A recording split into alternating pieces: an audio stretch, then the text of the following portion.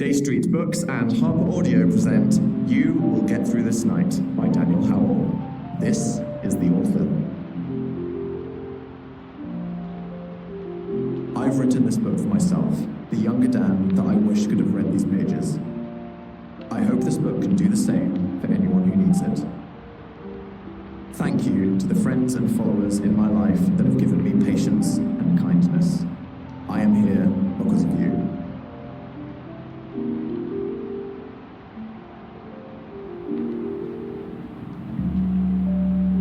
There's a moment at the end of every day where the world falls away and you're left alone with your thoughts. A reckoning. When the things you've been pushing to the background come forward and demand your attention. Mental health is something we all have. Whether you know you're going through a tough time or feel like you're fine, it's always there. Invisible, but influencing what you feel, how you react. Sometimes it can feel like a fog you're powerless to navigate through, but that's not true. You can be your own light. It's not something to be cured. There isn't one solution. But if we understand our minds, we can communicate with our consciousness and put ourselves back in control so we can really live. So the next day, you know what steps to take to make a change.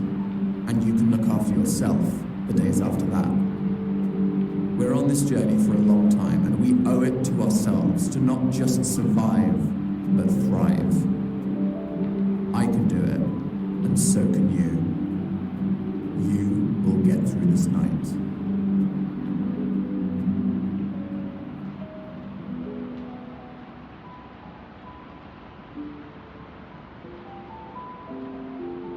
Keep safe. If you're ever at a point of serious crisis and feel like you can't keep yourself safe, it's important to connect with someone who can help you. Consider connecting with a friend, relative, or someone else you can trust. Even if you don't feel like talking, just being with them can be enough to keep you from harm. Call a crisis helpline. No matter where you are or what's happening in your life, you can connect anonymously with trained professionals who are ready to listen in total confidence. That means no judgment. Go to a place of safety. This might be a hospital, police station, spiritual place, or somewhere else you feel secure. This audiobook tackles many topics related to mental health that some listeners may, at times, find uncomfortable or upsetting as we discuss how to overcome these struggles. If you don't want to hear about a particular issue, you can always skip that part, put it down, or come back when you're ready. It may be difficult, but we will talk about these things to better understand them and to learn how to manage ourselves to be healthier and happier.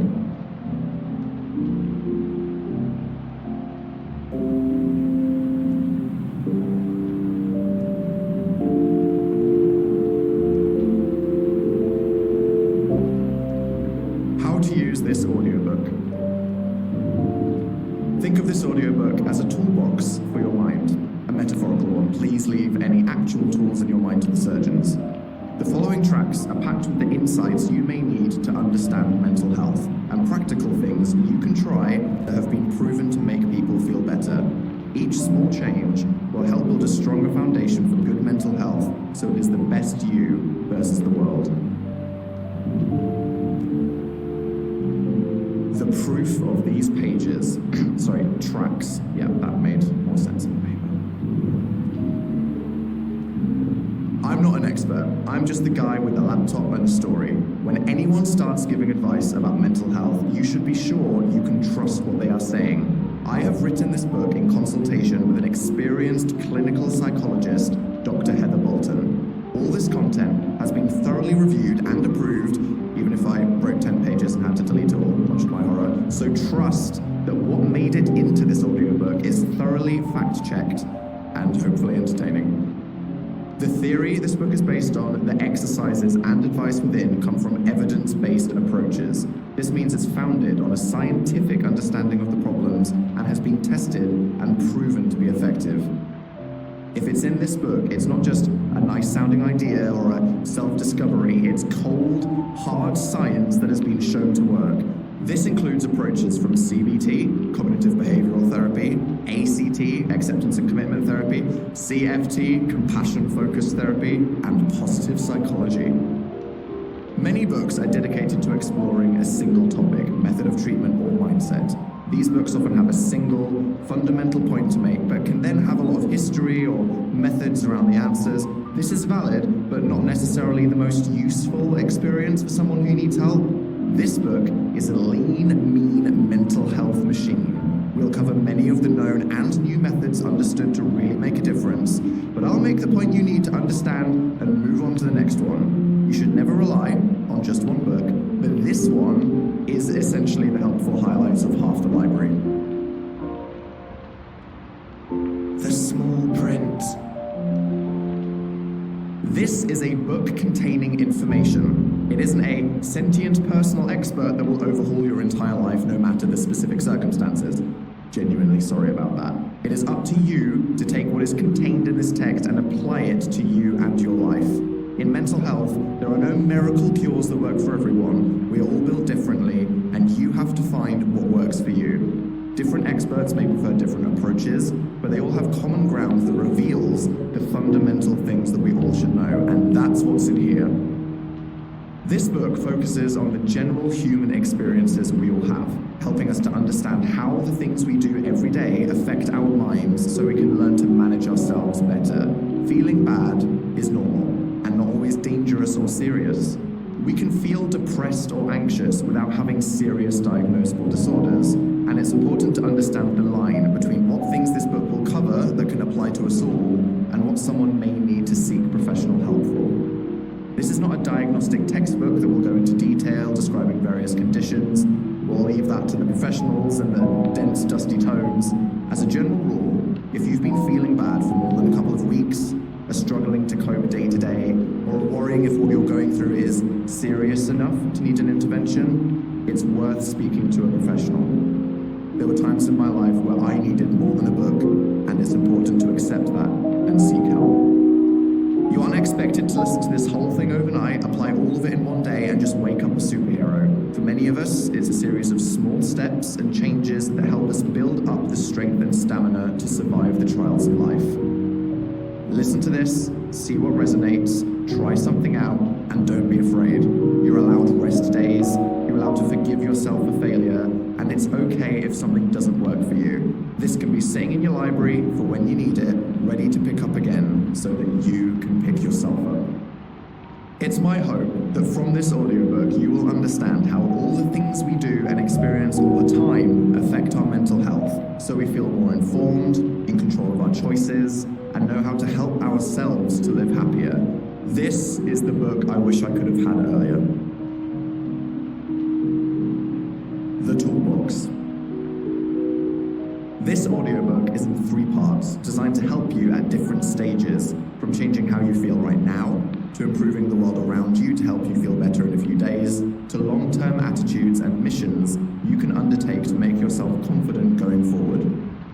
Think of these 3 parts as the previously mentioned priorities you need to address in order to have a healthier mind. You don't need to listen to the whole thing chronologically. Feel free to skip to the parts you may need right now. We've helpfully split the content into specific tracks so you can easily click on the right one, depending on what part of the mental health wave you're riding. Part 1, This Night. This part of the book is for when you need an immediate change, no matter how small. If you're in a negative headspace and need an out, This Night has techniques to help remove yourself from that negative moment. These include ways to calm down emotionally, regulate your breathing, and help to ground yourself, bringing you out of your mind and feeling safe and secure in the real world. It also has advice on how to cope with overwhelming worry or anxiety and make you steady. Part 2, Tomorrow.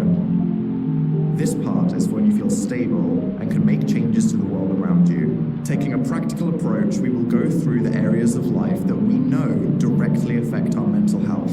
And for each of these areas, there are easy wins that will make it simple for you to manage everything you have going on and build momentum towards being in a sustainable, positive place. Part 3, builds upon the foundations and looks inside. This is about addressing what's going on in your mind and learning to make it a better place to be. We will discuss identifying toxic thinking patterns, dealing with emotions, detecting sources of any emotional distress, and ways to adjust your mindset to deal with challenges and be fairer to yourself going forward in life. Throughout this audiobook, there will be a mix of the straight-up advice you need to hear, explanations of the theory behind it all that blew my mind and made me wonder why we don't all know this stuff and teach it in schools, and my personal experiences and perspective. I know, better than most, that in the midst of a crisis, sometimes you don't want to hear about someone's personal journey or how the researcher had their eureka moment. You just want the help. So we have designed this to emphasize the important parts and break out the best nuggets of knowledge to make it the most helpful for you. After all, you downloaded this for a reason. By getting this, you may have taken the first step of acknowledging that we have the ability to make ourselves feel better. And every minute from here will hopefully give you help along the way. Well, let's get into it. P.S. As this is the audio edition of the book, you'll also find audio-only exercises, soundscapes, and a bonus section filled with content to bring a smile to your face.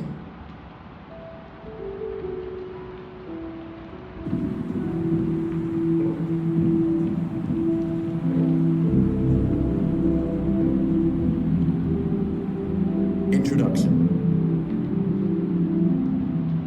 Hello, I'm Dan. I might like to think of myself as tall, dark, and mysterious. The truth is that whilst I am long, I am definitely a nerd, an introvert, and one of those people that spends too much time on the internet. I do only wear black though. I'm still trying to work out the psychological significance of my light-absorbing choice of clothing, but there's other stuff for me to work on first.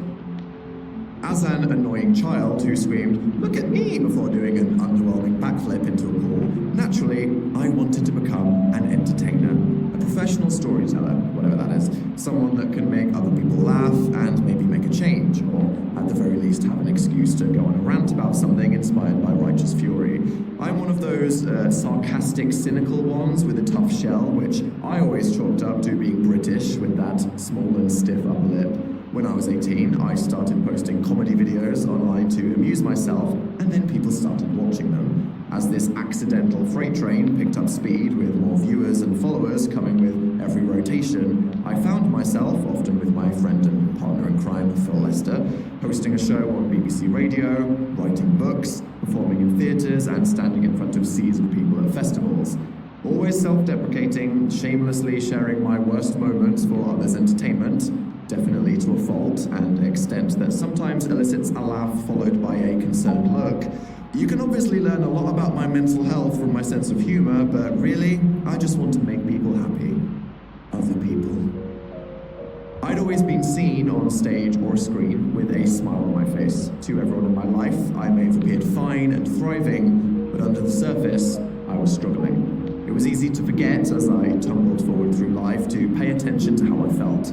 I try not to think of all the time I've spent indulging in the bleakest impulses of my brain and accepting my most negative thoughts without question. I found myself wading aimlessly through a dense fog of stress, panic, and low energy, which eventually sent me sliding down into a black hole that I couldn't climb out of. I came to learn that I wasn't looking after my mental health, and in reality, I was stressed, anxious, and severely depressed. I went on a journey to find help, to learn about myself and my mind, and I discovered that life didn't have to be this way. There were times in my life that seemed so dark and inescapable that I thought I had no choice but to give up entirely to escape them. The truth is that there was so much I could have done to lift myself up and out. I just didn't understand mental health or how to help myself. Now, I feel like I do. The origin story. From a young age, I experienced conflict, both in and outside the home. It's easy to look at two large humans shouting at each other with flailing limbs and think, "Ah yes, I, the tiny child who only understands basic shapes and how to scatter Lego on the floor for people to stand on, must have caused this." The emotions I witnessed were volatile and inconsistent. I didn't understand it, or why it was happening, so I assumed it was my fault. This led to me concluding, quite early, that this is simply how life is. So when I encountered hostility amongst the other hyperactive and impressionable children in a class, I simply accepted it and didn't push back. I had no reason to question it or that I should feel otherwise. I never really learned the concept of asking for help or sharing feelings, so I unknowingly suffered in silence. And so years of my life went by, unquestioning, feeling perpetually scared and hypervigilant, with a deep sinking feeling that I was ultimately unliked and a burden. This deep feeling became familiar to me. It became my normal. As life started to get more complicated and hormonal, the whirlwind of conflict escalated both internally and externally. Basically, I'm gay. Teen Dan didn't have a great time with that. It was an unsurprisingly grey and generic world growing up in Winnersh, a glamorous series of housing estates built next to a motorway in the south of England. Gay, at that time, was a synonym for bad. I realised I must be bad. I felt bad. This general G word that existed throughout the world, TV, music, the schoolyard, meant anything from boring to awful, and I internalized that definition of who I was under the surface. Trying to survive the battle royale post-apocalypse hellscape of an all-boys school in a society that was broadly homophobic drilled into me that I was essentially defective. I felt guilty for being bad, so could not turn to anyone to talk about how I felt about this shameful part of myself. Without getting into too much traumatic detail, it was pretty terrible. Constantly outcast, tired of the constant physical and verbal abuse I suffered everywhere I turned, every day, feeling like I was fundamentally flawed and there was no escape in sight. I attempted to take my own life. Thankfully, it failed.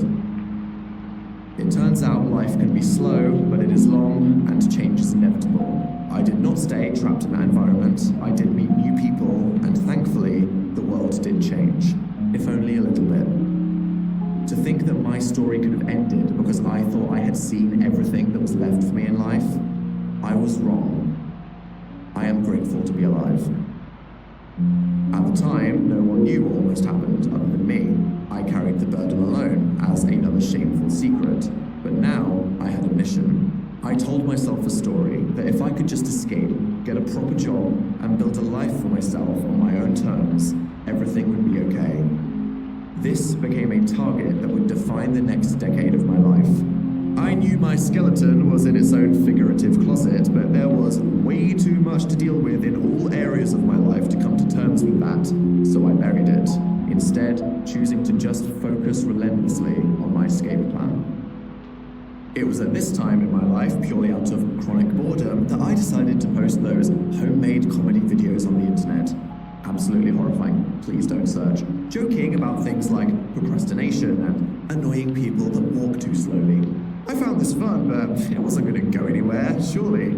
Despite having passionate interests in a dozen different directions, I was so convinced that I shouldn't question how I feel or the way the world works, that I decided the only plan was to play it totally traditionally and aspire to one of those jobs a grandparent would be proud of.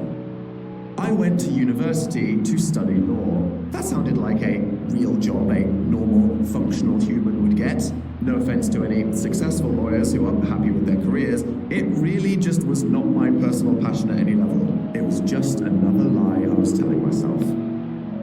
Aside from my default mindset of feeling invisible and afraid, and the bones rattling in the metaphorical wardrobe on wheels following close behind me, a new, slower, and more creeping feeling started to develop within me. It was telling me that instead of the usual high-energy panic, I should just slow down and give up. Don't get out of bed. Don't eat. Don't look forward to anything. What's the point?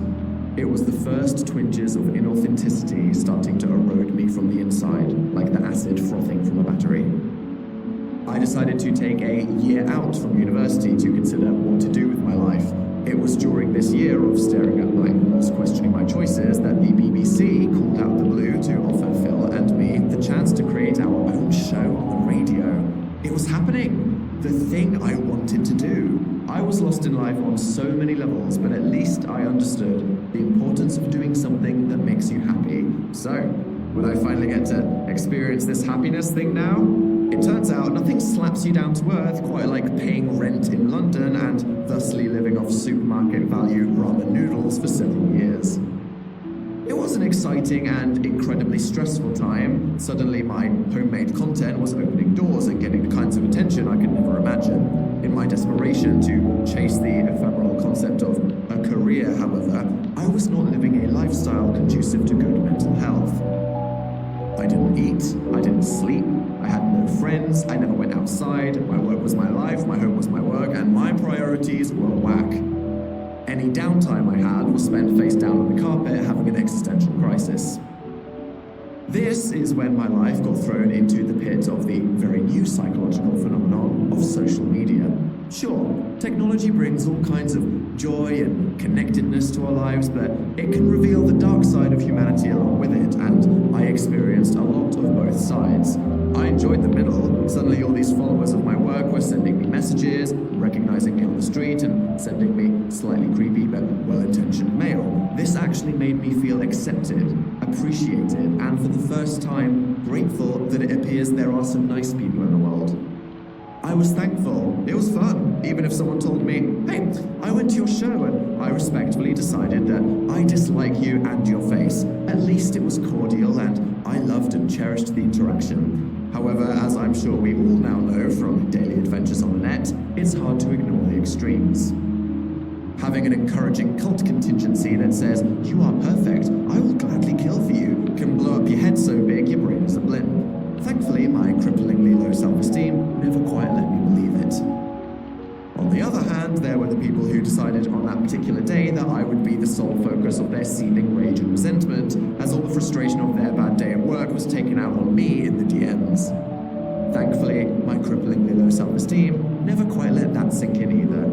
I'd told myself more worse.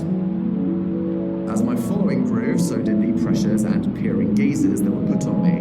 What I wasn't braced for were the invasions of privacy. I hadn't accounted for the rainbow elephant in the room that I'd have to address one day, and that if I stumbled into a public career, suddenly other people would say, hi, what's with that giant elephant you're clearly ignoring?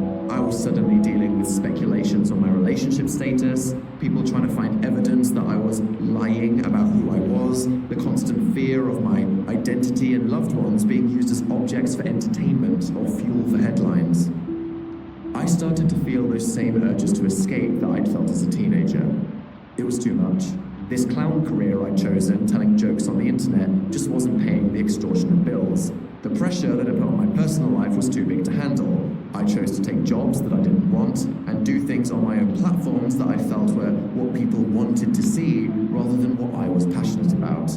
If I wasn't doing what I wanted on my own terms now, surely I was just as much of a fraud as when I convinced myself I could be a lawyer. I was completely caught up in the storm. Any worries that entered my mind would overwhelm me.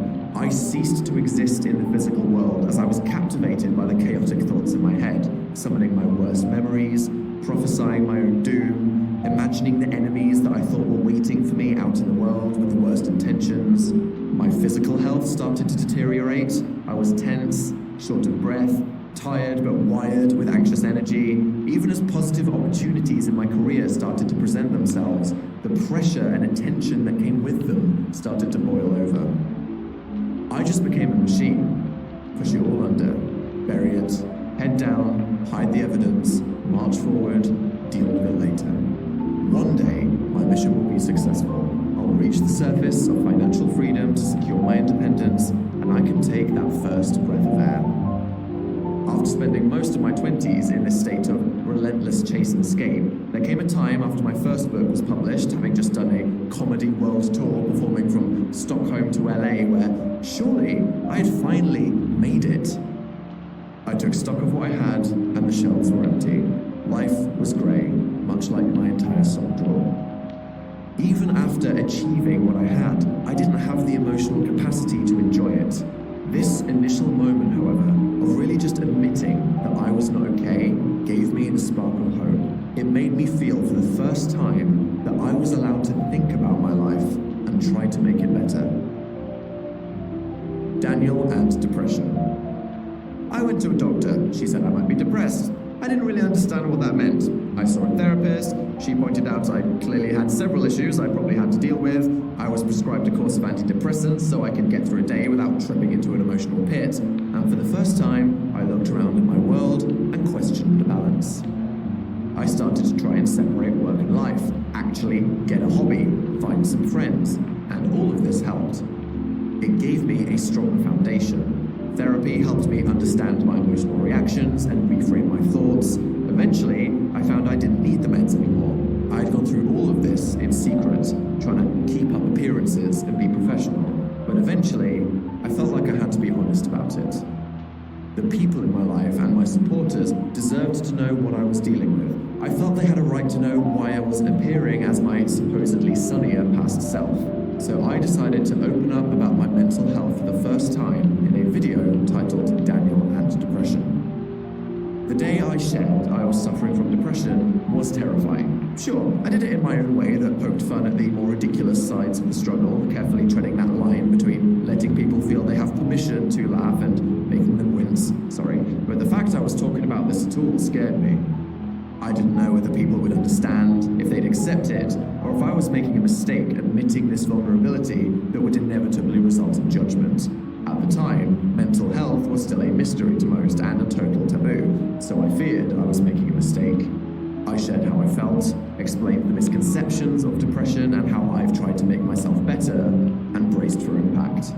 Then people surprised me, this time in a good way. Sitting back, looking at my screen, I saw laughter, understanding, and encouragement. Old friends reached out in support. Strangers told me that they felt represented by my story and could now explain their situation to their loved ones. Some said they finally understood others in their lives that were in my position. And I realized the power of talking about these taboos and how it can help so many people. This was the first step, but I knew there was more waiting for me on the road ahead.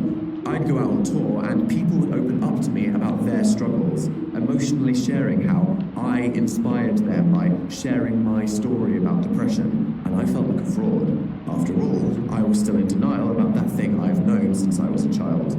Despite my hard work to make my life better for my mental health, there was a final hurdle dragging it all down. I knew I wasn't being honest with myself, and until I was living a truly authentic life, I would never be happy. I couldn't keep going any longer.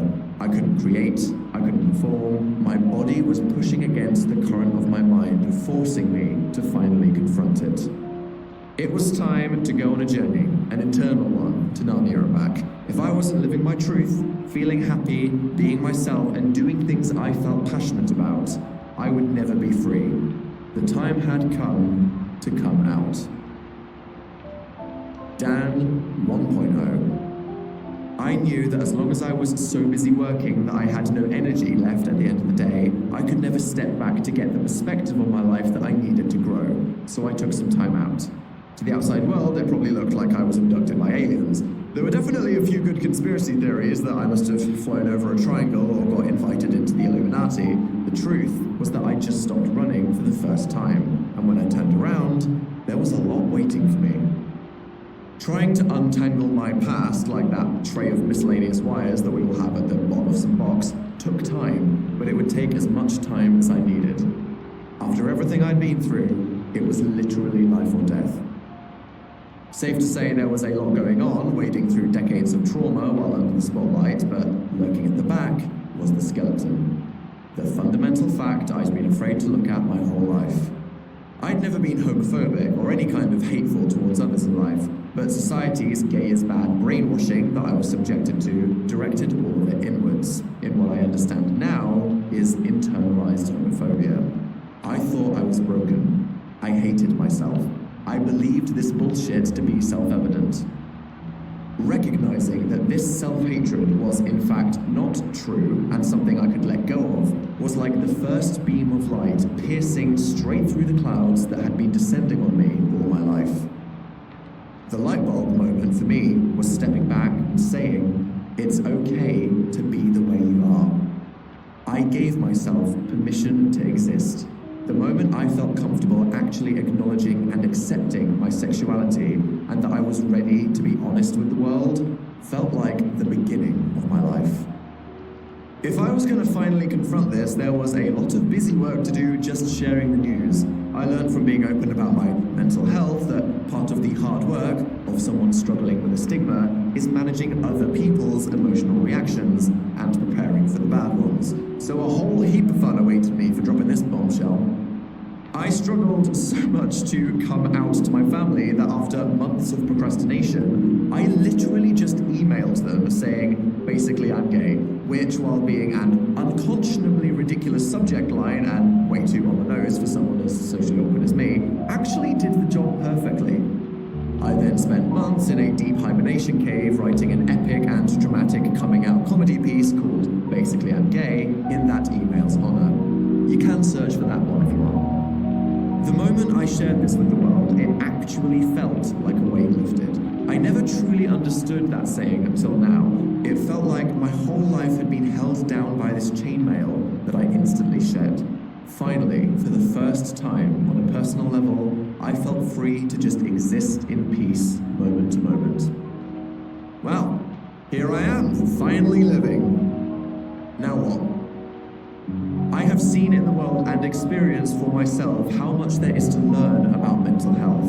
Understanding how our minds work can totally change, even save our lives. It has personally blown my mind to learn all of the everyday behaviors I didn't appreciate were harmful, all the unhelpful attitudes I held towards myself for no reason, and what I can do to support my mental health going forward. This has helped me. I hope this book helps you. I hope it can then help others. This is not a memoir, it is not spiritual self-help, it is a practical guide founded on science that can help you understand and manage your mental health. I'm just the guy who's here to make it fun along the way and say that I know working on yourself can feel like work, so if laughing at my pain can make it easier for you, I'm happy to. I'm used to it.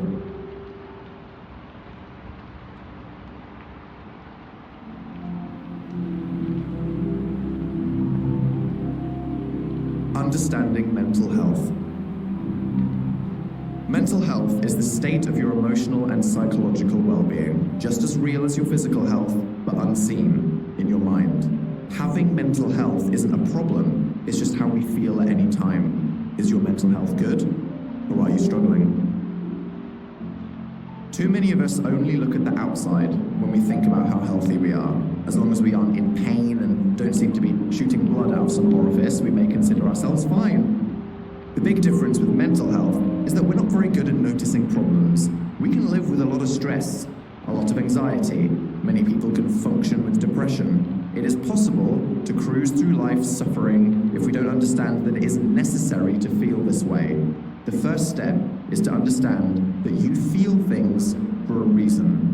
Our thoughts and feelings are not a mysterious fog of frustration. They are our brain's responses to what happens in the world around us. If you understand why you feel different things, you can change how you feel.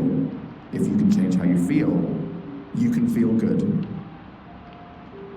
Mental health problems are normal.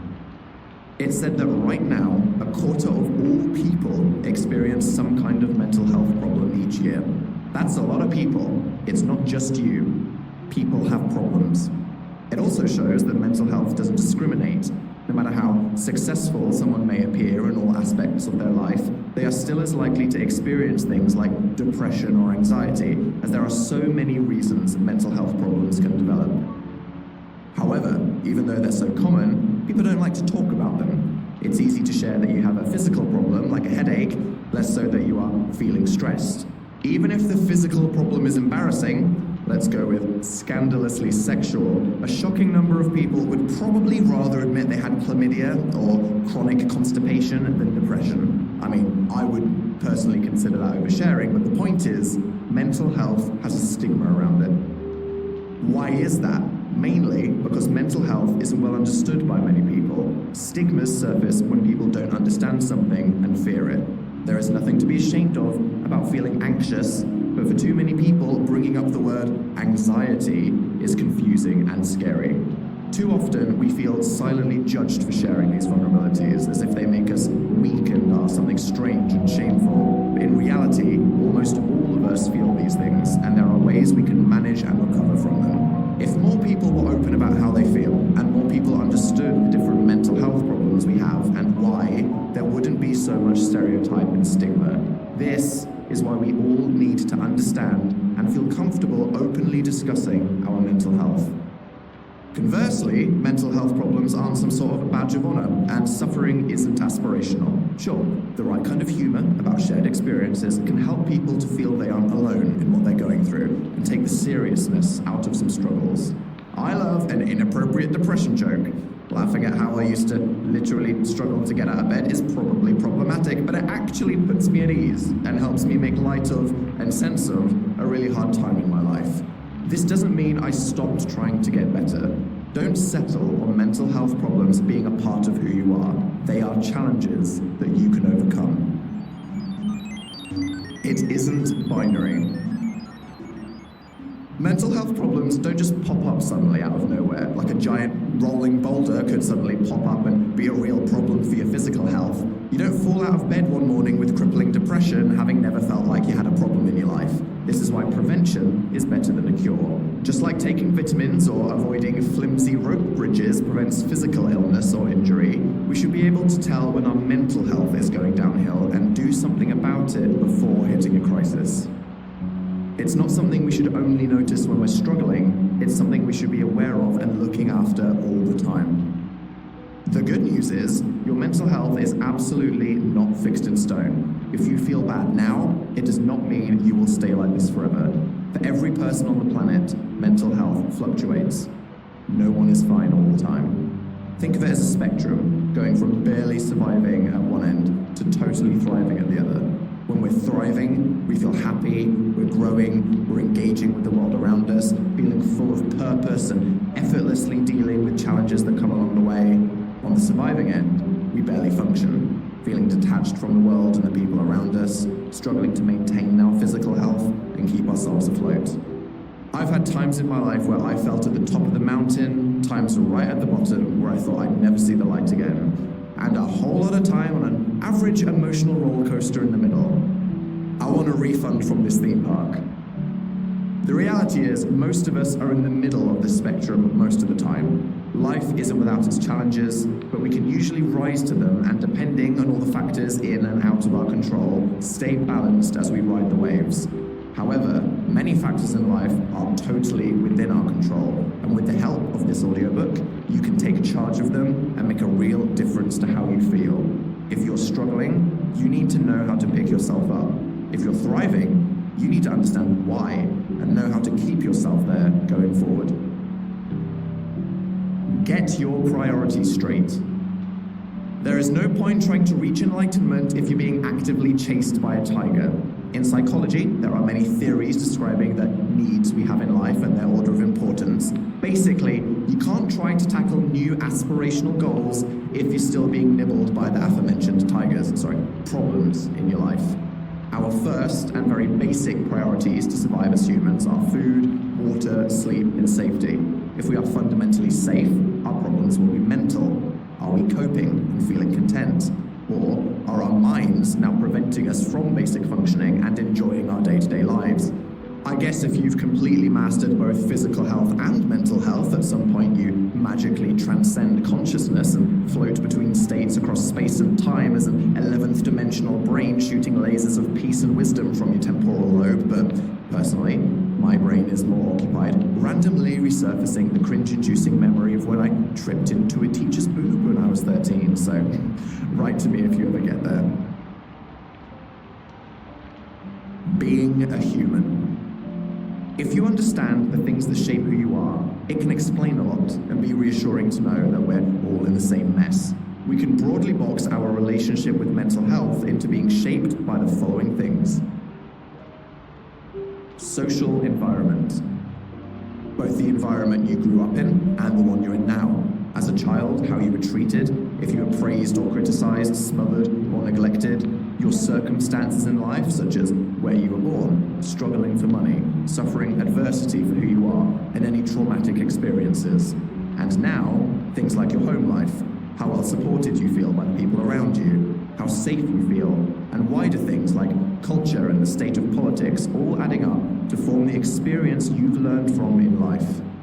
If an aspect of your identity or upbringing makes life in this world harder, it can understandably impact your mental health. Biology. From the outset, we are given advantages or disadvantages. We inherit genetic blueprints from our parents. They shape the unique way our bodies respond to stress, the amount of sleep we personally need to function, and the chemical reactions inside of us that affect everything from nutrition to medication. It's different for everyone. At various points in our lives, from puberty to menopause and beyond, we are at the mercy of hormones pulling us wildly in different directions, and our chemical balances can also be influenced by various medications. If you naturally wake up full of energy in the morning and have a fast metabolism, for example, I might hate you. Psychology. The mindset through which you approach life. We all have personal philosophies, views of the world, and values that affect our ability to solve problems, deal with confrontation, and learn new skills. We can be held back by past traumas and have different levels of resilience, coping skills, and ways of dealing with strong emotions. These aspects combine to create a story that is unique to you. For example, I love to criticize myself constantly, psychology. So when I encounter setbacks in life, social environment, I am more likely to blame myself or eternally dwell on my failure. Or if I get no sleep because I've been contemplating doom until 3 a.m., psychology, I have no energy, biology, and I struggle to find joy in my hobbies and friendships and struggle to cope with the tasks in my day. I am a human. These different aspects may explain your disposition, but you are more than the sum of these parts.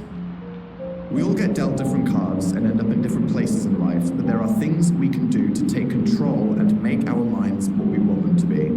This book will focus on the things that are changeable, so just remember, you may be a product of what made you, but you have the power to change and grow and make yourself feel better, and you are not the only one. Blame evolution. So many of our unhelpful habits, emotions, and natural reactions to situations are leftovers from 6 million years ago when we were stressed apes. On one hand, perhaps we should be grateful that they survived multiple ice ages for us, but they left us with inbuilt responses for ancient solutions that affect our modern mental problems.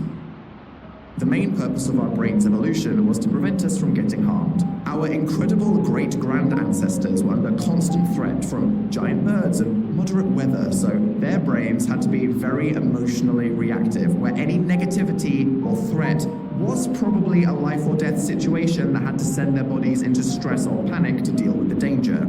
Nowadays, we're much safer in general, but we still have the primitive threat detection system installed that kicks in whenever we get given a deadline or try to pass a stranger crossing a street and can't decide which side we're going around for a continuous minute. This, combined with the more recently developed part of the brain which loves to overthink, dwell on problems, and converse with ourselves, mostly criticizing, means sometimes our brains are not helping. Just know that if you ever jump to a worst-case scenario or feel a full-body convulsion coming on from a random thought, it's not necessarily a real threat. Your primordial fish brain thinks it's a giant shark. Blame evolution. Understanding the difference between how your brain wants you to feel and the reality of your situation is fundamental to taking charge of your mental health. Horrible, helpful feelings. You will never free yourself from feelings, and you shouldn't want to. Some are quite nice. Instead of repressing or trying to rid yourself of the unpleasant ones, we should instead learn to understand them and be comfortable living with them. Anxiety is what we experience when we perceive a threat, and it is a normal and necessary emotion. It can range from a casual worry to an all-encompassing fear of a future danger, so it can scale from an ominous presence in the background to an overwhelming feeling of doom. The feeling of worry or panic is very uncomfortable, but if we understand that it's a natural reaction to stress and threat, we can be less scared of it. The anxiety response is hardwired into us and probably responsible for the survival of our species. For something that ruins so many otherwise lovely afternoons of mine, it's quite an impressive bit of design that I can at least appreciate the idea behind. When we perceive a threat, our brain triggers an immediate emotional and physical response that prepares us to run, fight, or freeze. Fight, flight, or like a deer in a light, just fright. Our brain might not instantly know how we want to solve the situation, so it just hits the alarm bell, setting off a series of emotional and physical responses so we're ready for anything. Being actively chased by a tiger, you might need your body to run very fast, so a nervous sweat keeps you cool, and your bowels might want to evacuate for that extra speed advantage. If you go for the fight, brave and commendable, an increased heart rate pumps blood into your muscles. Or maybe your brain just wants you to be super scared of the looming orange threat and play dead, which explains why sometimes we react by freezing in the midst of a trauma. It can be a very adaptive safety response. People often say this strategy works for bears. Based on what I've seen from domesticated cats, freezing would lead to total annihilation in a tiger scenario. The problem now is obviously we're not regularly being mauled by saber-toothed predators. We get the same reaction from the threat of public speaking, the aftermath of an awkward moment, or even just imagining a stressful situation. The alarm bells will ring and our bodies will do their thing. Sometimes our body's natural reactions to these feelings are so strong we can misinterpret them as being dangers to our physical health. We could feel like our heart pounding as we're standing still is a heart attack, or sudden shortness of breath means we're suffocating. Thank you, body autopilot, very helpful.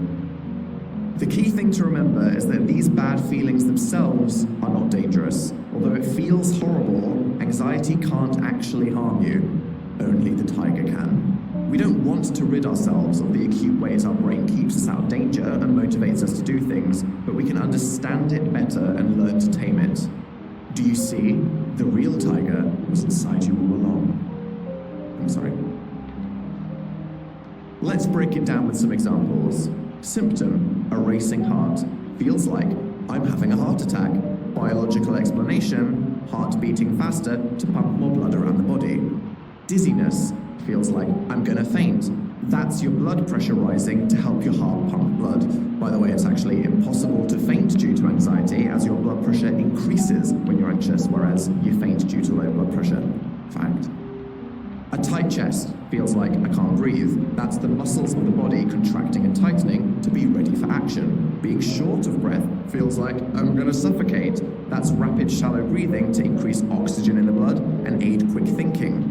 Trembling or shaking. Oh God, I'm gonna collapse. That's your muscles getting ready for action. Getting tunnel vision or blurred vision, like I can't see. That's your pupils dilating to allow more light in. Vision focuses on danger and minimizes distractions. Like a horse blinker you didn't ask for. Butterflies in the stomach. Oh no, I think I'm going to be sick. That's your blood leaving the stomach to pause digestion and move to the limbs. Oh no, a sudden urge to go to the bathroom. I'm about to have a terrible, terrible accident. That's the body wanting to get rid of unwanted weight to aid in fighting or running, which would certainly be one way to distract during a fight. Excessive sweating, I'm overheating, is actually your body keeping cool. Also, sweating makes your skin more slippery, so it's harder for a predator to grip hold of you. So I guess sweaty wrestlers are technically cheating. And blood draining from the face or the skin surface. Oh, I look really ill. That is your blood going to vital organs away from places it's not needed. Also, reduces the risk of losing blood through the skin if you do get bitten by that predator. Of course, this all being said, if you aren't feeling catastrophically stressed or anxious and you experience these symptoms, you might actually be having a medical emergency. Use your brain. Please go see a doctor. Don't panic. In moments of overwhelming anxiety, our reaction to our body's natural physical responses can swell into a panic attack. Panic attacks often seemingly come out of nowhere with no apparent explanation, which makes them rather alarming, but can also be triggered by situations such as being faced with a phobia. Panic attacks can be a one-off for someone during a particularly stressful moment. For some, they may happen more often, and a fear of further attacks can seriously dent confidence in going outside or putting yourself in other similar situations again. This can be referred to as panic disorder or develop into agoraphobia. Panic attacks can, understandably, be quite stressful. If you suddenly feel like you can't breathe or that your heart is malfunctioning, it will inevitably lead to more anxiety, which will bring more physical symptoms which pile up, feeding the panic cycle, which can feel incredibly dangerous. The natural instinct is often to gasp for air, which only puts our bodies on higher alert, makes it more difficult to breathe, and causes dizziness, which isn't good for feeling mental clarity. That stereotypical image of someone on the floor breathing into a paper bag, yes, that is an absolutely terrible idea. They need to breathe slowly and gently, not sharply inhale the sugar from the bottom of someone's bag of popcorn. In the midst of a panic attack, there's often also the social fear of judgment or needing to suddenly find a safe place, which can compel you to run and hide. Choosing to escape the anxiety-inducing situation can allow immediate relief, but can also just reinforce the fear in the longer term, when actually the situation that sparked the anxiety was probably not physically dangerous, but now it's extra scary. Panic attacks subside quite quickly, usually peaking in intensity within around 5 to 10 minutes and ending within 20. Granted, 20 minutes of panic where you fear the absolute worst may feel a lot longer, but they don't last forever. Common methods of grounding yourself include stomping on the floor or feeling running water to distract you. If you have a panic attack, allow yourself some time to recover, as even if you logically recognize that you're fine, your body probably needs to come down from high alert and your emotions deserve a break too. Just know, it isn't abnormal or concerning for your health or sanity to have panic attacks. It's a perfectly reasonable reaction to what your body is sending you. In part 1 of this book, we will go over techniques to manage anxiety and be present that can help you if you find yourself in this situation. Out-of-body experience. Another common but deeply unsettling response to anxiety is dissociation, which can take different forms, sometimes just feeling like you're zoning out from reality. Derealization is that feeling of being detached from your surroundings, or as if things around you are foggy or unreal. It can feel like being in a hazy dream where you can't wake up. Depersonalization is where you feel you aren't physically in your body, but observing it.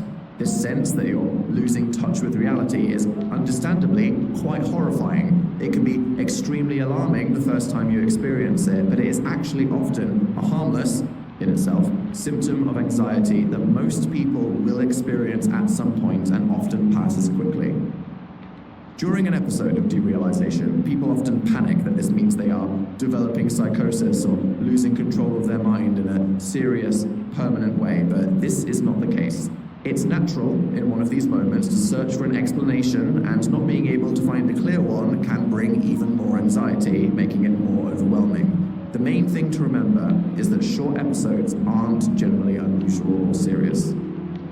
We can also experience dissociation as a consequence of trauma, our brains trying to disconnect from something upsetting as a protective mechanism. If it's something that you struggle to recover from or keeps recurring often, it can be worth talking to a professional to explore what's underpinning it.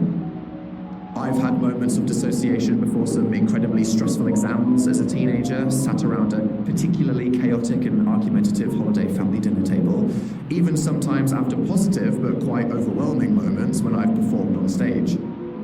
Many events in life can cause our thoughts to reach a point of chaos where our brains overload. But as long as we understand why this happens and what it means, it can hopefully go from a distressing mental mystery to a rather boring biological reaction. Annoying pop-ups. At any moment, your brain is popping random thoughts into your head. Some of these are relevant to life. Remember to buy toilet paper. Some are completely useless. Remember the boob tripping incident? Sometimes the random thoughts in our mind can seemingly out of nowhere be violent, sexual, or otherwise completely shocking to ourselves. A particularly God-fearing childhood friend of mine at a community youth theatre, those poor parents, used to tell me how she couldn't stop thinking blasphemous phrases. She'd be in the middle of some improv pretending to be a personified spoon or something, and her brain would go, damn, heck, darn, God, Jesus, tits. How horrifying. Straight to hell for you, Jess. These are called intrusive thoughts. They are something that we all experience. Just because for some reason during dinner you imagined your grandparents having sex doesn't mean you wanted to think that. You really, really, really did not want to think that, which is why your brain thought it. The trouble is when we get preoccupied with them or get into a cycle where we dare our minds to summon more troubling dark thoughts as we're so desperate to escape them. It's tempting to focus on a thought like this when it appears in your mind and wonder if it means you are a pervert or an aspiring murderer, but know that you are not. Hopefully. Any effort to shout over your own brain or do something to prove you aren't your intrusive thought is an overcompensation. The best thing is to simply accept that our weird minds are just like this. Let the intrusive thoughts come, let them pass. Don't judge yourself, and don't give them the attention that makes them stronger. Kind of like wasps. Wasps of the mind that look like procreating elderly people killing each other. Let them buzz around, and eventually they will get bored. The Big D. No, not Dan, thank you. Depression. A word that I know very well, has a million different meanings depending on who you ask. Feeling depressed is more than feeling sad. Sadness is the opposite of happiness, an emotion we usually easily understand the cause of and that doesn't hugely impact our ability to function. Sadness is usually a reaction to a loss, or the animated movie supposedly created for children but that deliberately manipulates nostalgia to make anyone over the age of 13 cry a lake. Depression is less of an emotion you understand, but a physical feeling that may not have a recognizable cause, a pressure weighing down on you, draining your energy. Depression can take many forms and can range from mild to severe, and everyone will experience it in their own way. To feel depressed is almost to feel emotionless, sometimes struggling to gather the enthusiasm to perform your basic tasks as a person or to do the things you usually enjoy. It can take away your appetite and impact your sleep. It's not that you want to cry, you probably don't want to do anything at all. The world seems desaturated. Depression can make it hard for a person to have perspective on their position, and the negative thoughts can compound and reinforce each other. I'm worthless. Everything I do will fail. Life is pointless. Sometimes depression can start to make someone believe that their life isn't worth living, or that there's no way out of their situation, potentially putting them at risk of harming themselves. For a long period in my life, I simply thought this was my normal. I didn't question how I felt, so when I was told by a doctor I may be depressed, I was honestly shocked at the implication that my mental health was something that I had any influence over. If you recognize these symptoms in yourself, please question it, as I wish I had sooner. The common, obnoxiously irritating, misconception about depression is that someone can just get over it in the same way they were just feeling sad by getting up and shaking it off with a little dance, a cheeky chocolate bar, or smelling some flowers. Granted, laughter is a great medicine in mental health for boosting a mood. It won't fix the fundamental causes of the condition, but as a plaster, it can perk someone up. I personally always appreciated someone making an effort to make a joke in poor taste at my expense. My friends knew I'd appreciate the morbidity and it would give me some perspective to push me through the day. I appreciate my sense of humor may not be normal and something a psychologist could write a book on itself.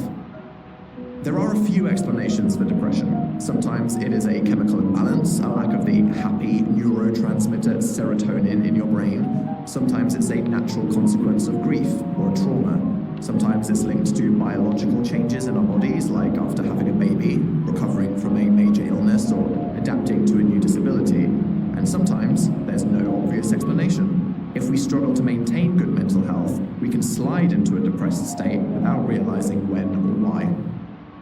An episode of depression can last a few weeks or can go on for many months or years. No two people's experiences will be the same, and different approaches to treatment will work for different people. This audiobook aims to cover general mental health in a way that's relevant for everyone, but if the description you just heard resonates with you, please consider seeing a professional. Depression is highly treatable through therapy or medication that we will discuss later, so you needn't suffer alone. The advice and exercises in each part of this book will aim to give you an understanding of mental health and tools to manage yours to keep the black dogs at bay and to keep you afloat. Look at me. After everything I've gone through, right now, I'm swimming. Hopefully now, mental health seems slightly less mysterious. It's something all of us know far too little about, considering how it dominates our experience in life. Just remember, there's a reason for all the things you think and feel. We all have the same brains, with the same range of emotions. It's perfectly normal to have problems, and most importantly, there are things you can do to make yourself feel better. The right attitude. So let's get into action. Whatever you're going through, whether you're feeling stressed and anxious right now or just want to set yourself up for better mental health in the long term, hopefully this audiobook will have something to help you. Before our journey begins, here are some ground rules. Be open-minded. Give yourself permission to try new things and make changes. Approach them knowing it's to make your life better. Be fair to yourself. As someone with impossibly high standards for myself, I can tell you it's unhelpful. Don't consider yourself a failure, but a work in progress. Self-compassion isn't indulgent, it's being fair and makes you more likely to succeed. Be proud of yourself. Celebrate the small wins along the way and measure yourself by your effort, not your achievements. If you are feeling low in life, things will feel harder. So rather than focus on the outcome and feeling down, feel proud that you are trying. Find hope and motivation. Be brave. Aim to push yourself out of your comfort zone just a little. That's usually where the breakthroughs happen. If something's hard, be prepared to practice and push through to the other side. If something scares you, head towards it in case there's truth and growth on the other side.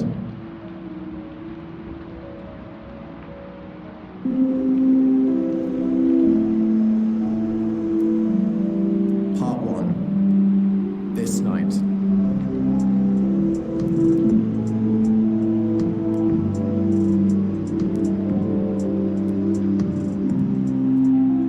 This part is for when you're feeling bad and need an immediate change.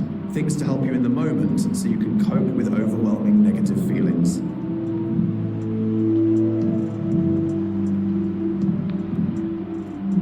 Key thoughts to lock into your mind during a crisis. Number 1. Things always feel worse in the middle of the night. In the dark, lonely hours, our minds race as we're separated from the distractions of the world. Resetting to the morning is a powerful solution. Don't make decisions based on how you feel then, as it's almost guaranteed you won't feel the same the next day. Get through the moment and look at things with fresh eyes later. 2. Feeling bad right now doesn't mean feeling bad forever. Emotions fade away, harmful thoughts get less powerful with time, and bad memories become more distant as you move forward. Change is inevitable. The bad time won't last. 3. You are not your thoughts. This is the big one. Just because you think something doesn't mean it's real. If you're thinking that something will be a disaster or that people don't like you, these thoughts just come from feelings. They aren't necessarily facts. Having a relatable meltdown. We all have different thresholds for how much distress we can tolerate, and when our limit gets breached, we start to feel overwhelmed. I have the strange superpower of being incredibly resilient, which came from me being forced to adapt to stressful situations in my wacky and traumatizing queer childhood, but sometimes I forget what a normal human is supposed to tolerate as I instantly categorize and compartmentalize the stressful situation I'm in while my friends are having a 2-hour tantrum. Random example, I was on tour, having just landed in Manila, and the Philippines government confiscated all the professional theatre tech our crew needed for performing our show, for no apparent reason. No one was speaking to us, and we were locked in an interrogation room for hours. We ended up having to cancel a show thousands of people had traveled across Asia to attend, but also couldn't publicly explain the situation in case we got arrested. I accepted what I couldn't control, put it aside, and went into problem-solving mode while everyone else was pulling their hair out. In hindsight, I'm definitely weirdly resilient, which comes with this baggage, and it would have been perfectly reasonable to pull my hair in solidarity with everyone else. It's normal to feel overwhelmed, from feeling unbelievably stressed by your day to overpowering anxiety in the face of a situation, or sadness so deep you can feel it weighing down your bones. Whether you've had bad luck recently or are still carrying the baggage from a past traumatic incident, sometimes a series of unfortunate events stack up to the point where we panic and feel like we're spiraling out of control. It's not nice, but it's also not abnormal. I've had days where I felt so overwhelmed I genuinely considered running away to live in a remote shack. I'd give myself about 3 days without Wi-Fi.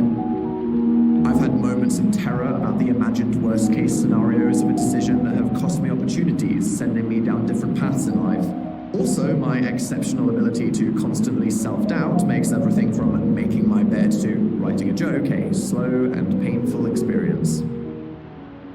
Our minds tend to run at 1,000,000 miles an hour. Actually, I just verified. Brain signals are between 150 and 270 miles per hour. I'm definitely on the slow end of that. At any moment in our stream of consciousness, there is bound to be a whole waterfall of fears and criticisms. Our problem-solving brains constantly want to focus on the negatives to fix them, but don't take time to appreciate what's going well, so we get stuck in a loop, like a dog being genuinely upset that it can't bite its own tail. The natural instinct is to try to run away from moments of overwhelming emotion, but many theories demonstrate that our instinct to avoid confronting the issue and press on with a smile is counterproductive. Successfully coping isn't about avoiding bad feelings, but learning how to work with them. If we can learn to understand and react differently to our feelings, we can stop them dictating our lives. Navigating this night. This audiobook has been designed for you to jump to any section that most appeals to you or you feel you need right now. The exercises in each section are practical things you can do to shift your headspace and positively manage your feelings. For each exercise, we will go through what it does and why it works so you know what to try yourself, whether your priority is calming your anxiety, stopping a rain of negative thoughts in your mind, or finally getting some sleep. Different people like different methods. Decide what works for you and trust your gut. If something makes you feel safe and calm, remember that, and it becomes a weapon in your self-care arsenal.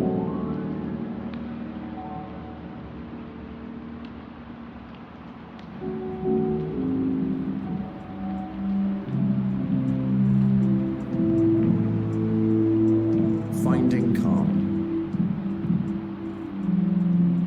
If you need to feel calm, to get to a slower, more manageable state, there are exercises to slow your body and settle your mind so you're ready to tackle your problems in the right headspace.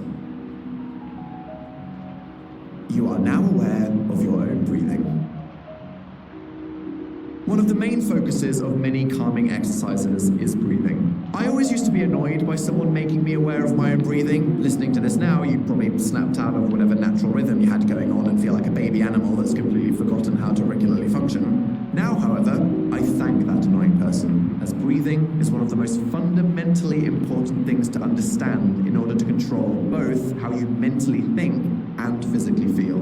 If you notice you're starting to spiral, using your breathing to increase oxygen levels, reduce your heart rate, and focus your mind can instantly calm you down. Somewhere in the woods there are a bunch of yoga people who will tell you that mastering breathing will allow you to climb a frozen mountain in a pair of Speedos or juggle balls of nails, and whilst that may appear to be true, we don't all need to be quite that masterful. Just a bit of practice will make a big difference. When we're stressed, our brains flip into simple mode to manage the load and respond in a more emotional, reactive way. When our brains are relaxed, we can think and behave more rationally, and even if things are falling apart around us, we will be better poised to solve the problems than if we're breathing heavily into a paper bag and knocking into furniture. Exhale. Abdominal breathing. Sometimes I look in the mirror and feel like I definitely don't have abs, but they are there, it's a thing, and they are related to breathing. When stressed or anxious, we tend to take short, shallow breaths that come directly from the chest. You might not be aware of it, but this keeps your body in an ongoing state of stress, so you're always switched on and hyper alert. Great for ancient you running back to the cave to dodge the sudden lightning storm, less so for now you when you're running late sitting on a bus, nervously twitching. Sharp breaths can make you panic, feel like you're not getting enough air, and prevent you from falling asleep. Instead, if you breathe deeply down into your abdomen, you will engage your body's natural soothing system and create a sense of calm and safety. This is the kind of breathing that you do in deep sleep and that newborn babies do. Stupid babies feeling safe in their tiny boots without worry in the world. It's easy for them. We need to remember to make an effort. You can understand this now by putting one hand on your chest and one on your abdomen. Find a table or someone with a flat head to balance whatever device you're listening to this on. Take a breath, and you will notice whether you feel your chest or stomach is inhaling more of the breath. How do you feel? It's good to remember that no matter what is happening and where you are, your breath is always with you. It's something you can always count on to feel better.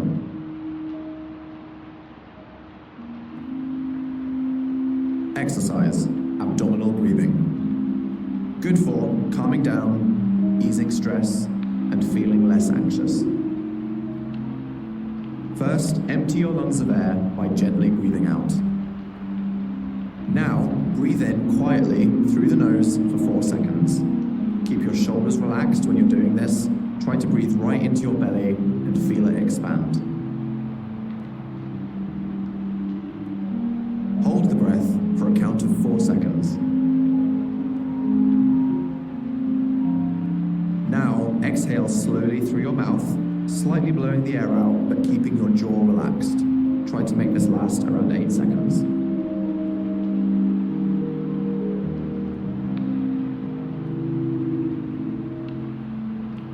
The key is to ensure your exhale is longer than your inhale.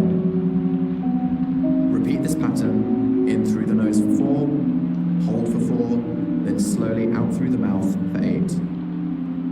After a few rounds, you should start to feel this state of relaxation. Notice when you're starting to feel anxious or stressed and adapt your breathing this way. When you activate your soothing system, you'll trigger the feeling of deep physical relaxation in the body and feel calmer and more in control.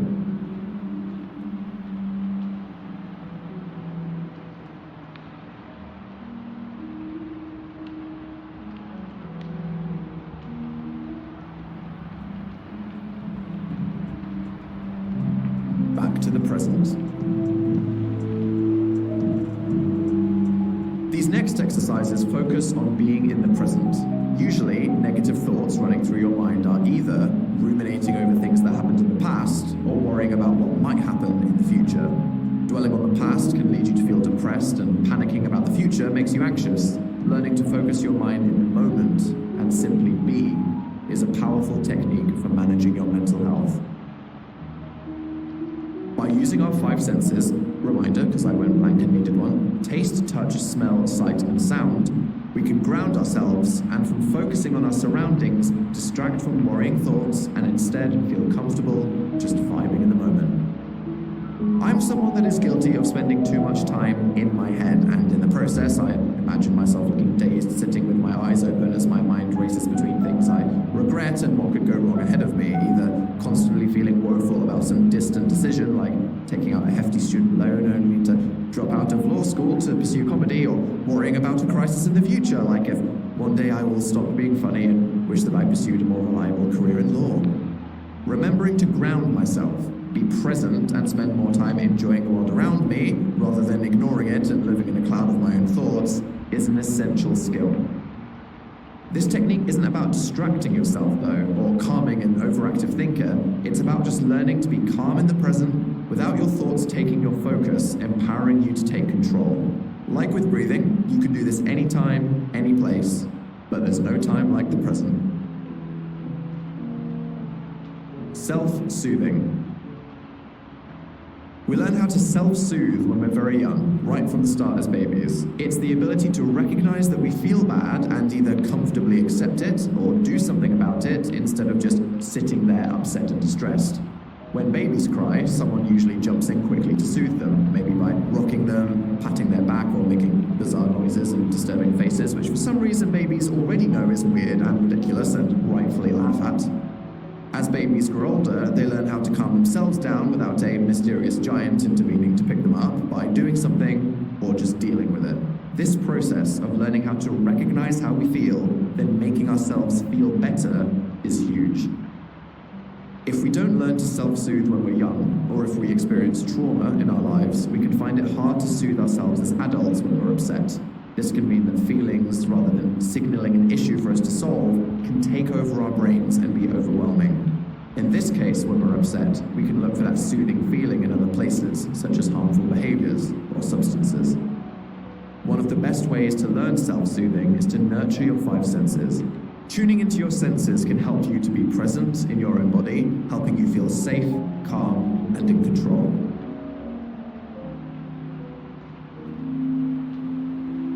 Exercise. Self-soothing using your 5 senses. Good for calming down, feeling safe, and quieting stressful thoughts. By tuning into and indulging the individual senses, we focus on the physical world rather than what's in our heads. Choose one sense to begin with. Touch. Touching causes our brains to release chemicals that make us feel safe. By being comfortable where we are, with what we're wearing and interacting with, we quickly change our experience of reality. Try stretching, comfy clothes, blankets, warm showers, or even playing with something in your hands. Any little toy, for me right now, an impossibly tangled charging cable that you interact with can help you to remember that you are a physical object, not just the manifestation of a storm of stressful thoughts. Vision. Looking at things that calm you down can soothe you. I am giving you permission right now to just look at some dog images. It's not procrastination, it's serious self-soothing. Even if it's focusing on the view from your window, some art, or a film with beautiful cinematography, looking at something you know or something that pleases you distracts your mind and makes you feel content. Hearing. Hearing is a very commanding way to shift our attention out of our heads. You can immediately change how you're thinking by listening to your favorite music or someone's voice, for example, and focusing on it. Just make sure that what you're listening to will put you in the mood that you want to be in. Setting off a blaring fire alarm might distract you, but not make you feel better. Smell. We adjust to the smell of our environment very quickly, so inhaling something new is often a spark of interest. Find something with a smell that comforts you, whether it's flowers, food, or your favorite old blanket that might actually be a bit manky, but I won't judge you. There's a reason why I am a serial hoarder of scented candles. It is a good 20-minute meditation tour for me just sniffing them all. Either that or I'm getting slightly high off the fumes. Either way, it works. Taste. Really savor the taste of your favorite foods. We are too often in a rush to slam a snack down our throats, but taking time to slowly appreciate a taste is great. A hot drink that forces well-paced, appreciative sips is perfect. Unless you're like my mum, who goes from teapot to cup to mouth and out of the front door in 10 seconds, don't be like her. Even chewing gum can stick you to reality. Remember that wherever you are, you can give yourself a mental break by indulging your senses.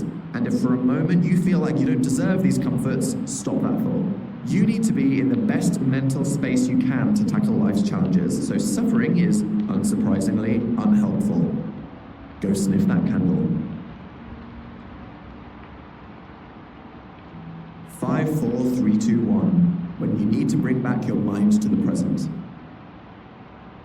If you're feeling quite distressed and need to quickly bring yourself back down to earth, you can combine your senses with a focused countdown to simplify your thoughts and ground yourself quickly, acknowledging each sense with more attention, counting down to calm.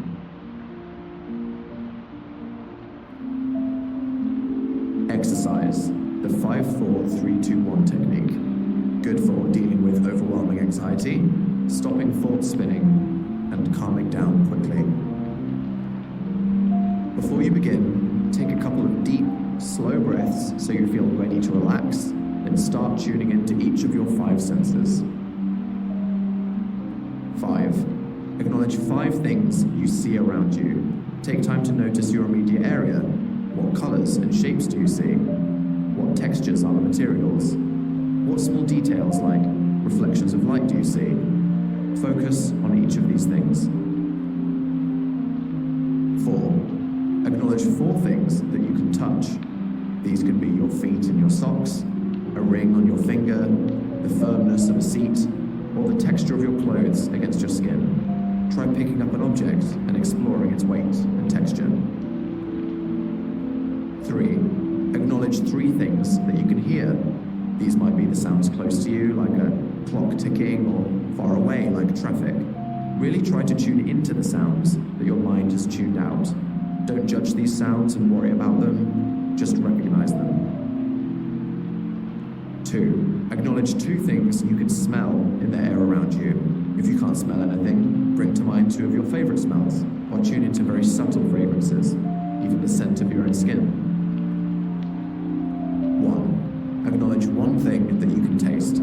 This might be gum, or even your own tongue. Hopefully you've made good, non-fermented choices recently.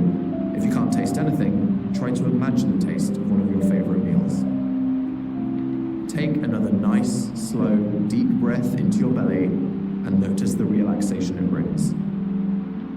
Repeat this process as many times as you like.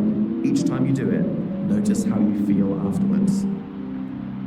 This may seem slightly intense or silly if you're feeling fine and don't need it, but if you do need a quick fix to calm yourself down, this focused way to concentrate your senses can get you there with speed.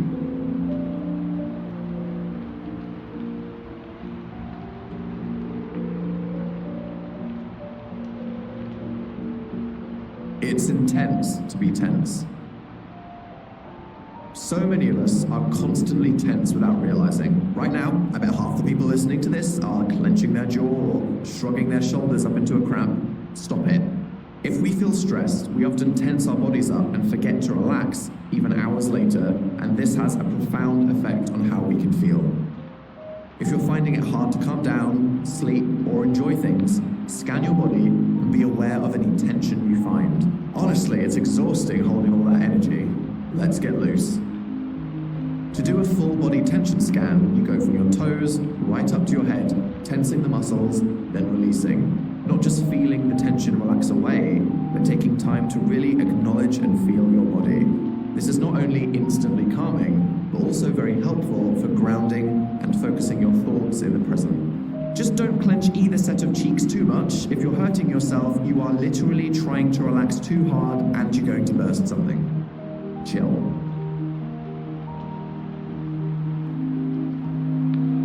Exercise. Progressive muscle relaxation. Good for getting rid of physical tension, feeling grounded, and relaxing. Find a quiet place, comfortable and not too bright. Get as cozy as you can, sitting or even lying down, and close your eyes if that feels comfortable. Start with a gentle, deep breath through your nose and notice the feeling of air traveling through the lungs and across your body. Hold this breath for a few seconds, and as it releases, start to feel some tension leave your body.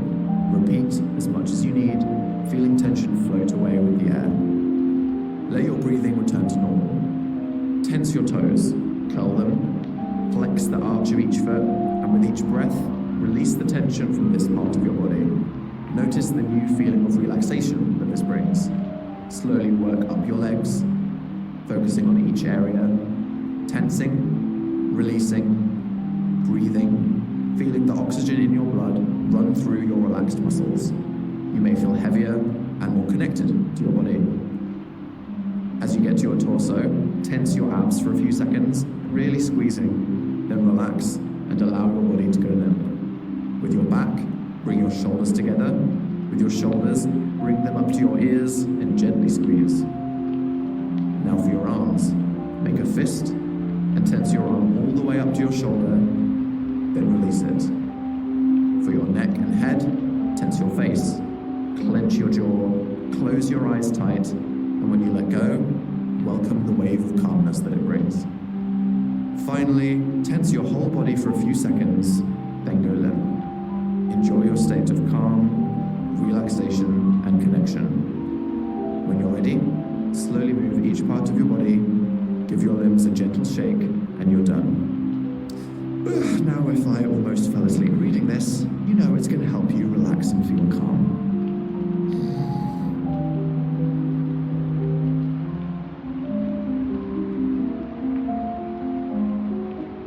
Mindfulness. Mindfulness is one of the most fundamentally important things to understand if you want to feel in control of your brain and the things it sends you. It also has to be one of the most popular words in the world of mental health, meditation, and strangely expensive apps. It is not, as I initially guessed, a competition of how full your mind is with unhelpful thoughts that get in the way of enjoying life. If it was, then I would win. Mindfulness is a practice based on ancient Zen Buddhist techniques, but don't be scared, you don't have to climb up to a mountain temple or forgo your stress-inducing modern possessions in order to benefit from the idea. There's evidence that mindfulness can help cope with stress, recurring depression, chronic pain, and even boost your creativity, memory, and concentration. So no matter how you feel, it is definitely worth learning. It's not about stopping thoughts or trying to have a totally blank mind. It's about allowing thoughts to arise and letting them be there. But rather than focusing on the thoughts, we focus on the world around us, or our breathing instead. The idea is to detach and distance yourself from the thoughts that come into your mind. When a troubling thought pops into your head, instead of listening to it and letting it lead you down a path of worry, try to just accept that you had the thought, and instead of indulging in it or judging yourself for having it, just observe it from a distance. When you learn to separate yourself from thoughts as they come into your head, they have less power. You realize instead of them being all-encompassing terrors that you need to give all your mental energy to, they are really just an idea your brain decided you should consider. Therefore, you can just not consider it, and your mind can be at peace. If we approach our thoughts with an open and curious attitude, we can train our minds to not just fall into traps of worrying, self-criticizing, or bringing up that random thing that makes you feel bad that you haven't thought about all day. Yes, that thing. No, don't focus on it.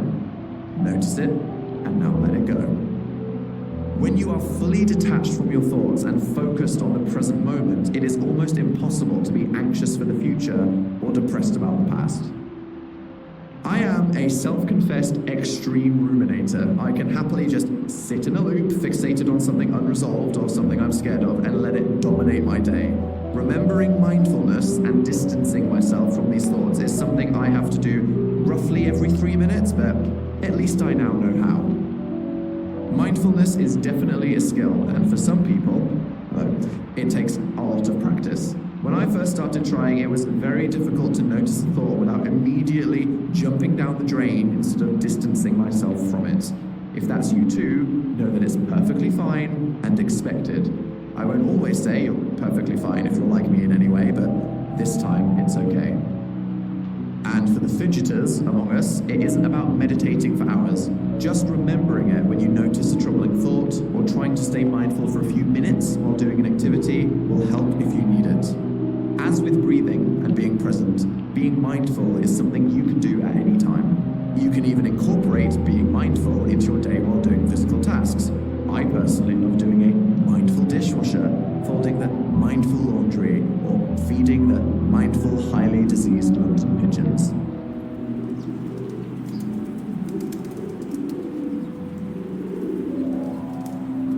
Exercise. 1 minute mindfulness. Good for centering yourself in the present moment, calming a busy mind, and relaxing. Focus on your breathing. Whenever your mind wanders or a thought pops up in your head, just acknowledge it, and without judging or indulging the thought, gently bring your attention back to your breathing. Do this for as long as you like, until you feel relaxed and calm.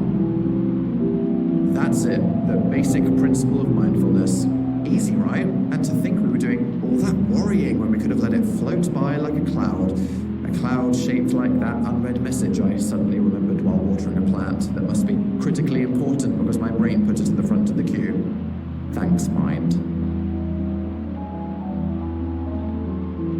The 3 tools of breathing, being present, and mindfulness are incredibly powerful and allow you to instantly change how you feel. We will return to them throughout this audiobook, so make sure you understand and practice them, and you will be qualified to be a first responder to what goes on in your head.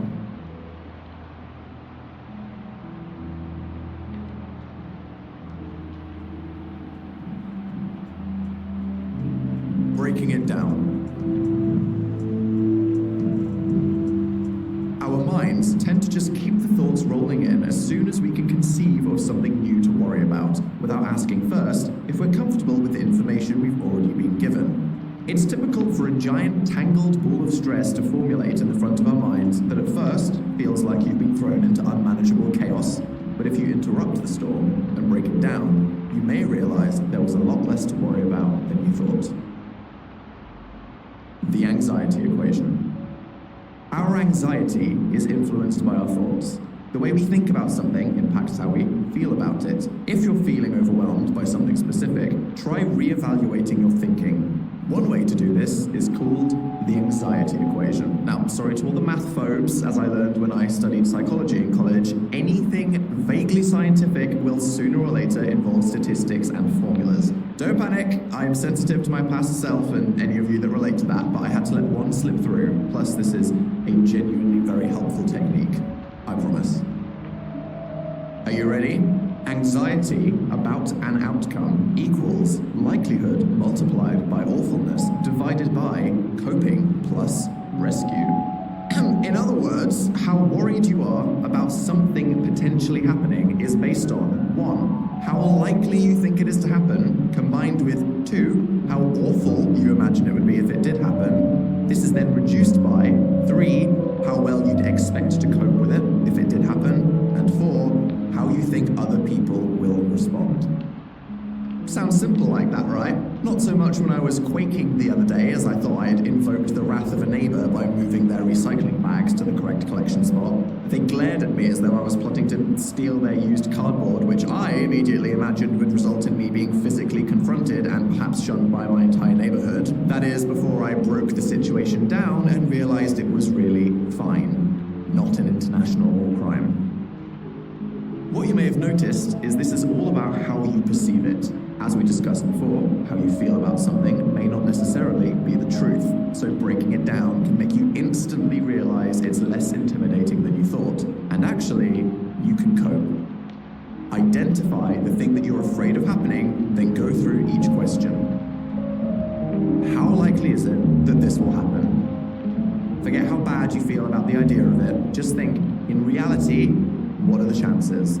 When you buy a lottery ticket and feel like you know it's your lucky day, that's called emotional reasoning. The feelings are so powerful, we actually believe in them. But just because you want to believe you'll win the lottery doesn't mean you're going to.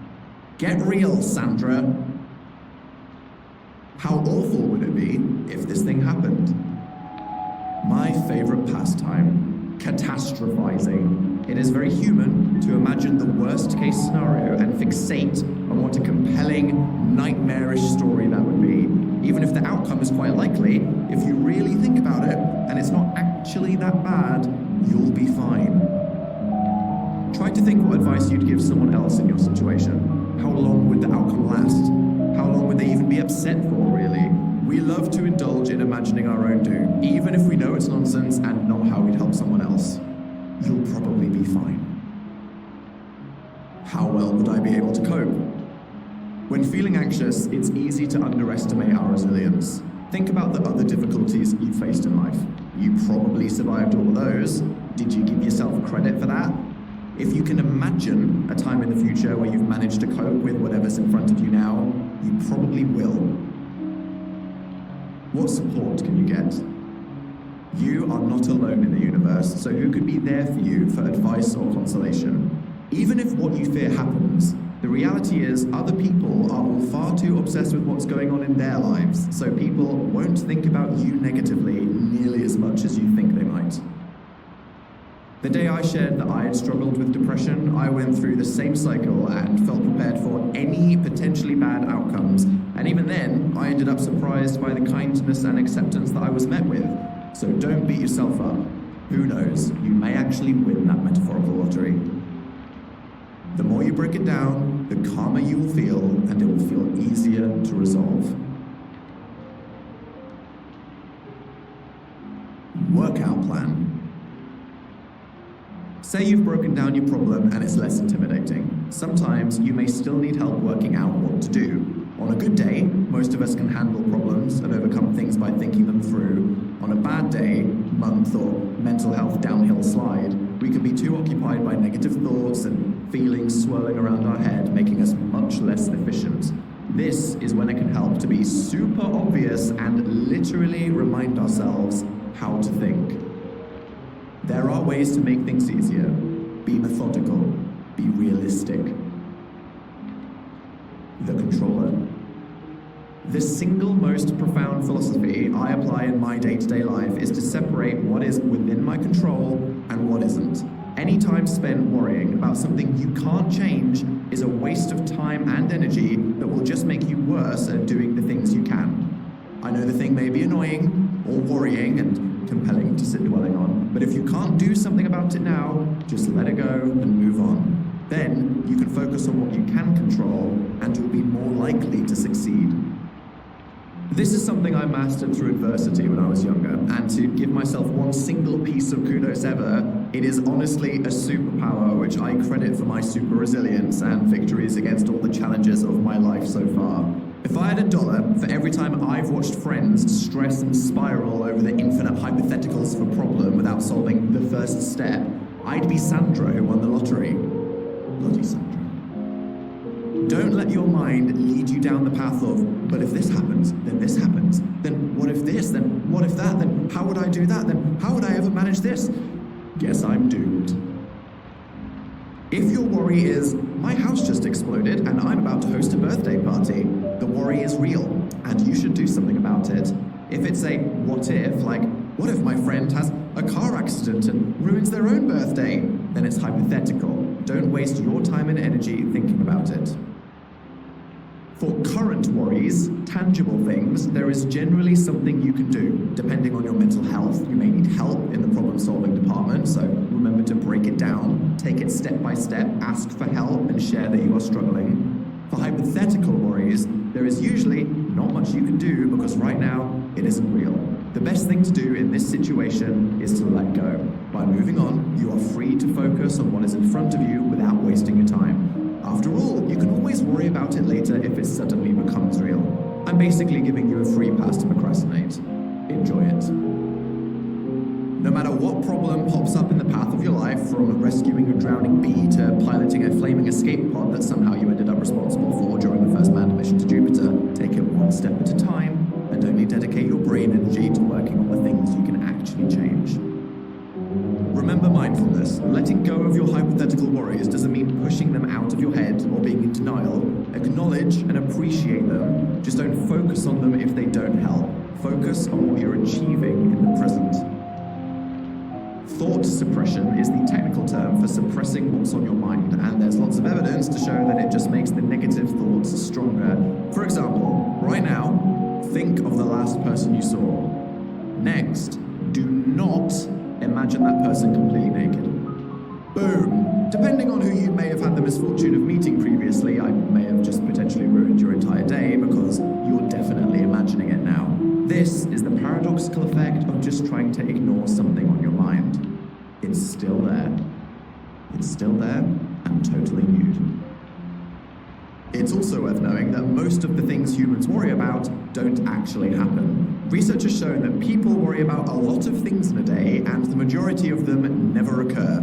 Even when they do, people usually cope much better than they expected. So what are you worrying for? What a waste of time.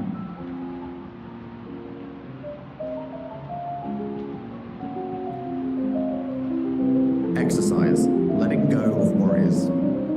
Good for stopping circular thoughts, freeing your mind, and tackling anxiety. Take the thing you're worried about. Think about what you're experiencing. What are you thinking about it? How do you feel emotionally? How do you feel physically? Determine if the worry is something you can change. If it's current, plan to problem solve it. Clearly define what the issue is, break it down into smaller parts, and think of solutions. Evaluate all your options, work out what can be done now and what needs to wait until later, get help if you need it, action the steps that you can, decide how to deal with the rest, then review how it all went and see what's left to solve. If it's hypothetical, simply observe the worrying thought.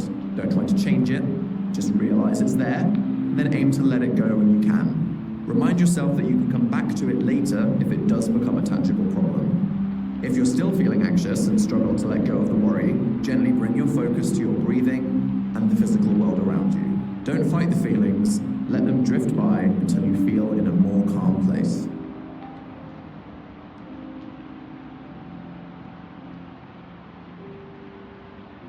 Need to talk?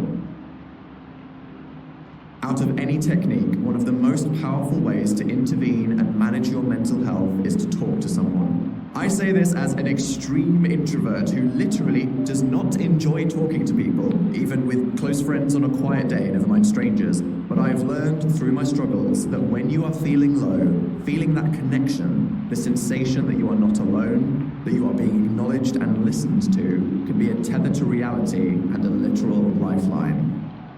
I wouldn't be here today if it weren't for doctors, therapists, and friends, and I am thankful for them every day. Depending on how badly you feel, you may want to talk to someone right away or when you're ready. If you want to talk to someone in your life, think of who you can turn to, who you can trust.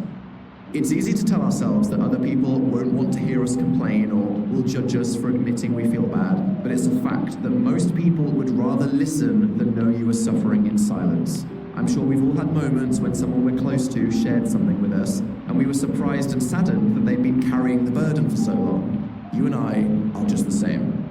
Mental health problems are something we all have, so it may seem hard to start the conversation, but remember that it's normal and relatable. It may even bring you closer to and help the ones that you reach out to.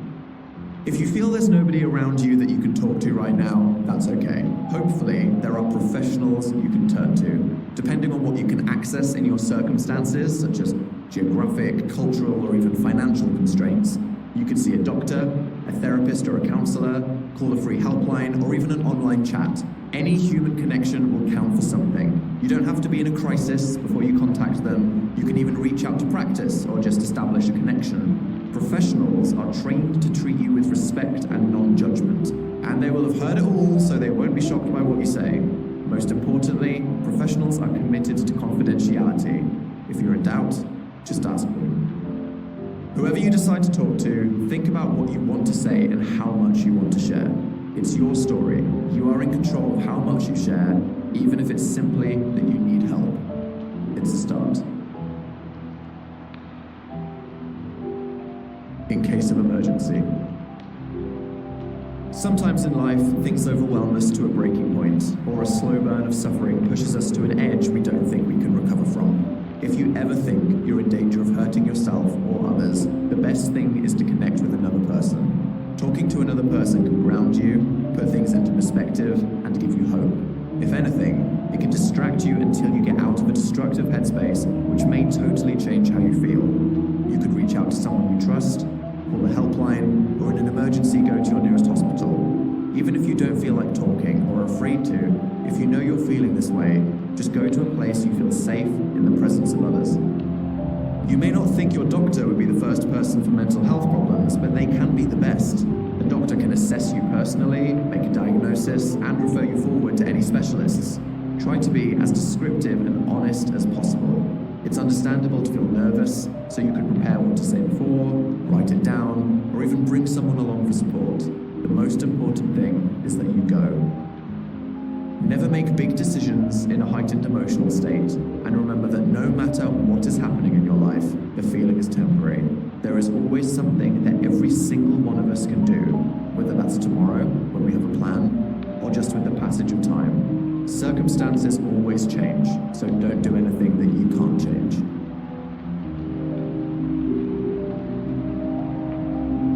Good night.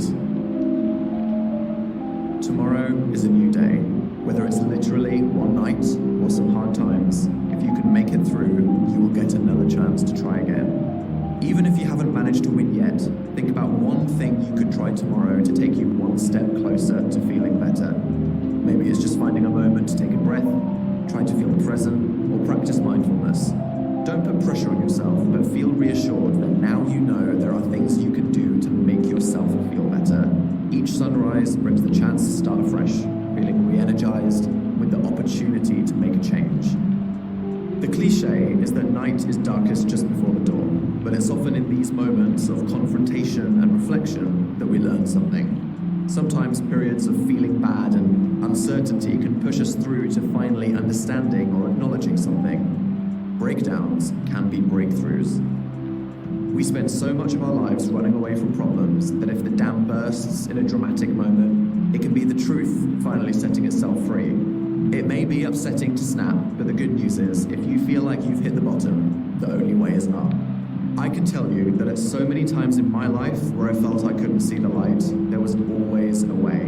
Whether I lived it myself, was carried by the people around me, or the passage of time changed my point of view, there's always tomorrow.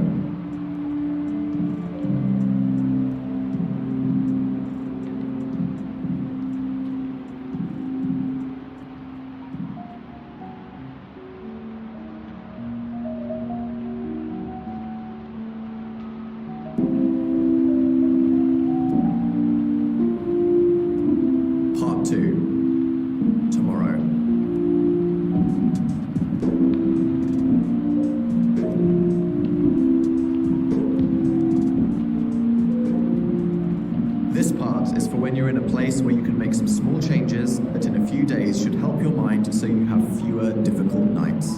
There are certain things we can all do, things within our control, to make the best of the situation we're in. Once you're in the right headspace, then you'll be in a place to think about the bigger things.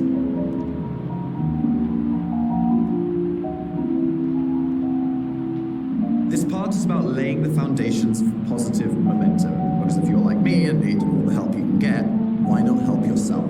We'll go through different areas of life that have been proven to affect your mental health. You can decide what makes sense for your circumstances and what works for you. You may be doing some of this already, or none of it, and give it all a shot. Hey, if it turns out you're already doing it all, congrats! Go forth and thrive in it. Otherwise, get cracking. You are not God. Sorry. A fact of life I personally refuse to come to terms with is that you cannot control everything. Part of my classic complex is that as a result of my chaotic childhood, I demand perfection and total control over every aspect of my life. Everything must be optimized, and the slightest inconvenience is a calamity. I live by the phrase, if you want something done right, do it yourself.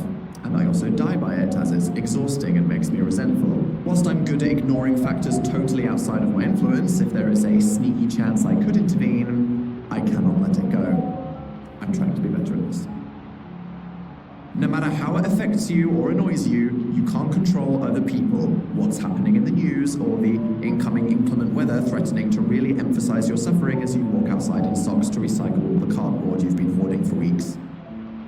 We all dedicate a lot of mental energy to worrying about and being annoyed by these things outside of our influence. But as we begin this part, I am officially giving you permission to take a break from this unhelpful habit.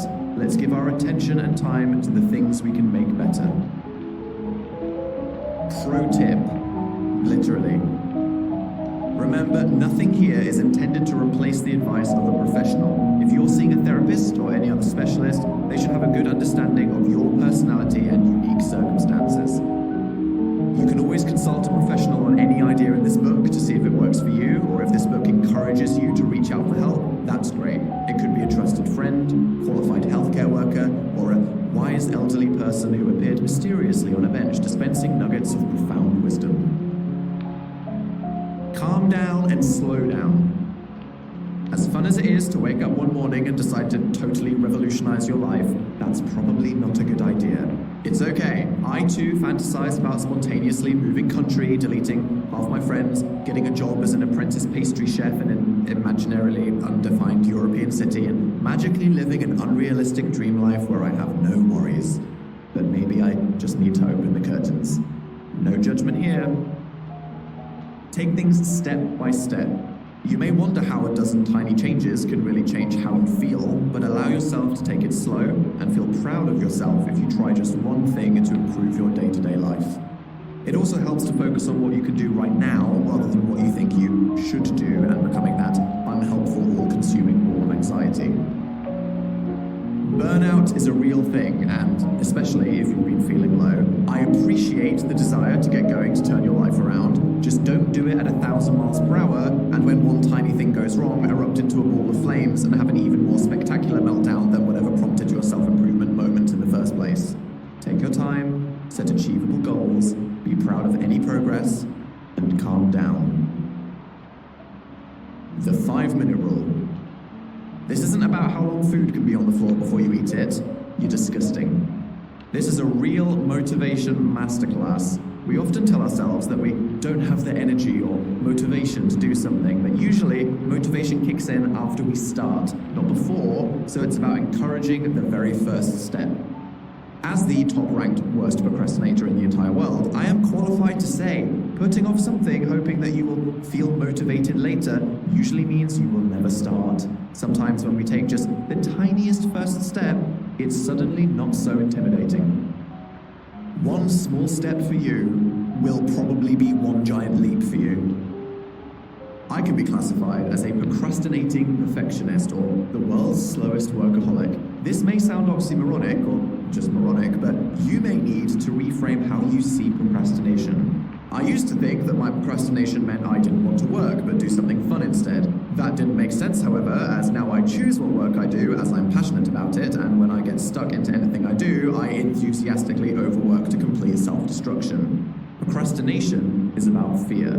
Fear that the task ahead of you will be difficult, that it will be overwhelming, that you might fail. If I sat aimlessly refreshing the same 2 apps on my phone for 2 hours, procrastinating as my fun alternative to that thing I don't want to do, I'm not actually having fun myself. I'm just prolonging my suffering as I sit there totally failing to enjoy my procrastination activity, feeling terrible the whole time. If you are a total procrastinator, it doesn't mean you're a bad person. In fact, it probably means you care more about what you have to do than the average person because you don't want to half-ass it. I always want everything to be perfect, which is why I am so slow to start anything I work on, because it's terrifying. And here is where the 5-minute rule comes in. Simply commit to doing something for 5 minutes. 5 minutes and you are allowed to stop. Set a timer even. Get stuck in, and I bet that when that 5 minutes is up, you will magically find yourself willing to keep going. It turns out that thing wasn't the horrifying nightmare you were afraid of, you were just afraid to start. It's comparable to trying to keep your mind in the present, as opposed to hypothetical worries about the future. I didn't write this book in 5 minutes, but you bet your butt that once I started, I somehow found myself typing 5 hours later. Even if your task is huge and long and painful, say to yourself that you will do the most ridiculously inconsequential amount of work on it, just the tip, and you may find that you accidentally tackled the whole thing. If not, then that's okay. After all, you gave yourself permission to stop.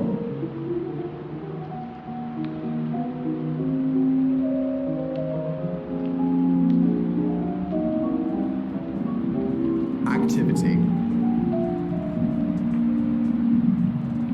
There's a link between what we do and how we feel, and this works both ways. The way we feel influences what we do, and what we do directly impacts how we feel. When we're feeling down, it's easy to think there's nothing we can do about it. Sometimes there are things beyond our control, but we can always choose to do things that help our mood.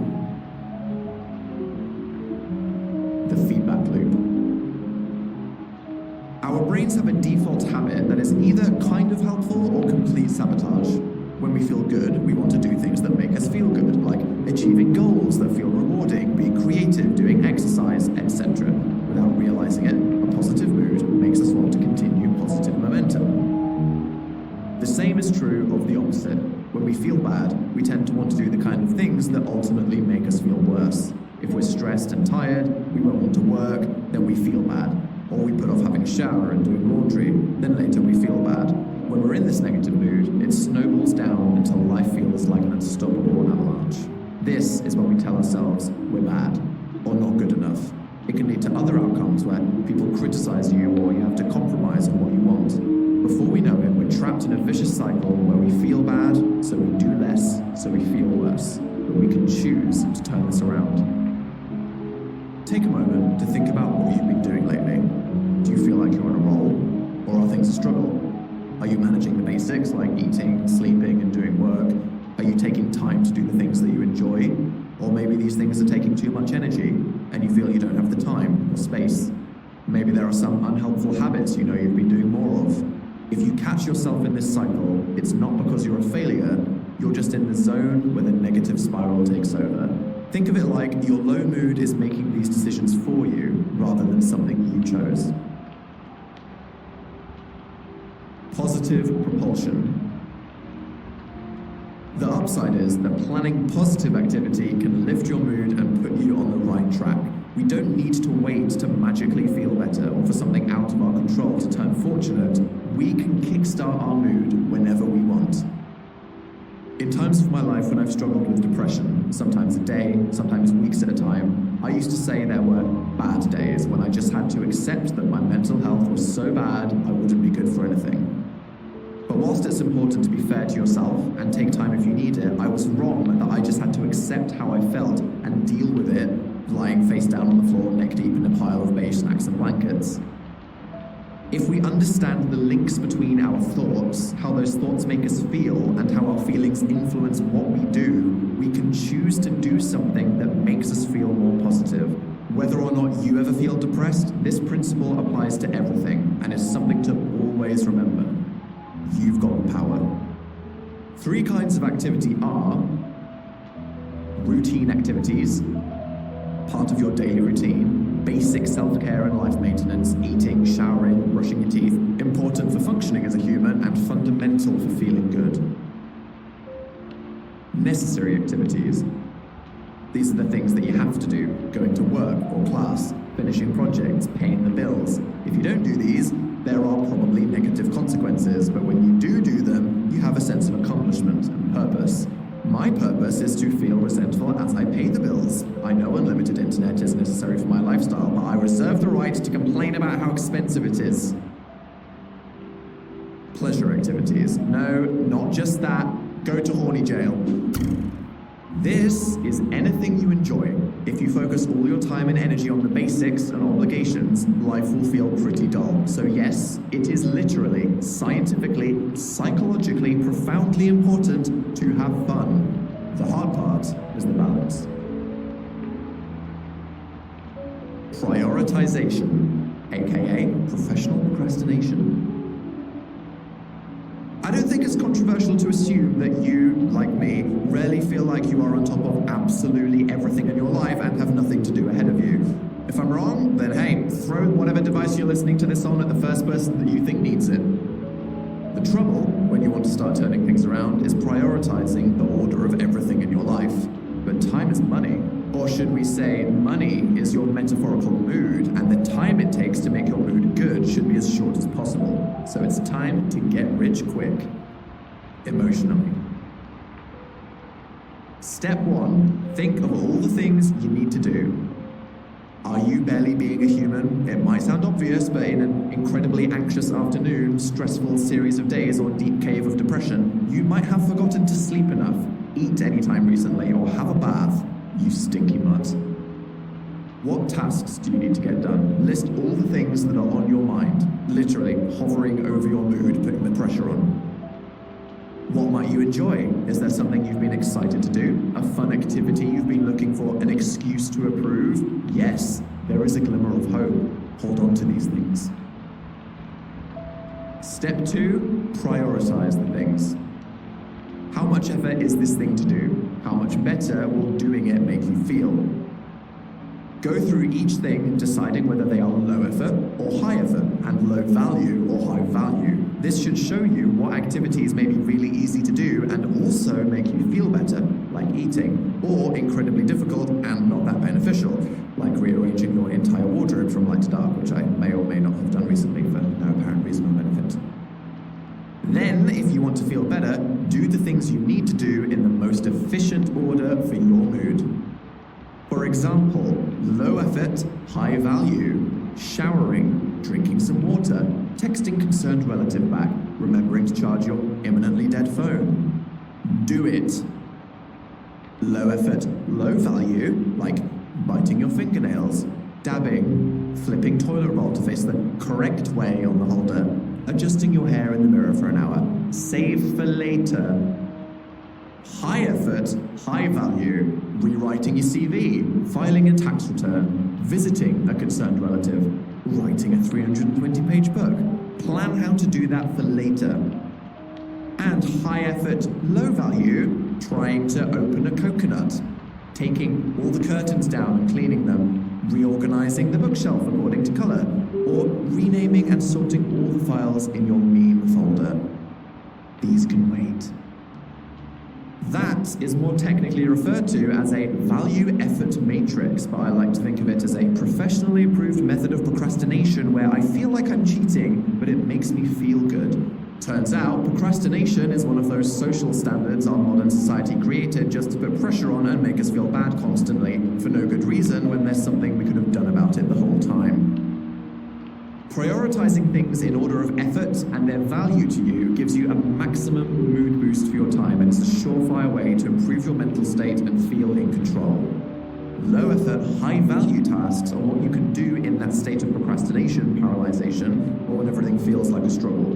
They will make you feel accomplished, but can be managed on autopilot if you're having one of those mental health days. No one will accuse you of cheating for taking these easy wins.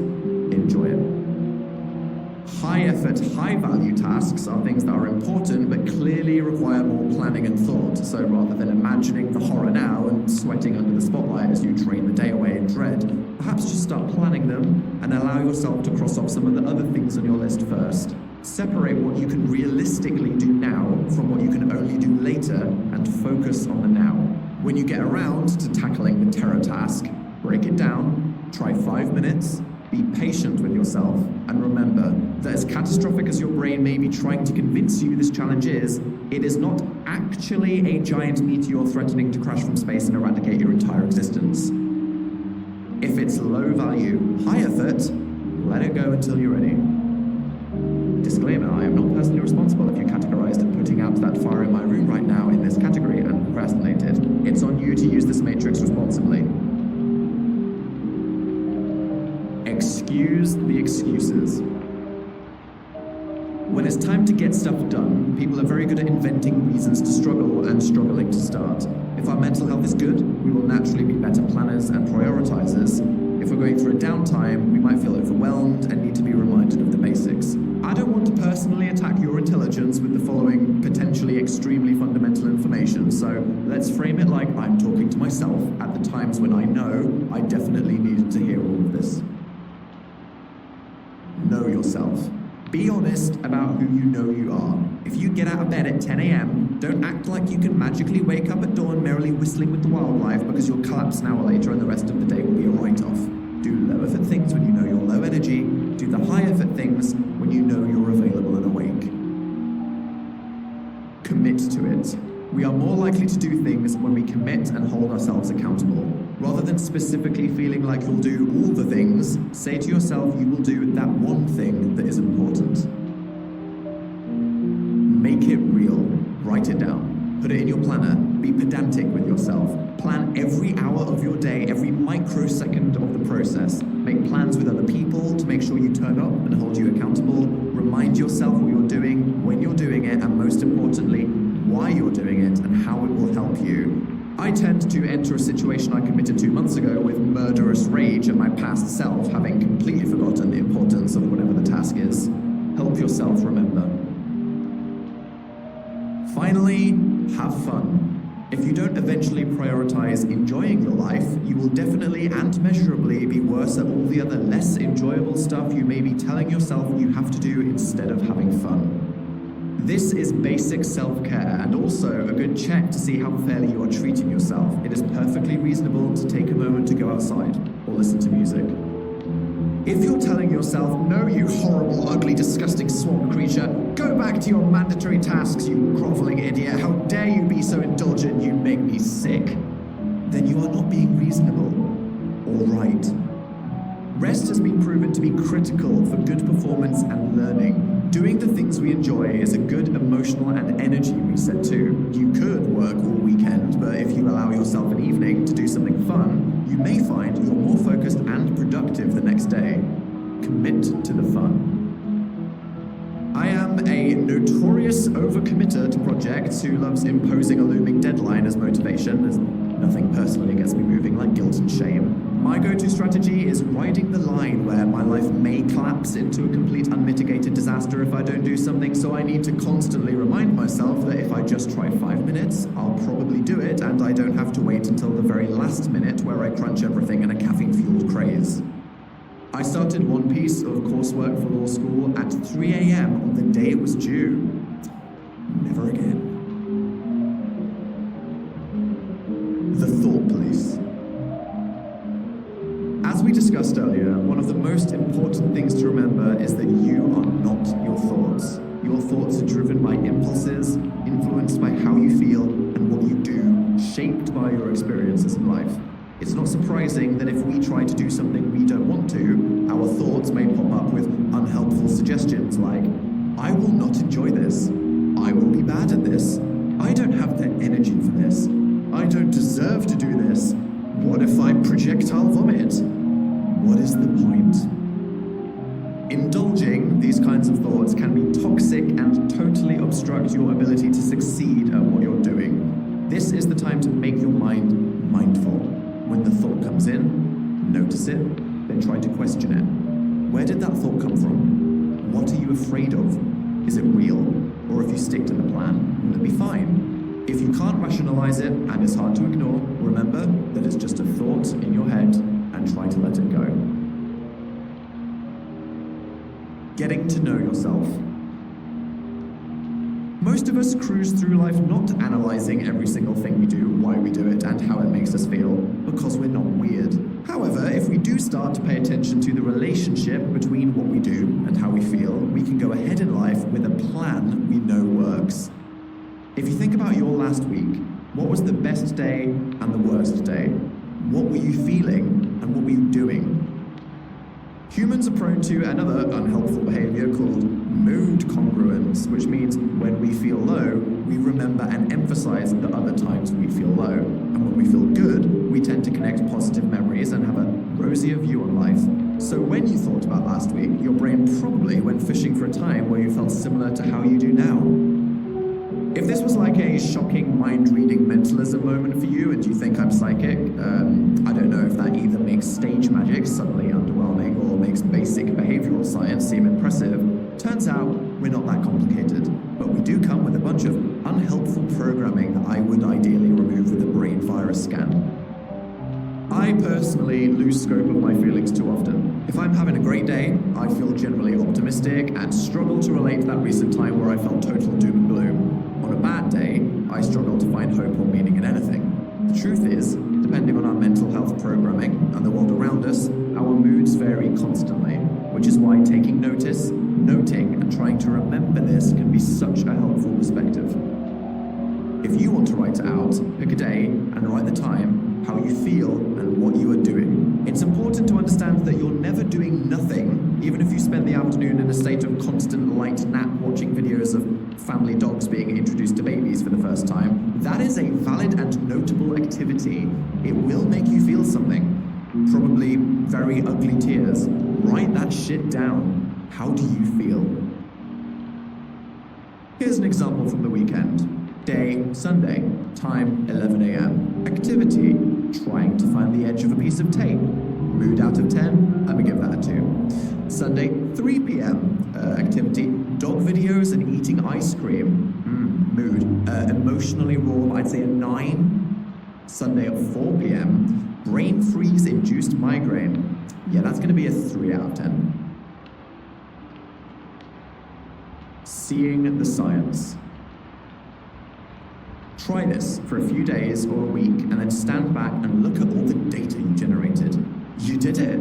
You did a science. You can see what activities make your mood better or worse, and you may find some surprises. You could notice some correlations you wouldn't have picked up on before, like thinking you hate exercise, but after going for a run, you always felt 8 out of 10. For me, I've realized that if I look at the news in the evening, I feel worse and get more stressed than if I do it in the morning, when I have the energy and resilience to absorb the latest horrors of the universe. It was also profoundly beneficial for me to know that playing certain competitive shooter games that I consider fun seems to consistently make me angry in the middle of an otherwise tolerable afternoon. Some things just aren't good for my blood pressure. It can also be good just to see how you feel if or when you finally get around to those routine or necessary tasks you've been putting off. If it turns out you consistently feel better after your chores, as you feel purpose and accomplishment, knowing you will feel good afterwards may help put off the procrastination poltergeist that's holding you back. With this objective view of who you really are and how you work, not just how we like to think we work and understand ourselves, which is probably more forgiving than reality, you can plan your life and the tasks you need to do around the things and time you know will work best for you and put you in the best mood. Sure, it's easy to tackle life on autopilot, but if you ever start feeling like things could be easier, or you just don't have the momentum or energy to think about how to improve your life, this is a head start to give yourself a boost. You feel what you do, you control what you do, you can have some control over how you feel. Activity cheat sheet. What you do affects how you feel. Procrastination is fear, and sometimes just starting is the solution. Break down what you have to do into routine, necessary, and pleasure. Work out what is worth the effort and value. Prioritize and be practical. Don't let your thoughts get in the way. Celebrate the wins and be fair to yourself. Make a note of what you did and how you feel. Learn from this and go forward knowing how you work. 5-minute task timer. You want to get that thing done? You need all the help you can get? I know that feeling, but we are about to smash it out right now. Whether you are stacking a dishwasher or trying to perform surgery, okay, maybe not that. This incredibly motivational timer will get you through the next 5 minutes. Are you ready? 10, 9, 8, 7, 6, 5, 4, 3, 2, 1. All right, get off your ass. Feel the energy rushing through you. Whatever you're doing, you are starting it right now, and before you know it, it will be over. Feel the joy and excitement of defeating your procrastination as you take these first steps towards ultimate accomplishment. Go!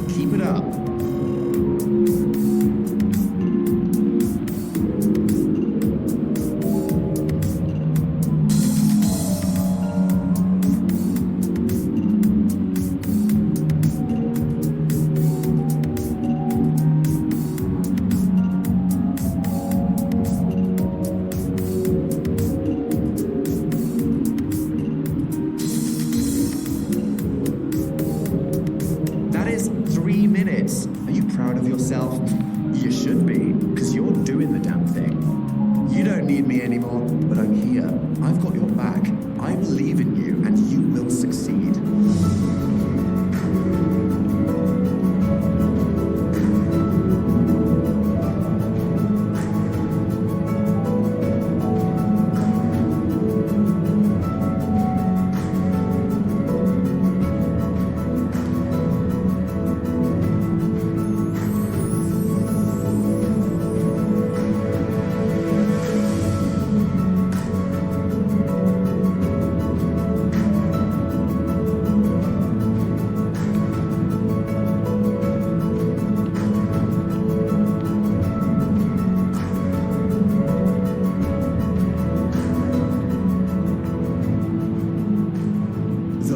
Minute. You have come so far. There is no slowing you down now. You are an avalanche of accomplishment, crushing the competition and the complex thoughts and feelings in your mind.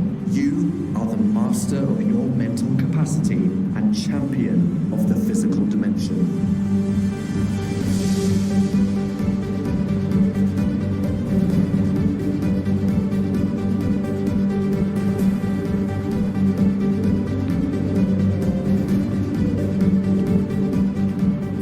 Seconds left. There is a light at the end of the tunnel. No, it's not death, it's life.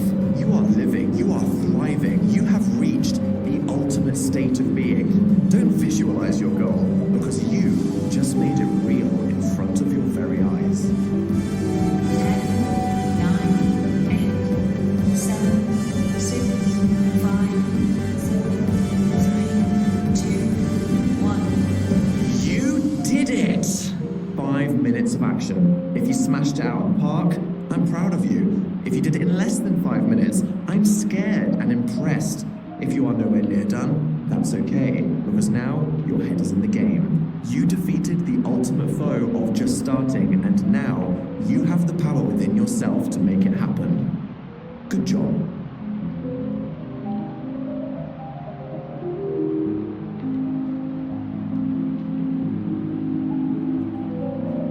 Environment. The world around us affects our mental health just as much as what happens in our minds. We should do everything we can to make our environment the best space to live in, physically and mentally. Creating a safe and comfortable environment to retreat back to is the base that can support you through hard times and any changes you want to make in life. Ask what you can do to make your surroundings improve your mental health rather than cause stress.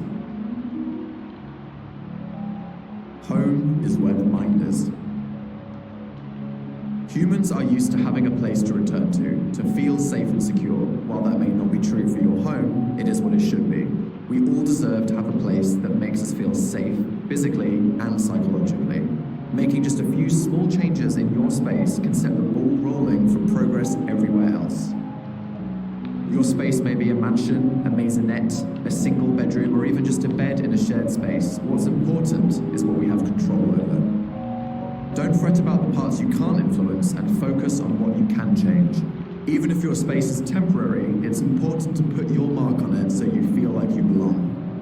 I lived in a student dormitory room in Manchester that looked like some kind of dank medieval dungeon cell with a mysteriously stained second-hand mattress, but you better believe I asserted dominance over that oppressive environment by sticking posters all over the walls and holding back the darkness with a bright blue lava lamp.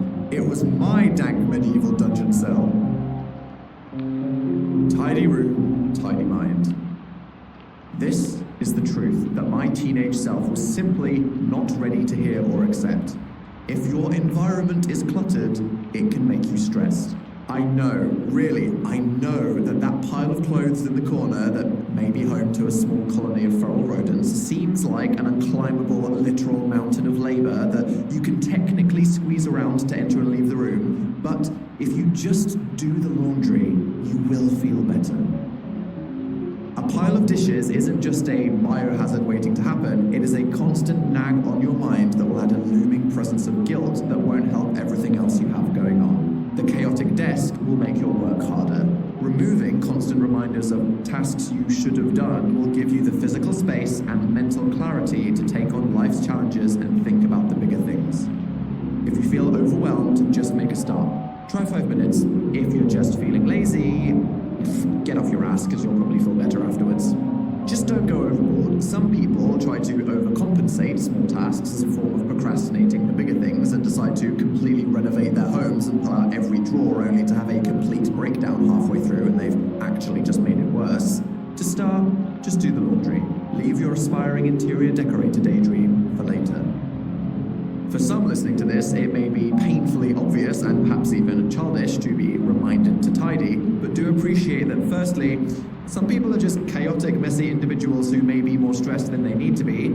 If this is you, then yes, this is a personal attack. But also, anyone going through a mental health problem may be really struggling with the basics and not know where to start. In periods of my life when I felt overly stressed or stuck in a depression, my home became a reflection of my mental health that got worse the deeper I fell. Sometimes letting the light in and inhaling the fresh air is the first literal step to lifting yourself out of the darkness. Let there be light. Humans are really just complicated plants. Sometimes I look at one of my mildly struggling succulents and wonder if I could trade places. Cacti don't get stressed, right? We need air and light to live. Natural light controls the circadian rhythms that dictate our sleep and energy cycles. The quality of the air we breathe affects how clearly our brain can operate and our long-term health. Depending on what you can achieve, try to let in as much daylight as possible and let air circulate. If you don't have a lot of light, use mirrors. If your schedule or location on Earth means you don't see a lot of daylight, or are just an insomniac nerd like me, getting a light box lamp, often used to treat seasonal affective disorder in the winter, can be an amazing help. Do what you can. Go green. As a proud plant dad, I can advocate for the power of caring for some cacti. Plants in your environment can boost your mental well-being. They make your air fresher, your space look nicer, and help your sense of purpose by caring for something else. The day my peace lily flowered, I felt prouder than when I passed my driving test. They're usually inexpensive and pretty easy, so take the leap. Become a plant person. Just don't get emotionally attached to a bonsai that you spontaneously buy and then instantly murder by overwatering. Mentioning that for no specific reason. Enjoy the view. Another thing to consider is how the objects you see in your space make you feel. Everything you see usually has some context behind it, which causes a different mood trigger. If you see something that makes you feel good, or gives you a good memory when you walk past it, it is a constant boost to your mental health. If something looks bad or triggers bad memories, you may not have appreciated this, but removing it from view can keep you feeling better more often. Now, I'm not saying to cover your room with uplifting quotes and motivational posters unless you're into that. Judgment, shame upon you. Just look around your space and think about how the things around you make you feel. Put out photos of good times, things that make you laugh or something that inspires you.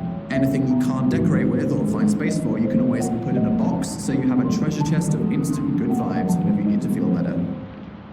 It can be hard to recognize if objects we think should be displayed and make us feel good actually make us feel worse. I had a lot of old photos that, when I thought about it, looking at made me feel regretful and reminded me of things that I'd lost. Cues can be so subtle that they are completely beyond our conscious awareness. So if you side-eye something and get just a twinge of negativity, move it, chuck it, paint over it. It doesn't have to be permanent, but it makes things that little bit easier. People often ask why I don't have more personal photos or career achievements on display, and I reply that I don't want them on display, that what I have visible makes me feel good, and then I push them out of the window for being annoying. Easy mode. Easy access motivators are things to have around you that make life easier. If you know you need to do certain things day to day, keys, phone, tape measure, watering can, dumbbells, anime body pillow, make them easy to access. If you struggle to get up and go exercise, or you're always late as it takes an hour to pack your bag, lay out and pack your things the night before.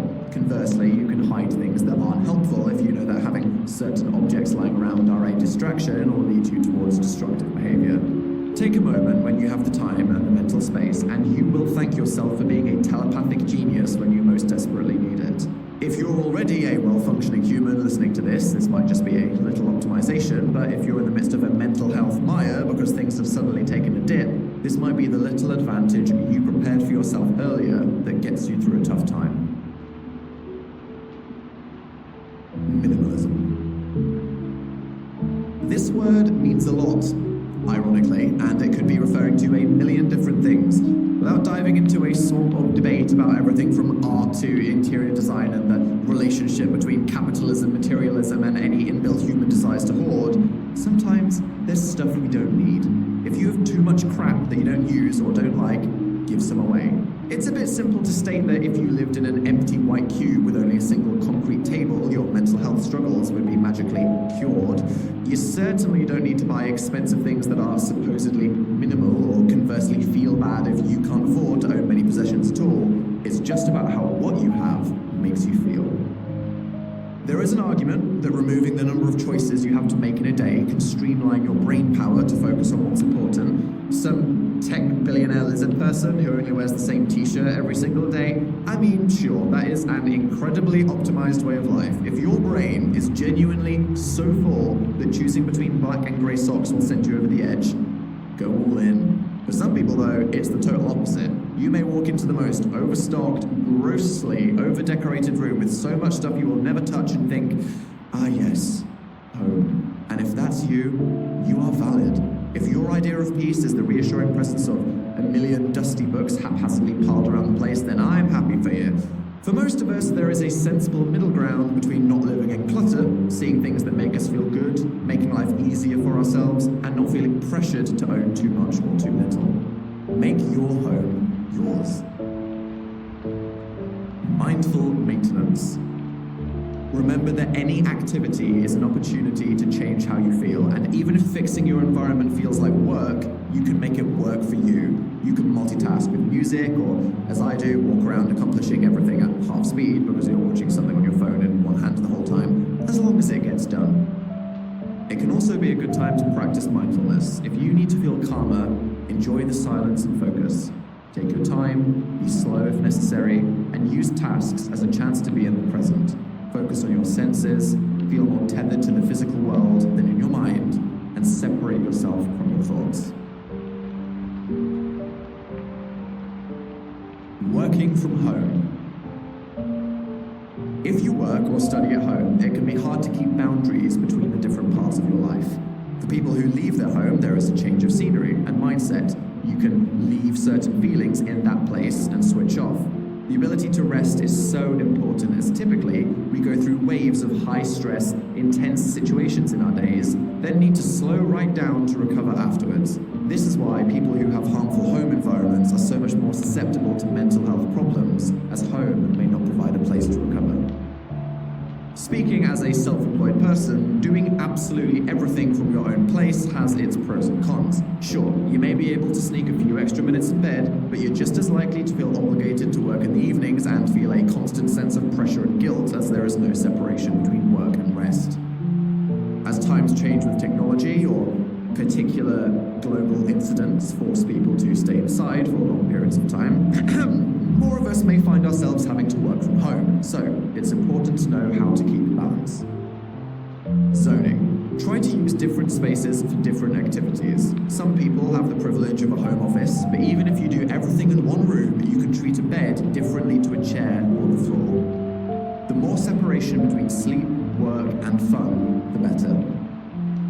In the disturbing early days of my content creating career, I did everything in one room, from sleeping to filming, eating, editing, and emailing, and woke up every morning confronted with the things that had been stressing me out the day before. Years went by before I thought, this is not ideal, and did something about it.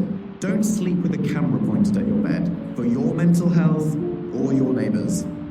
Don't be me. Routine. If you have the option to spend all day in pajamas, I don't blame you for trying it. I will not lie, it is how I live. I am very physically comfortable as I read this. I'm wearing sweatpants. However, it can be devastating for productivity and make downtime less meaningful. You have to make an extra effort to take that shower in the morning, put on a set of day clothes, and begin your tasks to switch your mindset into productivity, or the day will just sink into the sofa you find yourself hopelessly embedded in. Schedule. Commit yourself to when you will begin and end the tasks you need to do. Defining these things can solidify them in your mind, compelling you to start and giving you permission to switch off. We need breaks, not to just sustain productivity or, eat and maintain other bodily functions. So remember to schedule and take breaks. Finally, at the end of the workday, put away any objects that will remind you of your job or keep you working. I have friends who don't turn off their work notifications in the evenings, pinging and dinging every other minute, completely obliterating the mood. If you're listening to this, please, I am begging you. I do not want to be reminded of that thing that I haven't responded to yet. Negotiations. If you're with others, you might need to discuss how things work. Do you need space, quiet, concentration, or for someone to not use all the internet bandwidth while you have an important video meeting looking like a Tamagotchi? Probably the most difficult aspect of your environment to improve for your mental health are the people that you share it with. More people, more problems.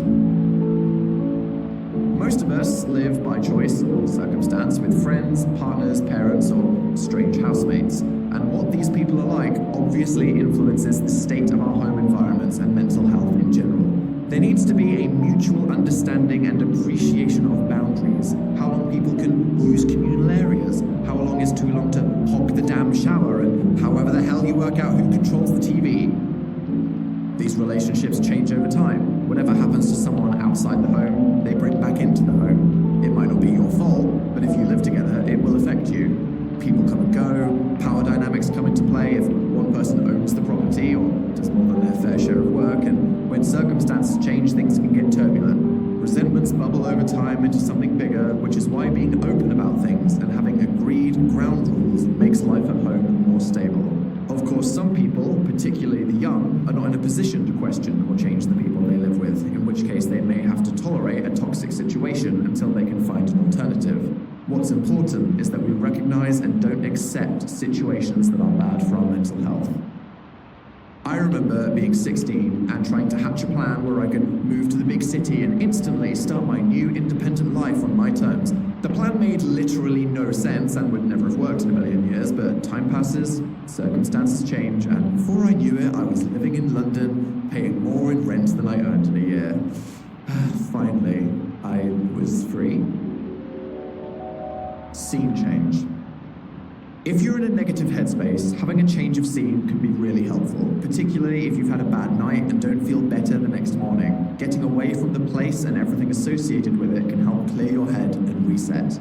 Go for a walk, enjoy a drink, meet up with a friend. Try to focus on whatever you're doing in this new location instead of dwelling on the negative thoughts you're trying to step away from. Then when you return to your place, you'll have a fresh perspective and a different energy. The not-so-great outdoors. Your environment is more than just the space you live in. It's also where you spend your time, the places you regularly travel, work, socialize.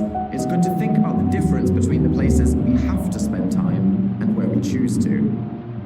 Of all the places you tend to go, where do you feel happiest, most relaxed, or confident? Consider what it is about these places that makes you feel good. Can you spend more time there? Or in other places that will make you feel the same way? Also try to think about the places that make you feel down. We may not realize it, but perhaps somewhere we spend a lot of time in our routine has negative associations. Can you change anything here? Spend less time there? We can learn a lot about ourselves by questioning why places make us feel differently and choosing to follow the things that are good for us. Forest bathing. Not having a bath in the forest, that sounds kind of scary to me. What if you get sniffed out by some wolves? Hopefully you can still streak fast while covered in bubbles. In Japan, there is the concept of Shinrin-yoku, forest bathing, which simply means going into the woods and letting your senses get washed over by nature. You don't have to be in dense wilderness. Even a small public park or some plants in a tiny outside space can take you out of your mind and ground you to the physical world. Interacting with plants can even calm us by steadying our heart rate and reduce negative feelings like anxiety and depression. Fresh air and natural light are good for us, but there are psychological benefits to even just looking at pictures of nature. Colors, on a basic level, can influence our emotions. Red walls make people feel tense and aggressive, blue can make us sad, while green spaces relax the brain. Studies have shown that listening to nature sounds can even reduce pain. If you painted your entire room red and feel more tense than you did last week, go get some calming neutral green paint and some taste. Our primitive brains are built to exist in the wild, focusing on the physical world with its many terrifying dangers. In our modern lives, with so much time spent tackling problems in our mind while sitting in closed, sterile environments, it's easy to get overwhelmed by the constant overthinking. Go hug a tree. Be a tourist.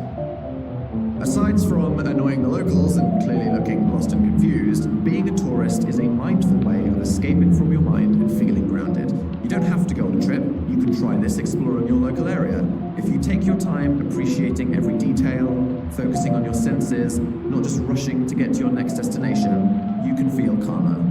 For my local area, that would involve noticing a defaced phone booth filled with questionable contact cards and stopping to take photos of some huge rats eating the littered lunch of a clumsy commuter, but as long as I'm not in my head worrying, it's a good thing. No matter where you live, or the places you have to go, there will be things you can't control. If you learn to interact and relate to them from a different angle, and understand why they make you feel different ways, you can make them work for you.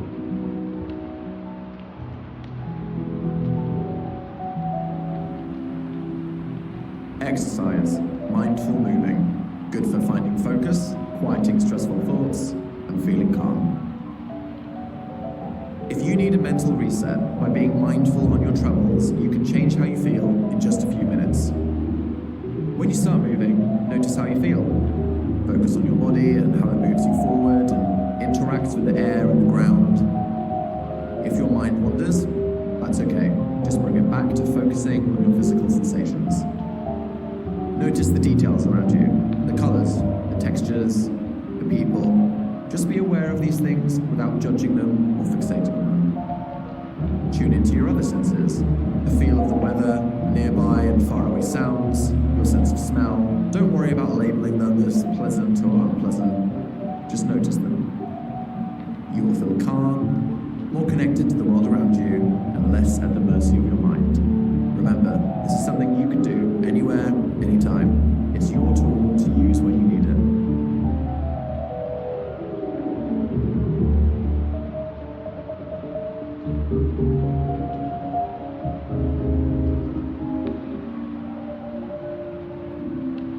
Sleep.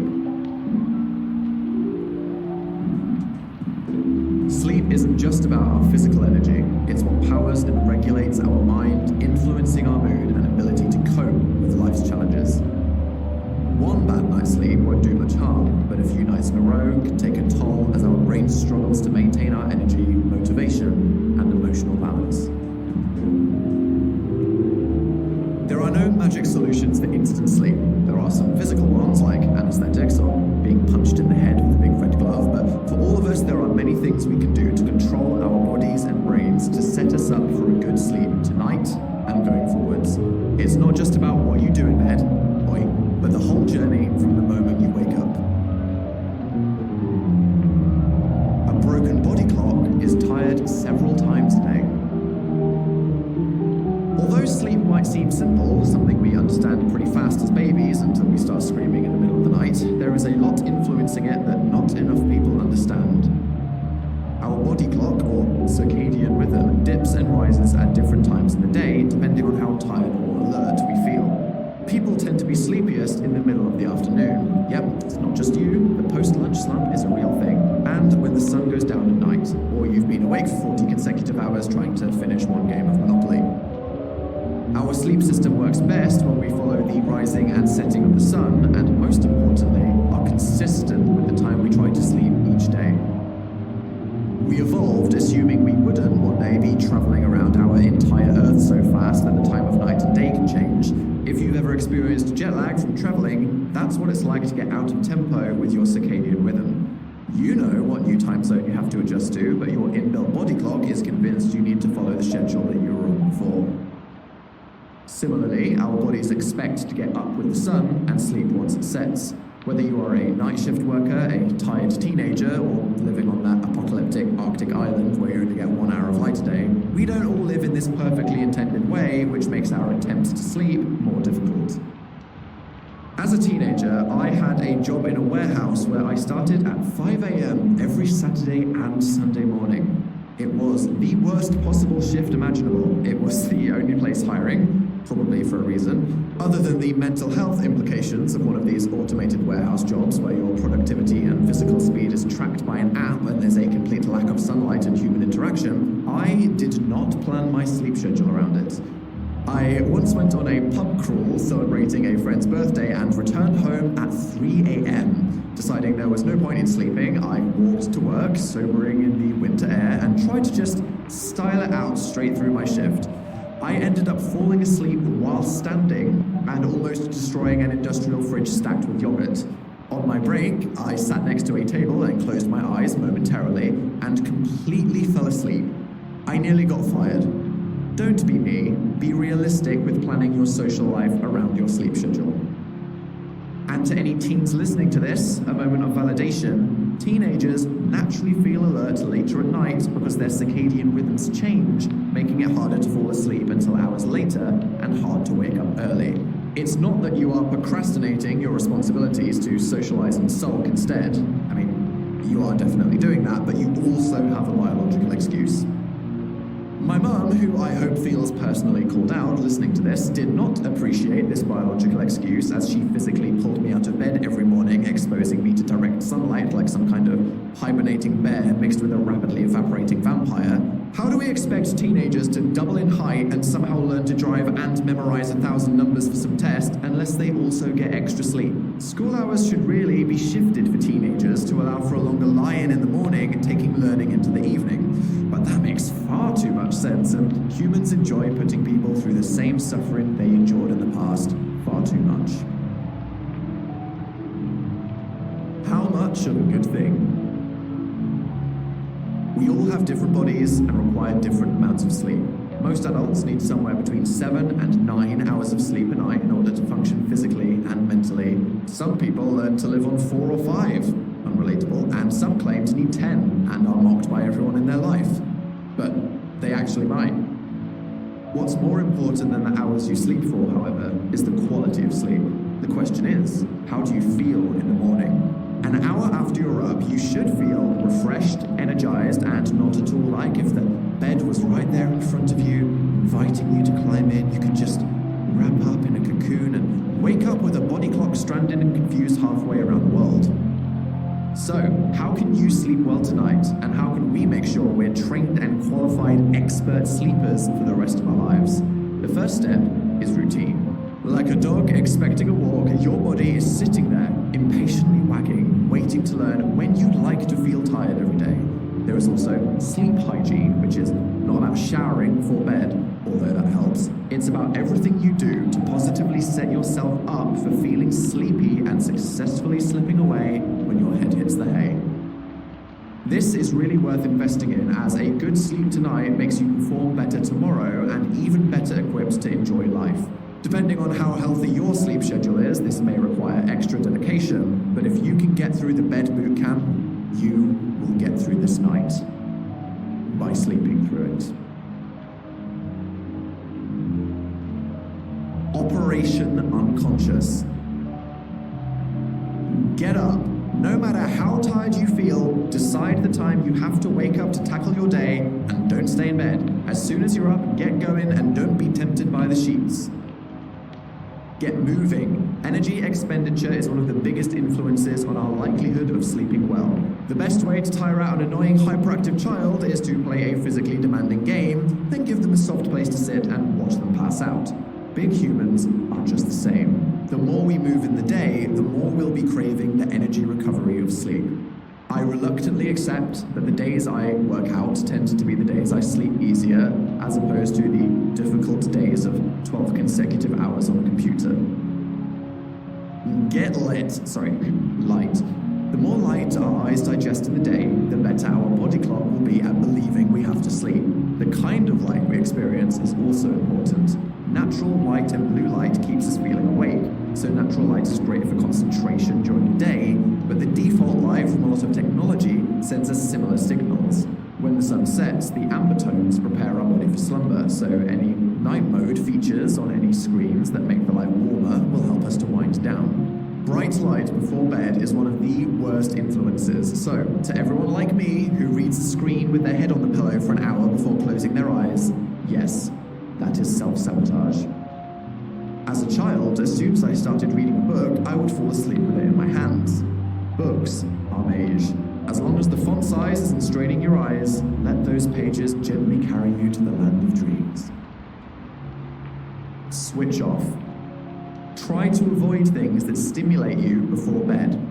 Apart from sex, actually, as afterwards that typically makes people instantly incapacitated. Sex releases hormones, oxytocin and dopamine, that can help the body relax, reduces the production of stress hormones, cortisol, and is generally quite distracting. It can help your mind to disengage from the thoughts of the day and engage with something else and hopefully feel present. That may depend on the effectiveness of your partner's performance. You don't need a partner for the pre-sleep benefits of sex, however. For all the things we don't understand about mental health and unhelpful behaviors we've evolved to do, there's one thing we're quite good at handling ourselves. Other than that, anything that makes us excited, scared, or alert will totally interrupt the pre-bed preparation our bodies want us to follow, so we should be aware of what we're doing and how it makes us feel. Some of us feel desperately connected to our work or social lives and sleep surrounded by devices that threaten to violently ding us out of a dream, which is why the silent treatment is essential. Just remember that you probably won't miss out on a life-changing moment by taking the minimum amount of time to close your eyes. You'll actually be the best you if you get some damn rest. Once you've prepared for bed, don't look at your responsibilities, the news and the state of the world, or the latest conspiracy theory your strange uncle is concerned about. Now is the time for rest. Put it on silent, perhaps put it in another room. You can investigate the New World Order when you're feeling refreshed. Try to train yourself with a sequence of activities you do before bed. It could be showering, reading, laying out your clothes for the morning, doing a stretch, spraying some strange lavender-scented slime all over your pillow, which supposedly aids sleep, but to me smells like a mysterious elderly woman. Whatever gets you the opposite of going. You sleep what you eat. For many of you and me, we cannot function without coffee or tea. In the morning, the boost of some beans forcing energy into your body can help you get up, but we need to be sure not to leave it too late. Any caffeinated consumption, energy boosters, or sugary snacks stay in the body for hours. We should try to avoid big amounts after the middle of our day, as they will still be in our bloodstream when we try to sleep, confusing our bodies with chemicals of alertness. I'm going to say from experience, any post-dinner desserts that involve coffee, matcha, or too much sugar are outright evil temptations and traps designed purely to betray us in bed for daring to enjoy life for just a moment. It's delicious, but you will disagree it was worth it when you're sat upright in the middle of the night. It's true that whilst some substances are stimulating, some are depressing, and that means depressing your energy, not a depressing cake that went flat because you were impatient and opened the oven to look at it and let all the hot air out. Alcohol can certainly help you pass out initially, but it's something that your body struggles to process, and that disrupts your sleep for the rest of the night, so it's not a solution. The same, unfortunately, goes for rich, heavy, or spicy food. Basically, everything fun in life, as the bigger and badder the meal, the more your body has to work to digest it. The pizza hangover is real because your body is in overdrive trying to break down that bread, and in the morning you realize that you're saltier than the Dead Sea and much less hydrated. This isn't to say that we need to live a life devoid of all meaning, if, like me, you essentially live to eat. Just understand how it will make you feel and fit into the bigger picture of the great night's sleep you are preparing for yourself. Conscious choices of carbohydrate chaos. Napping. Okay, controversial topic warning. Some people swear by naps. Some, I would never say who, consider it a freakish, unnatural act that must completely throw you off. Weirdos. Thankfully, the science can step in to mediate. Napping is a good way to make up for lost sleep if you need it. A small afternoon siesta has been shown to boost energy levels for the rest of the day, but can also take away your appetite for sleeping later, often making it much more difficult to knock out during the main event, or makes you wake up spontaneously in the middle of the night, like right after the nap. Consistent, good amounts of quality sleep is healthier and means you won't need to nap. But all of our bodies are different. If you can doze for small periods and you know it helps, you know your own body. Just make sure you're still getting the consistent big sleep that you need. Creating our caves. The place we retreat to for rest needs to be the best environment for getting a good sleep. We can't hibernate in a rave, and there's a reason squirrels start nut hoarding in September. The perfect rest nest requires care. The first factor is light. Darkness sends signals to our brain that the sun is gone and it's time for sleep. Block out and turn off as much light as you can. The next important factor is temperature. I, personally, being descended from some kind of beluga whale, apparently, am most comfortable in a frozen wilderness while cocooned in as much bedding as possible so I look like a burrito. If it is anything higher than 16 degrees Celsius, I refuse to even lie down. If there's noise, we should get some earplugs to block out the terrifying screams of the bin foraging foxes having sex at sunrise. Comfort is very important, so we should do what we can to make our sleep space work for our bodies. Some of us are happy sleeping on the grass, some of us would detect a pee under a mountain of memory foam, but too many people pay no attention to their sleep comfort. If you're going to spend time or money improving any aspect of your life, sleep is one of the most important and fundamental. A good pillow makes all the difference. You will thank yourself for it when you wake up. A sleep-only zone. As discussed earlier, how we emotionally relate to our environment affects what we will be able to do there. If we associate the place we slumber with activities that don't involve closing our eyes and doing nothing, it will be harder for our bodies to get in that zone. As someone who wrote this very sentence while laying somewhat like a French girl being sketched or beached seal on my bed, I say this with full hypocrisy, but every time we use our bed as an office, a social space, or just a comfy place to watch or read things that make us feel excited or worried, we make it more difficult to doze. The only exception is the sexception. You know what you have to do. Multi-purpose mattress. If your bed is one of the only spaces that you have, you can still make distinctions between the different things you do. You can help your brain differentiate day bed from night bed by trying things like wearing your day clothes, sitting in a different position or at a different end, propping yourself against a wall instead of pillows, or even just taking off the covers so it's more like a regular bit of day furniture. Ultimately, if you're one of those people who sleep successfully no matter what, then go off to sleep. Use your bed as you please. If you find yourself struggling, however, being strict about these things helps to maximize our sleep efficiency and have the best chance when it matters. The fine line. Feeling tired is not the same as being ready for sleep. Having a long day, physical exhaustion, or even mental stimulation can leave us feeling tired, but that does not mean our bodies are ready for rest. And if we confuse these signals and slip into bed, it can totally throw off our schedules.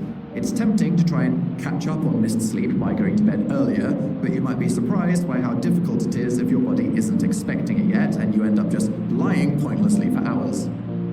If you succeed, you might throw off your circadian rhythm and get all the downsides of jet lag without any free mini pretzels. Don't use this as an excuse to stay up all night if you feel you can though. Decide the time, and when it comes, give it a try. For the consistency of your internal clock, try to go to bed only when it's your time to sleep. Clock blocking. Another counterproductive counterclockwise habit is staring at the time. If we start doing mental maths about the time we have left before we know we have to wake, we will arouse our body with stress hormones and worry and make it harder to fall asleep. It's tough, but have faith your brain will know to switch itself off. You will be able to tell the difference between 20 minutes and an unsuccessful 2 hours, so don't just sit there watching the seconds tick by. Go to bed with the aim of being there passively, not actively and alert. Let the sleep come. Don't be a tryhard. Paradoxically, the harder you try to sleep, the harder it becomes. Many people stress themselves out by trying to sleep really hard, then wonder why they aren't drifting off as they lie bursting blood vessels in their foreheads.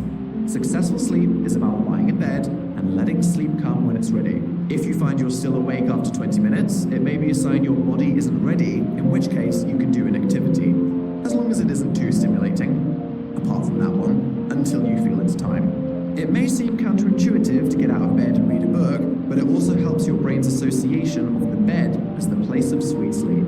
Trust your body. If you follow the signals you're being sent and believe it when it's ready, it should work. Don't be concerned about your body betraying you with any midnight activity delay. If your body clock decides the schedule and the sleepiness level, it shouldn't surprise you by demanding extra time tomorrow. Wrestling the worries. For many people, a racing mind is the main thing holding you back from a good sleep. You could be feeling tired, on the brink of unconsciousness, then suddenly an intrusive thought of the single most worrying thing you can imagine gets sent to the forefront of your mind. This can actually activate the threat system in our body, so it's not just our minds racing, but our whole body goes into a heightened state, stopping us from sleeping. This brings us back to the importance of being present and not living up in your head, being remorseful of the past or scared of the future. when there are things to do and a world of possibilities in front of us, this layer of subconscious thought is kept at bay by distractions. But at night, when there's nothing between you and your pillow, these thoughts barge in and demand your focus. This moment of vulnerability is one of the main reasons night is a difficult time for mental health, the night you need to get through, as it were. It can be overwhelming to suddenly be confronted with all the things you didn't want to think about in the day, overlapping and competing for your attention, when in reality, there's probably not much you can do about those problems if you're laying horizontally in the fetal position. Read the signs. The quality of our sleep is often a window into our emotional health. If you try everything you can and you still can't sleep, it could be a sign of bigger problems with your physical or mental health, and it's worth talking to a professional to get their opinion. This is my personal biggest hurdle. I've been through periods of months, even years, where as soon as I would almost sleep, my mind would stop me with worried, catastrophic thoughts and only finally get some rest every other day out of sheer exhaustion. Thankfully, there are things you can do to stop these thoughts before they strike. Talk it out. This is the #1 best solution for troubleshooting worry-ruined sleep. During the day, we don't want to think about our problems if we can avoid them, but it's much more likely we can either do something about them or at least talk to someone. We're usually not that great at solving problems by ourselves with our single viewpoint, but sharing what's on your mind usually helps break it down, see it from all angles, and often get a reality check on how scary it really is. Even if it's just for a moment in the evening, try talking to someone about what's on your mind, and it may preemptively put it to rest. If you have no one to talk to, you can write it down, or say it out loud to get it out of your head and let it go. If talking it through leads you to having a plan for your problem, just remind yourself that you actually have a plan, and hopefully your mind will be at ease. Even if the problem is complex and you don't quite manage to strategize a perfect solution, talking it through will usually help break it down and put it in perspective. Similar to saying the name of a scary spirit from a story, sometimes just acknowledging a worry removes its power. Don't let it haunt you by avoiding it until it goes bump in the night. Use your tools. All the methods we've discussed for how to change how you feel can help manage your mind to get you to sleep. Being mindful and stepping back from and simply noticing and letting go of your thoughts, slowing down and deepening your breathing, relaxing your muscles, letting go of any tension from the day, feeling physical in your surroundings, leaving your busy mind behind and focusing on how heavy you feel as you hopefully fall into slumber. Sleep semester recap. Try to be consistent with when you wake up and go to bed. Have a routine of activities to help your body understand its time. Control how much and what kinds of light you get in the day and at night. The more energy you use by moving, the more eager you will be to recover. Understand how the food and substances you consume affect your energy. Make your sleep zone the best space it can be. Avoid activities that stimulate you in a non-sleepy way. Don't watch the clock or put pressure on yourself. Talk or write out your worries so they aren't on your mind. Use your mental health tools to relax yourself and get to sleep. And finally, try not to snore.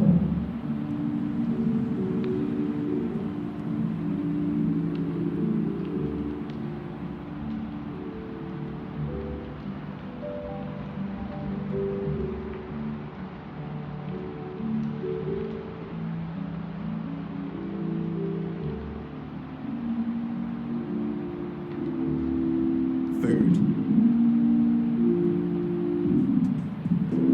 You aren't literally what you eat, but you definitely feel it. What fuels our body also fuels our brains and mental health. The human brain only counts for around 2% of your total body weight, but it uses around 20% of your energy from calories. Thinking really is hard work. Fueling your mind isn't just about getting enough energy from food, it's also what we eat for that energy. For many of us, what we want to eat depends on our mood. I can tell you now that when I'm anxious, stressed, or depressed, I am not craving that garden salad.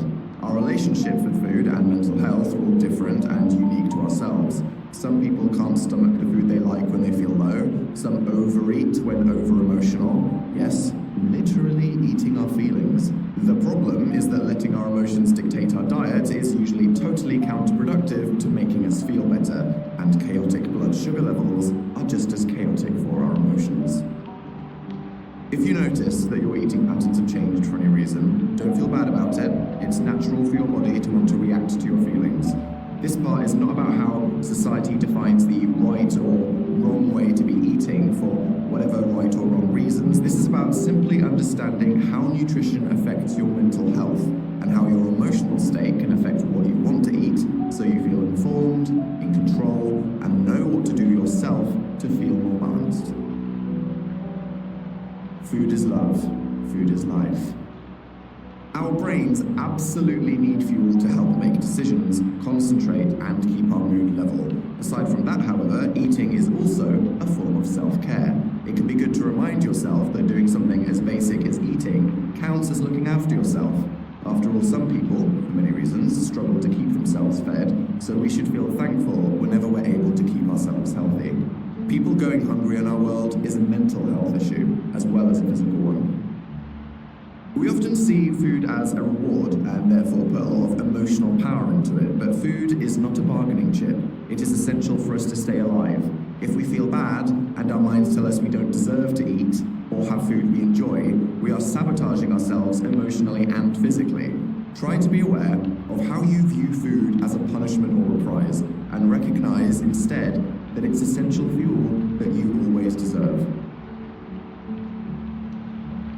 A healthy attitude. Let's talk about the D word. No, not depression, we covered that. Or Dan. Again, this book really isn't about me, it's about you. Sorry, what? Oh, diet.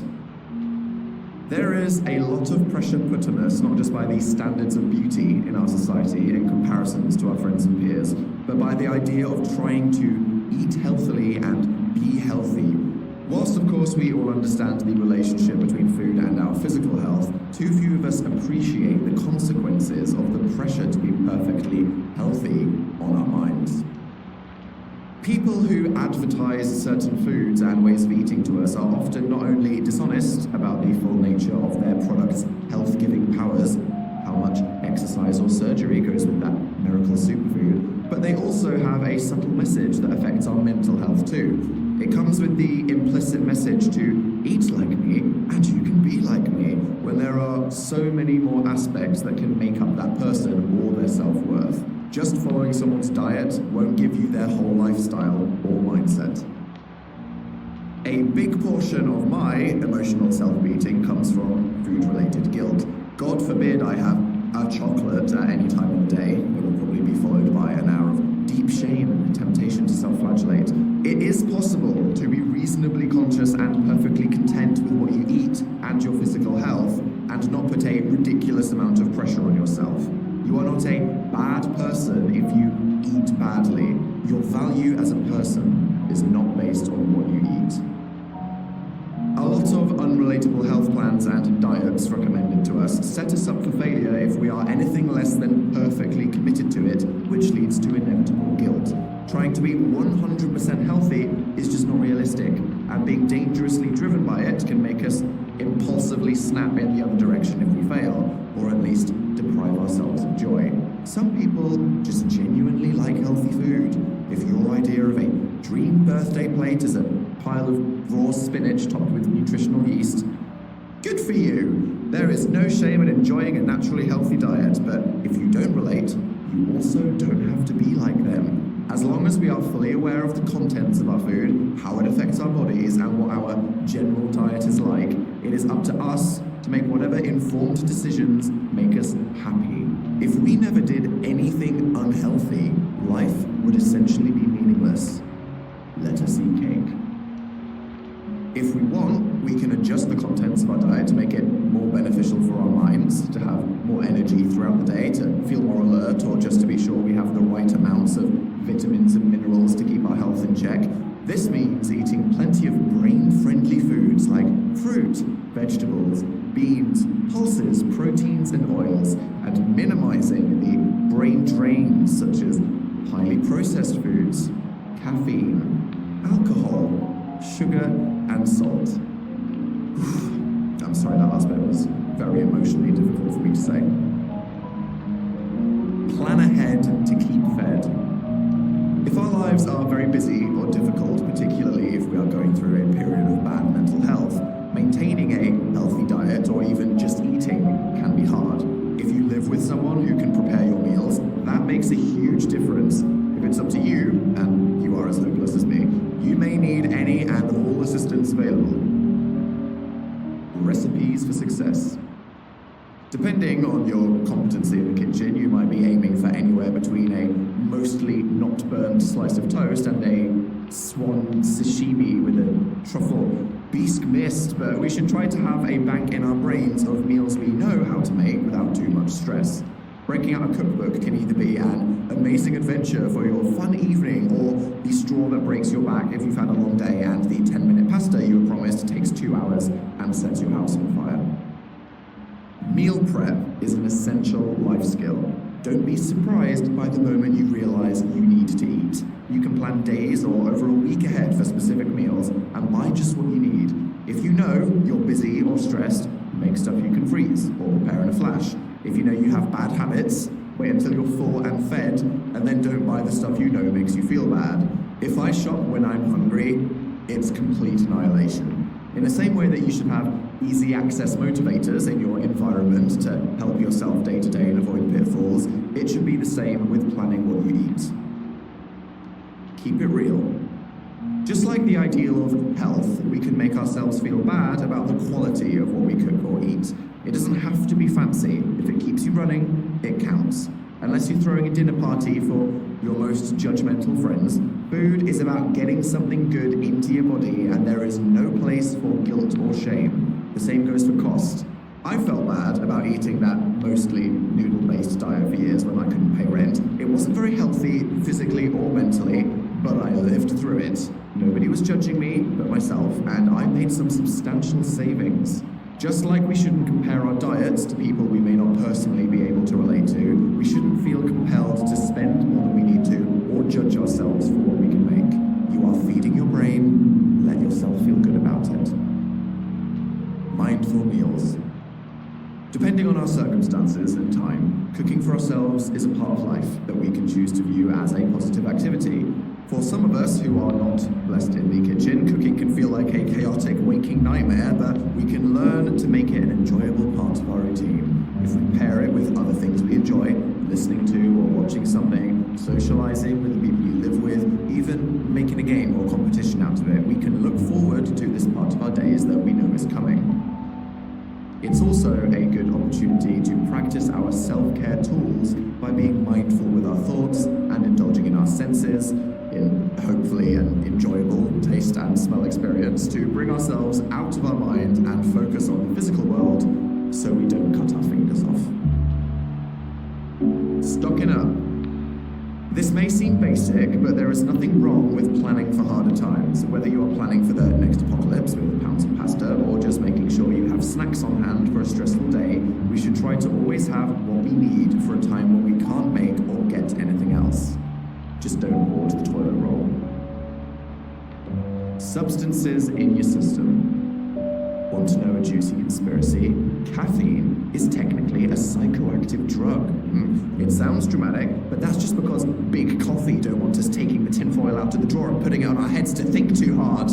Many illegal substances in reality have a much milder effect on our bodies than normalized drugs like caffeine, alcohol, and even sugar. So it's important to understand what to sometimes not put in ourselves, or at least a bit less, if we want to feel better mentally. Sugar. When we're stressed, our body releases a hormone called cortisol, which can cause an increase in our blood sugar, glucose. Stress can also block our body from releasing insulin, which can also contribute to high glucose levels in the blood. That is a lot of science coming from one scoop of ice cream. Our impulse is to reach for sugary food when we're stressed. This is a quick fix to make us feel good instantly, but it will inevitably come crashing down, slumping our mood back to square one. We don't need to avoid sugar altogether, but we should go into it knowing how much we're having and how it is about to make us feel, then make us feel again a bit later. Foods that are high in protein, like nuts, will usually make you feel better, with without the slum. They are just less fun. I respect that. If you're stressed and reach for the sugary snack, that's fine, if you know what's coming for you.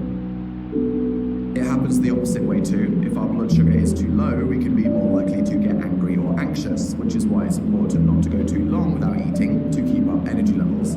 There are some choices we can make about when and how we eat, like skipping breakfast, but it will have an effect on our mental health. The problem with sugar is it's hidden in almost everything from healthy juices to literally bread. It's no wonder people, particularly children, can have such difficulty keeping a normal energy level throughout the day. Without being aware, we are spiking and crashing all over the place. Everything in moderation. Unless you are knowingly and lovingly diving deep into that hyperventilation bag of sweet and salted butter caramel popcorn. Godspeed to you. Caffeine. As well as giving us that beam boost of energy, caffeine stimulates our central nervous system, making us feel more alert, which, as we know, in our modern society usually doesn't reflect a real threat and therefore makes us stressed.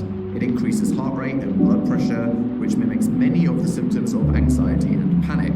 For some of us with a high tolerance, a double espresso may be the only thing that gets us up and out, but if you are sensitive to caffeine, just a single cup could make you panic and shake. If you're sensitive to caffeine, watch out for it hidden in all kinds of food, from tea, energy bars, chocolate, carbonated drinks, and even some common pain medications. When I think about all the coffee brand double-strength large-size mugs topped with caramel sauce I've had, I feel very grateful that I am alive in this moment. Alcohol. Whilst alcohol has the power to relax our bodies and minds, it can very quickly make things worse. Being a depressant, it naturally brings in negative emotions. Initially, it makes us disinhibited, which can make us feel more confident or less anxious, but too much can lead us to feel anxious or depressed.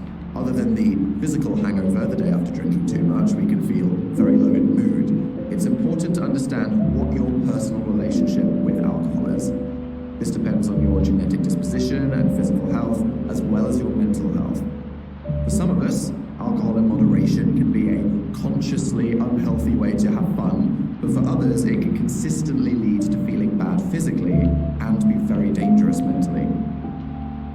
I feel fortunate to be a mainly clumsy and cringe-inducingly flirtatious drunk who is most likely to knock over an urn or a priceless lamp. But I know from experience that if I start drinking in a negative mood deliberately as a means to escape or numb my mind, then it will only make me feel worse. Any substances that alter our mental state are dangerous if we are going through a time of turbulent mental health, and no matter how much fun they might usually be, we need to understand how to keep ourselves safe. Note, each of these things are heavily addictive and our bodies build up tolerances to and reliances on them. If you suddenly quit sugar, expect your energy levels to crash. If you detox caffeine, you can get crippling headaches and want to sleep in the middle of the day. Quitting alcohol suddenly can be very dangerous. So whatever substance you may want to get under more control, do it in moderation and speak to a doctor or professional if you need to. Thirsty work. We might think our big brains are what make us so smart, but around 75% of the tissue is just water, so we need to keep it hydrated. We lose water constantly through sweat, breath, and that convenient hole that we have. Dehydration can be very dangerous, not just for our bodies, but our ability to make decisions to keep ourselves safe. Just a small amount of dehydration can cause headaches, irritability, tiredness, and loss of focus, so it's harder to deal with challenges. On a day-to-day level, being well hydrated makes us feel more awake, alert, and have a clear mind, which reduces the risk of developing depression and anxiety. By the time you notice you're thirsty, your brain has already hit the point of dehydration, so we need to be proactive with our drinking. For adults, we should drink a minimum of 2 liters a day, even more if it's hot or we're exercising. Just don't drink it all at once. Try to have a drink available near you most of the day, and you'll probably find yourself naturally drinking all the time. For reference, we're talking about regular water here. You can't down a 2-liter bottle of something fizzy at midnight and expect to wake up with perfect mental clarity. Say no to bubbles sometimes. Water is amazing. Learn to love it, live it, pour it all over your face and shake your head in pure ecstasy. This is the joy of being hydrated. Eating your feelings. Much like we can learn from our activities and environment, we can learn from how the different things we eat make us feel. We're all different, so no matter what it says on the tin, try to think about how different meals make you feel, and remember that. Then, when you want to feel a certain way, whether that's alertness from biting a raw lemon or totally comatose from an overindulged Chinese buffet, you know what you can do. If you start trying to work out how different foods affect you, be patient with yourself and take your time. Don't instantly feel guilty for something that makes you feel bad, or for not being perfectly good. Just make a note of what you discover so you learn more about yourself, and next time it can be a conscious effort. Mindless eating. That doesn't mean the moment you reach into a fridge at midnight looking for something you can't quite put your finger on, but when you see it you'll know. We often eat mindlessly, which means we aren't focusing on our food, instead commuting, watching TV, or distracted by something in front of us. When we do this, we miss signals from our bodies and can eat because we're emotional or even when we aren't hungry. A good example is devouring an entire bucket of popcorn before a film even begins to play, or passively demolishing an entire bowl of crisps at a social event just because it was placed next to you. You mindless eating monster.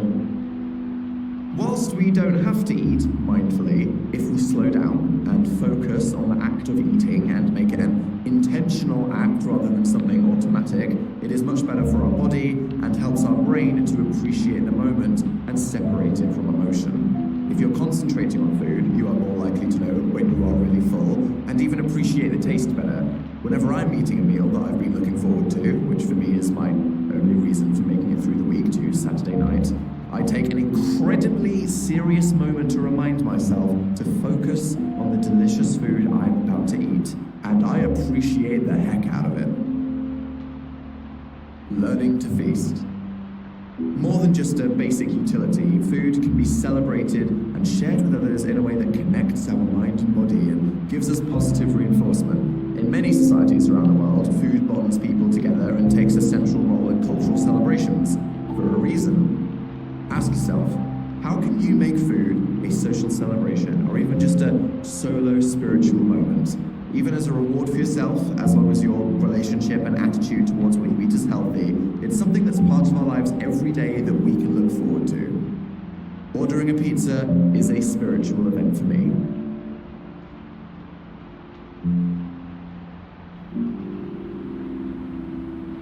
Exercise, mindful munching. Good for appreciating your food, aiding digestion, emotionally relating to food, and making the popcorn last longer. 1. Pay attention. Try not to multitask, just you, the food, maybe the person sat opposite you, but mainly the flavor sensation. Pay attention to every aspect of the food that you enjoy. The taste, the smell, the textures, the combinations of flavors, and how it looks. Unless it's a kebab, the chef will appreciate you. 2. Slow down. By eating slowly, we help our brain to keep up with our body. Our brain takes around 20 minutes to realize when we're full, so we can eat more than we need to or even really want. Also, when you slow down, you will probably savor the flavor better too. Remember to chew. 3. Listen to your body. Your body's impulses will tell you to eat when you are hungry. Your mind will compel you to eat just if you're bored, stressed, or anxious. Try to separate how you feel emotionally from how your body feels physically. Really tune in to what your body needs, and usually your emotions will improve as a result. 4. Be consistent. Our body learns our food schedule, and any surprises can send signals of concern. If you skip a meal, your body will think something is wrong and send signals to your brain that will make you feel worse, even if you did it for a reason. Try to be as regular as you can and to keep your energy levels up throughout the day in order to keep your brain balanced. 5. Think about it. Food doesn't magically appear. The way our food goes from creation to digestion is a result of people all over the world, from farmers to truckers, people picking and packing, teen me at 5 a.m. collapsing into the dairy aisle, to the people who may have prepared your meal for you. Taking a moment privilege of having food and the fact it tastes nice as well as providing a basic function is something to be thankful for, and could be a moment of reflection that can calm you in your day.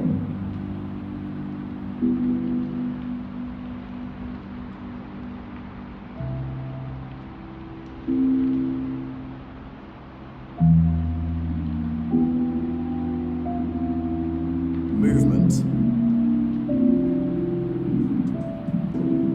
Our bodies are meant to move. It makes sense that our brains react to what we think our bodies need. So, to change how we feel, sometimes we have to get up and go. Imagine your brain sitting up there just waiting for some kind of signal to shoot some hormone into your body or emotion into your consciousness so you can rise to a challenge. Our brains are ready to handle everything from a marathon to hunt down a mammoth to sprinting away from that saber-toothed tiger. Yes, it's still there. But for some of us, the biggest daily movement challenge is getting off the sofa to get a snack from the fridge. The good news is, if we want to help our mental health with our movement, we don't need to perform crazy acts of human endurance. Just a little, when you need it, can make a huge difference. Let's talk about the E word. At least it's not another D word. No, not electroencephalographically. That's the longest one. Exercise. The act of suffering to apparently gain something. For people like me who run, ironically, in fear from this, do not worry. For mental health, it's much better just to think movement. One study showed that just an hour of walking throughout the whole of your day at any point can significantly reduce the risk of depression. You don't need to be an Olympic athlete. It's really just the difference between nothing at all and doing literally anything. Movement can be as effective as antidepressant medication in treating mild to moderate depression and dissipating anxiety.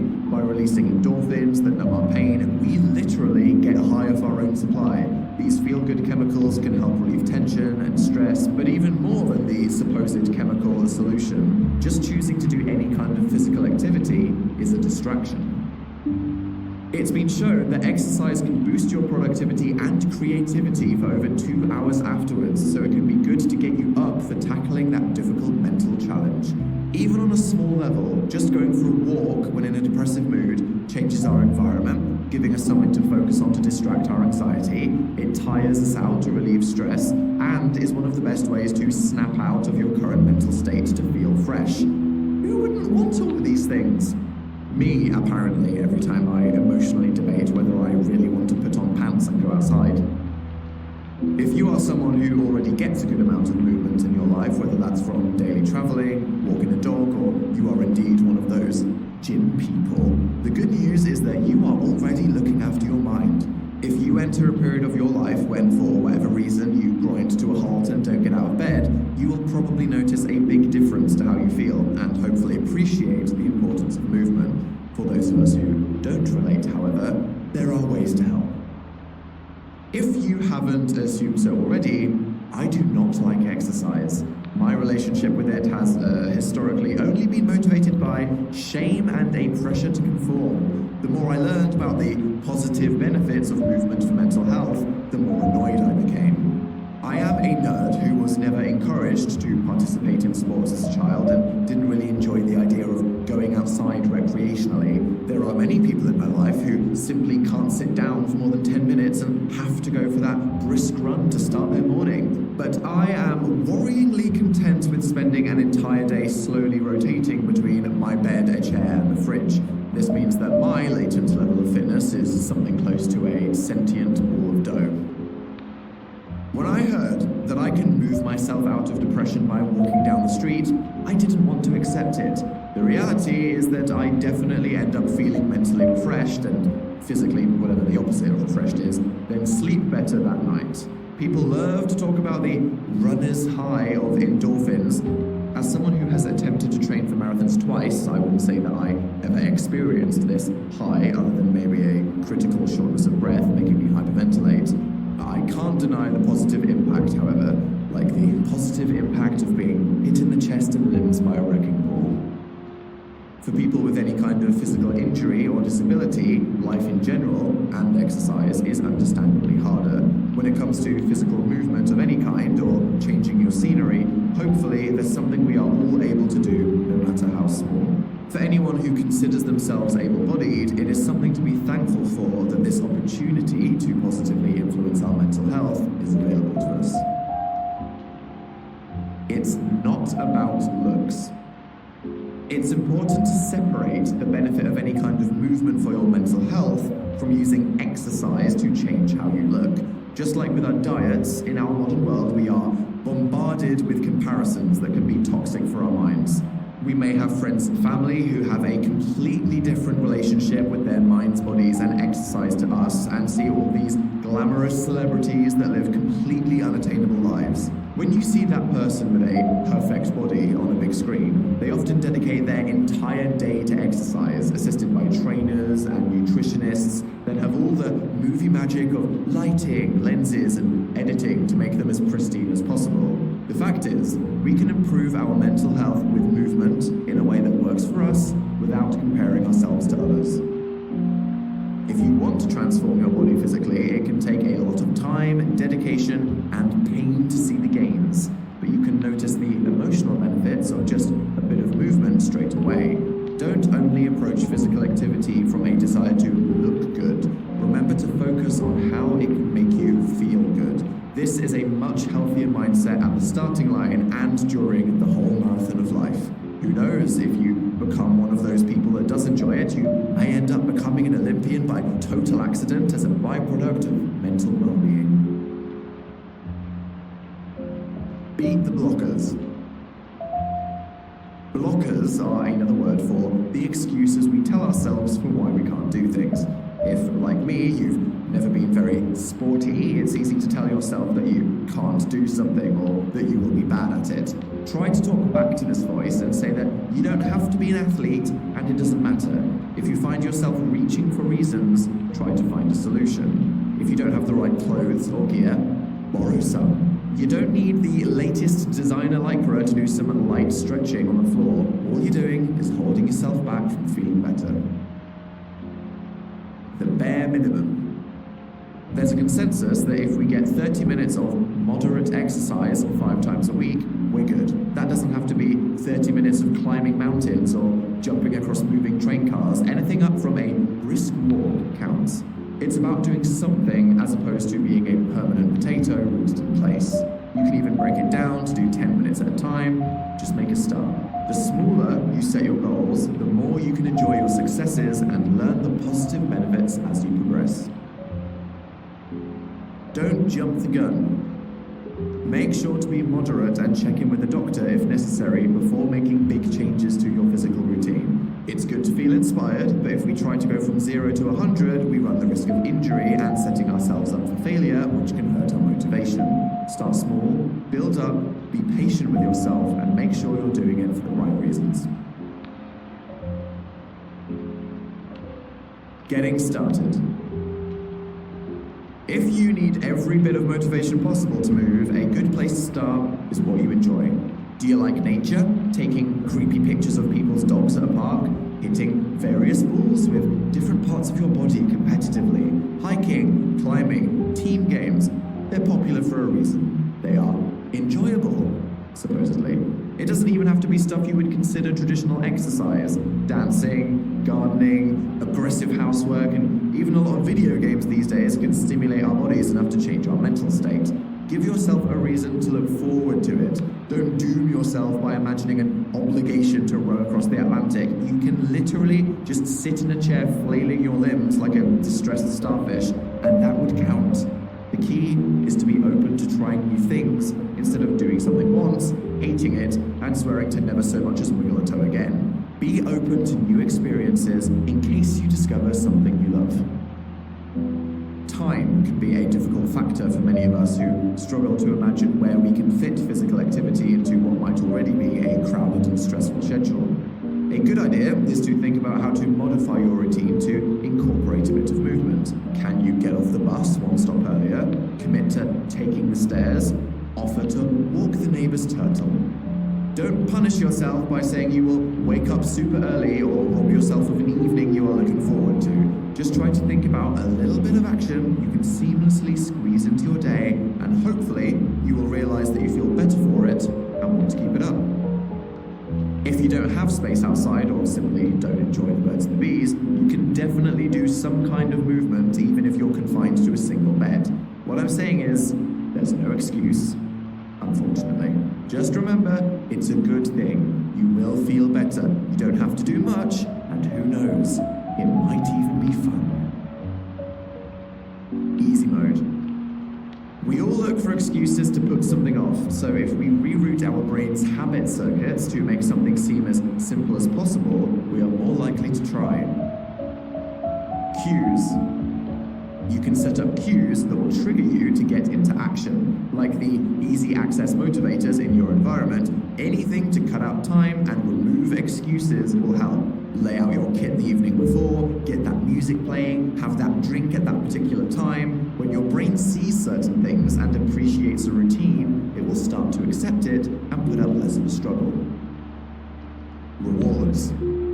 If we learn to link movement with a reward, we'll want to do it more. This can start with just how it makes you feel before and after.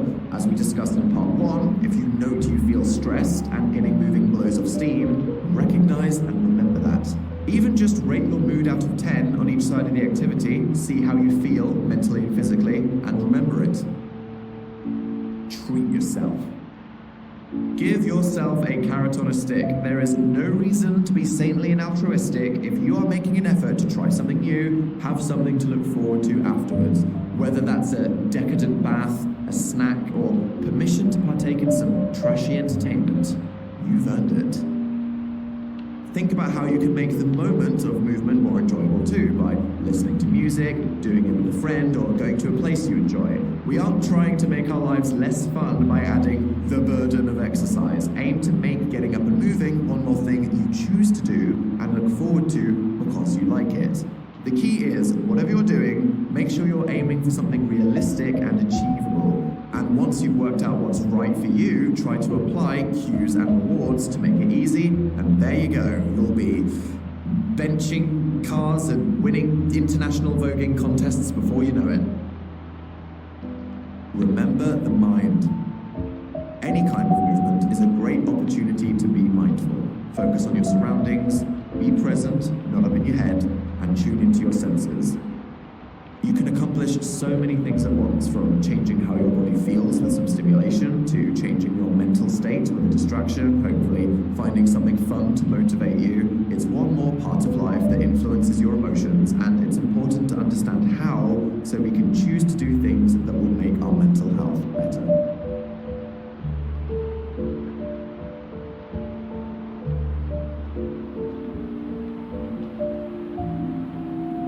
Social life. Whether we consider ourselves social butterflies or socially anxious sloths, humans are built to be social creatures, and we have an intrinsic need for connection to other people. By far, one of the most powerful factors for managing mental health is our connection to others. More so than any exercise, professional approach, and sometimes prescription, feeling that you are being listened to and appreciated can be the strongest support. Strong social bonds give us a sense of belonging, protect against stress, boost our self-worth and confidence, and even improve our immune system. Our bodies and minds expect us to be surrounded by others, so if our mental health starts to make us less sociable, it can be a downward spiral.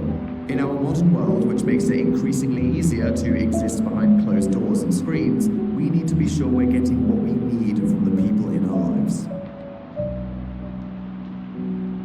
Closing the cave.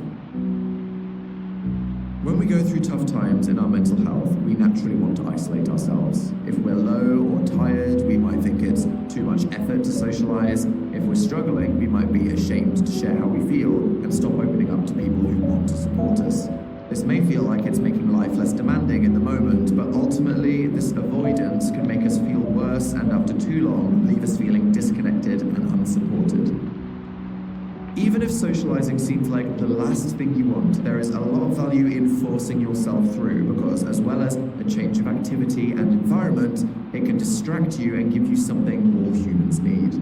Being with others makes us feel part of something bigger. When we feel psychologically scared, sometimes just seeing other people can make us feel safe and less alone with negative thoughts. When I feel vulnerable, I often feel like I don't want to be seen and judged by others or expend the emotional energy to perform like a normal human. But whenever I'm forced into a social situation, it changes how I feel emotionally and is usually worth the effort.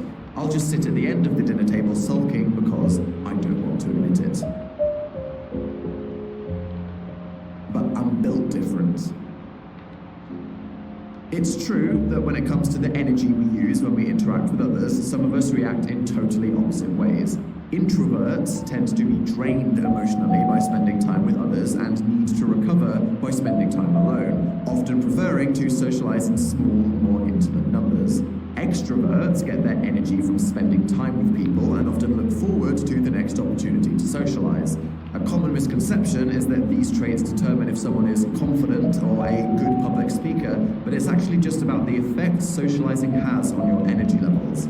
There are also ambiverts, which are supposedly a bit of both, but just like mental health, probably sexuality, and definitely rainbows, social energy is more like a spectrum that can't be so easily simplified. After all, our attitudes to other humans and social scenarios depend on all the aspects of our psychological makeup that give each of us a different predisposition. You may think that extroverts have it easy if socializing is naturally good for our mental health, but even the most introverted of us all, which is me by the way, I am the winner and certified most introvert, still need quality human emotional connections. Introverts might need to recharge on a desert island for a month after briefly waving to a neighbor, but every now and then, we need the reminder that we aren't alone in this universe, and there are other voices than the one inside our head. Just know that it's perfectly normal for your social appetite to be affected by how you feel. You might go through phases of needing to be surrounded by people, and then hibernating alone for the winter. It's all part of being a human being. The social network.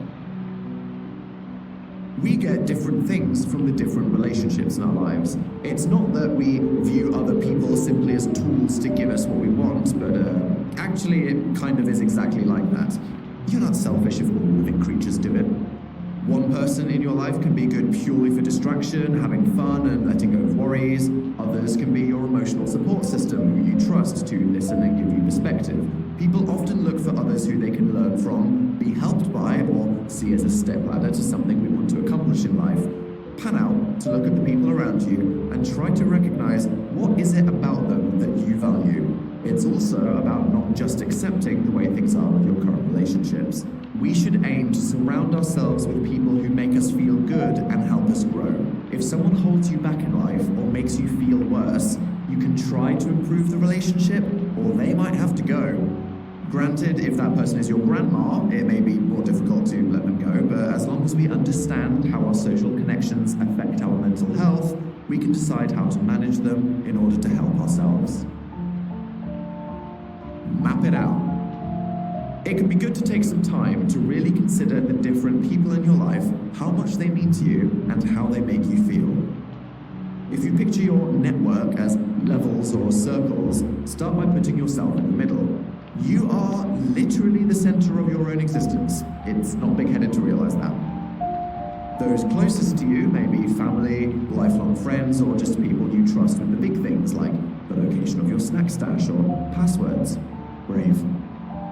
People in the middle we can like a lot, but perhaps not in the same emotionally intimate way.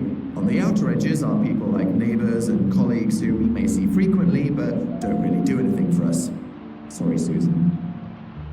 Relationships take time. Research shows it takes at least 50 hours of familiarity for an acquaintance in your life to feel trusted enough to become a friend. 90 to be in a circle, and a whopping 200 hours to become a BFF. Whew, I feel tired just imagining that. I'm gonna ghost everyone for a week. This shows that meaningful relationships take time and energy, which can sound exhausting, but are a huge part of having a healthy mind. Whether you are currently drawing chaotic circles on a napkin or just visualizing this, reflect on who you would put at these different levels of closeness to you. It's important to make sure you have people in that inner circle who you can rely on for support when you need it. Are you happy with the people who are closest to you, or are some of these relationships bad for you? Are there people on the outside who you recognize are great and want to be closer to? It's not about quantity. Anyone who says they have 60 close friends probably doesn't have any. It's about quality. Our mental health is not a popularity contest. Good news for me. The quest is to make sure, however social we might think we are, or aren't, that our bases are covered, and so as social animals, we have that sense of belonging, acknowledgement, and support. Friend requests. If you want to improve your social life, you can focus on either getting closer to the people already in your life or finding someone new. It's perfectly normal for relationships in your life to grow and change. A lot happens in life, and our circumstances and personalities inevitably change with it. If you grow in different directions from someone who's always been a part of your life, that's okay. They might move town, change their jobs, get whisked away in a new relationship, and all these things can influence whatever bond you had with that person. If you find yourself evolving past the people in your life, it's normal for your relationship with them to change and to find new people or become closer to the ones you relate to now. It's impossible for one person to tick every box in your life.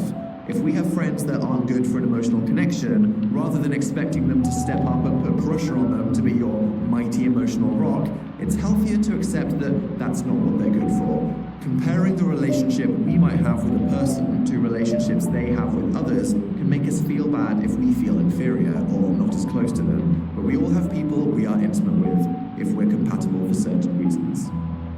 It's about finding who can be there for you.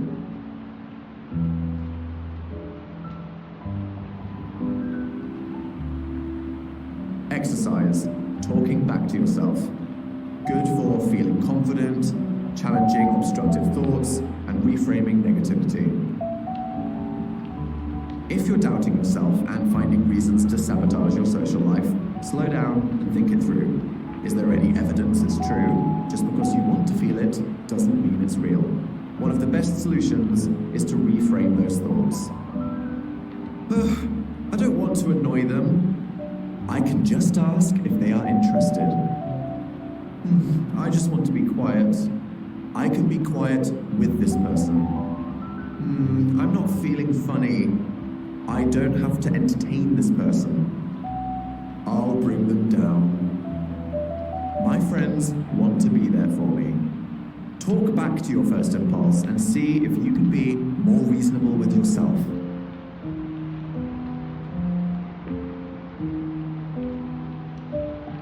Reaching out. If there are people in your life you want to bring closer, or perhaps people you feel you've drifted from, consider reaching out to reconnect. In busy times of life, it's natural to occasionally neglect some of the people around us, but it's not necessarily personal. Identifying someone you'd like to be closer to is the easy part. Human interaction is when it gets difficult. The reality is, we're all a lot more paranoid than we need to be. I constantly feel like I'm inconveniencing people, even if I'm not asking something of them. How dare I consider calling my closest friend just to say hi? What if they are doing something incredibly important and I mildly inconvenience them? The truth is, most of us aren't bothered by people saying hello. We're probably sitting around waiting for someone to, so go be that person. I say that as the one who throws his phone across the room if I hear any kind of noise representing a social event, but when I pick it up, I feel happy to be wanted. If you're as hopelessly awkward as me, there are easy suggestions for icebreakers, from a simple "how's you" to the reminder strategy where you share a song or a photo that reminds you of a good time you've had together. The other tactic is to be straightforward and say, I've been thinking about you and hoping that we can reconnect and hopefully rekindle our connection so we can enjoy the mutual benefits of social connection. Or, something similar but less like an alien who just took over a human body. People appreciate sincerity. If your target is someone you want to lure closer to your inner circle, you can focus on what you think you have in common with this person, which will make your future better relationship so good. This could be doing a fun activity together, talking about something you're mutually passionate about, or having a deep heart-to-heart at 3 a.m. It can definitely sound a bit strange to look at social interactions in this slightly robotic-sounding and sinister way, but understanding what we, as complicated apes wearing shirts, look for and value in others, and how it affects our mental health, can perhaps help you understand your own feelings. Get real. The most important thing when trying to find new friends or get closer to current ones is authenticity. If you change who you are to impress someone, it will never emotionally fulfill you. Know that. It may seem exciting or aspirational to chase after a friend because they're popular, attractive, or can help your life and career, but every social interaction will be emotionally draining and stressful.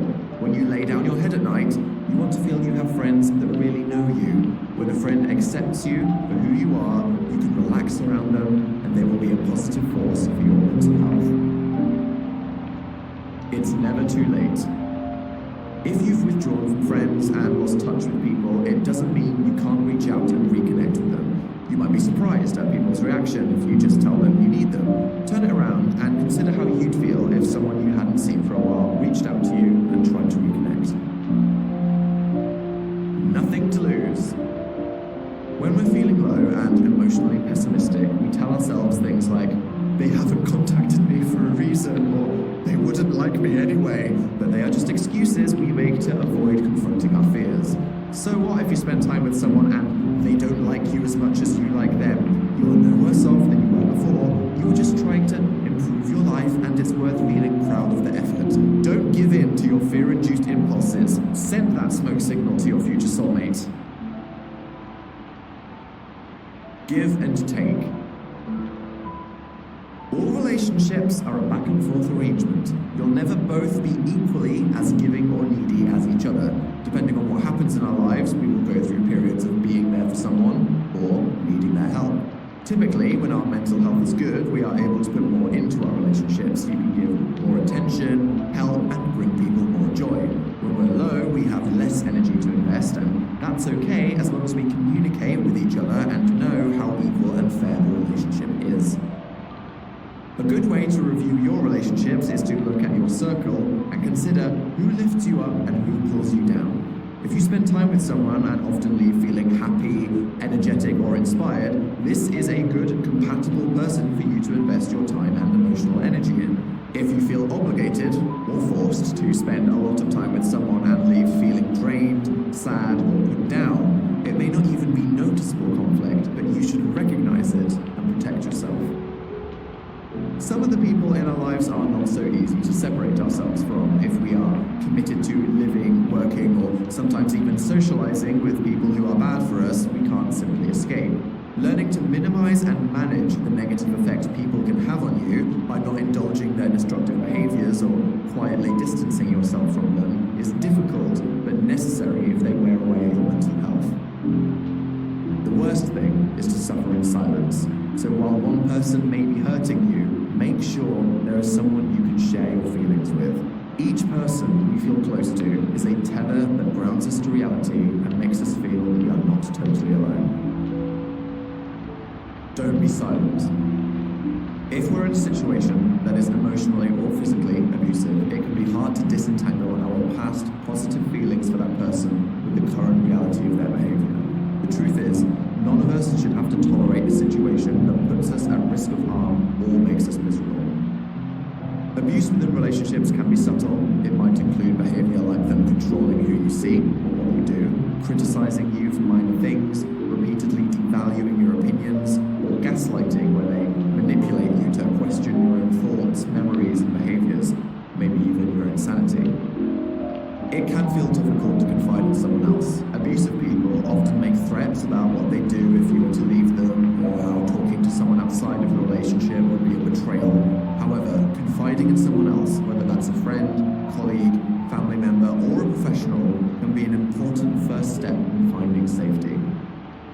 We all want to be able to save people or relationships, but if the burden is being put on you, If you enable or excuse their behavior for any reason, it can sometimes stop the other person from confronting what they need to deal with. It is not a betrayal to stand up for yourself or remove yourself from the situation, and with some toxic behavior, that can be the intervention the person needs. The priority is to be safe. Don't be silent. Reach out for help if you need it. Getting out there. If we need more people in our life, not just soulmates who stand the test of aeons, but maybe just some mates to mingle with, it can feel daunting. Where do you start? The reality is, most human relationships come from places you're forced to be. Your family, your neighborhood, school, and work. The idea that we all have perfect soulmates out there waiting for us that we will never find in an ocean of billions is not realistic. Not because you will never find them, but because magical perfection probably isn't real, and one of the many people you will inevitably bump into in life will be that just fine amount of compatible to tick your box. Plenty of people are lifelong friends with the people they met as children. You don't all have to be perfectly alike, and sometimes time and tumultuous experiences are the best bonds for long-term relationships. If, like me, you tend to constantly roll to new pastures and struggle to keep in contact with the past, it can leave you dangling when you're older and are inevitably less likely to be forced to spend all day with random people. If people we see at work or class every day can also be our friends, that can be great. However, it is just as likely that these people we see all the time can remind us of things that stress us out, or prevent us from getting close if it is not a relaxing environment. This is when we have to look outside of our default life to find fresh fish. It's a big sea out there. A good place to start is your passions. Whatever you enjoy doing, search for a community that is looking for more people to share the love. If you like sports, join a team. If you like music, advertise for that garage band that will take over the world in 10 years. If you enjoy role-playing as a dragon, I'm sure there's some people in a basement somewhere who are desperate to join you. It helps when you have similar interests and shared topics of conversation for an instant connection. Even if you don't end up personally clicking with someone, you're still doing something you enjoy. Anything that involves teams or building a community together is great, as working on a common goal gives you a bigger sense of belonging. So what if you've never kicked a football before? Someone in the club has to design the t-shirts and pass out warm drinks when you're standing on a freezing field first thing in the morning. Volunteering is another great way to feel part of something, proud of yourself, and meet people with a similar mindset. To me, it can be the most terrifying idea in the world, but sometimes we just need to put ourselves out there. When I started making a conscious effort to fix my friend zone, I reached out to other performers I admired and even total strangers in some video games I played.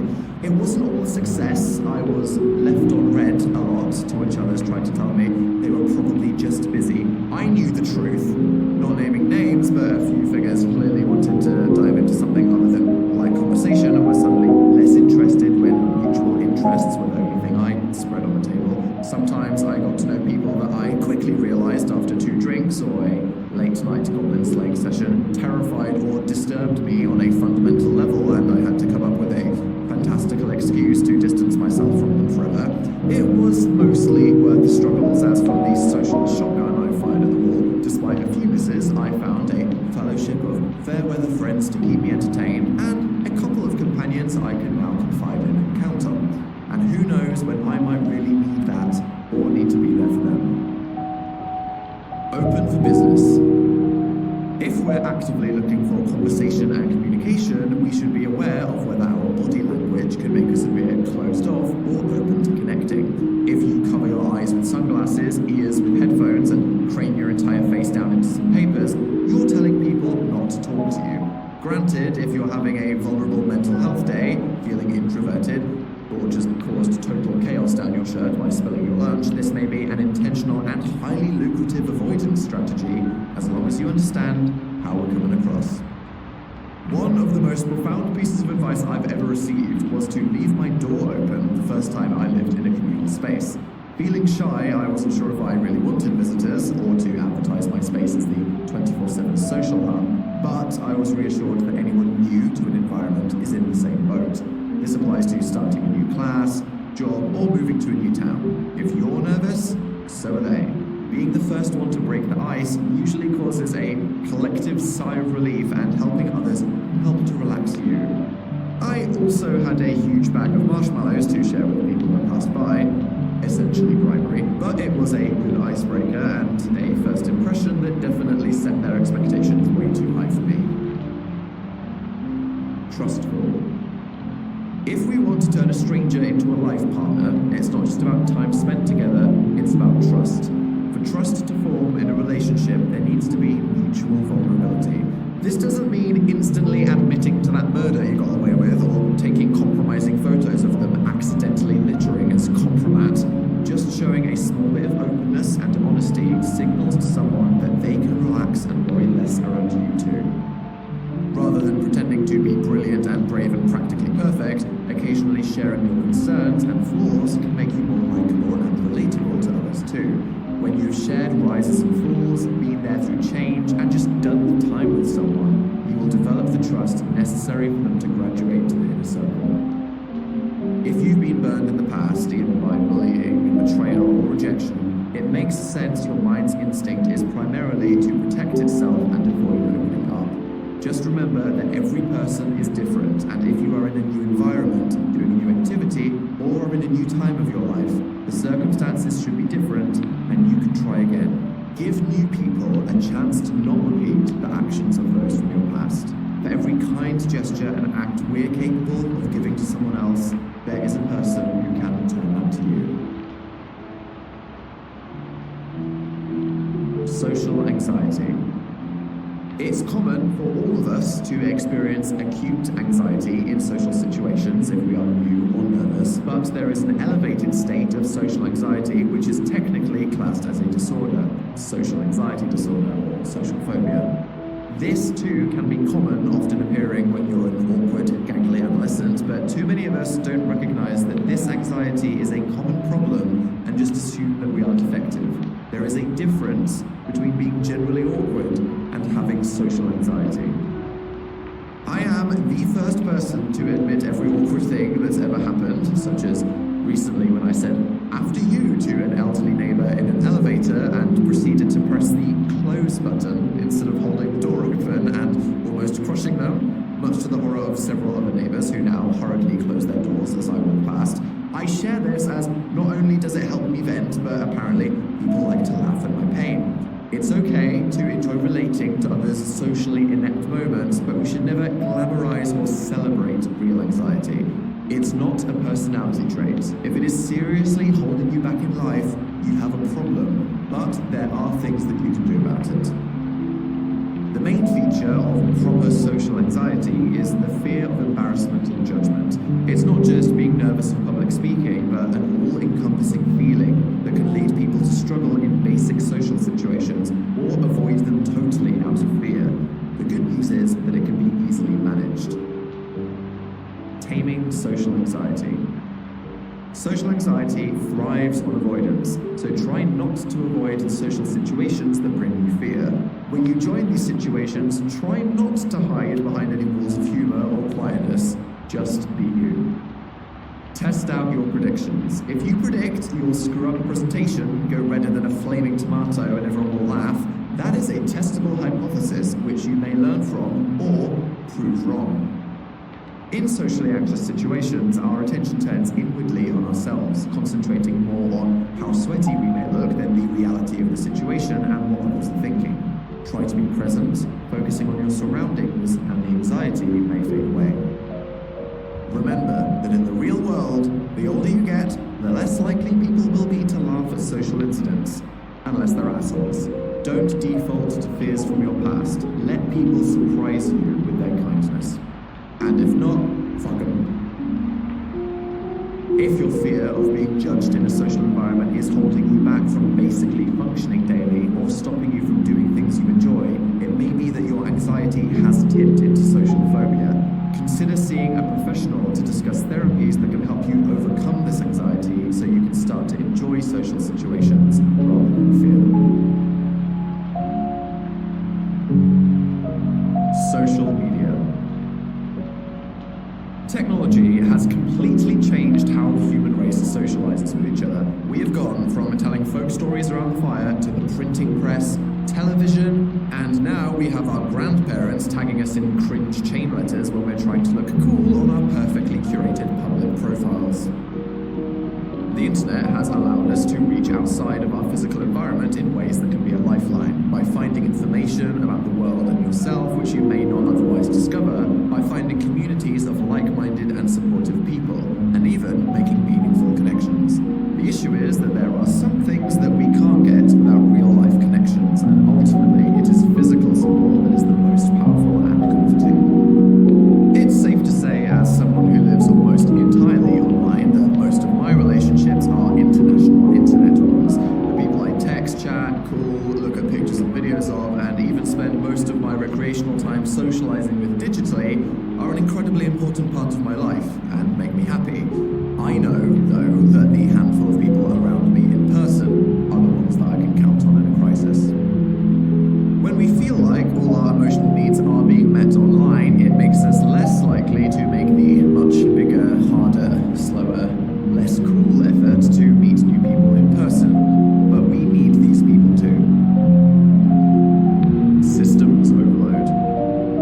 The fact is, we are not built to process so much information and interaction. Our sensitive brains, patiently waiting for a single physical challenge right in front of us to respond to, can't comprehend the bombardment of emotional messaging that waits to explode out of our screens and send our systems all over the place.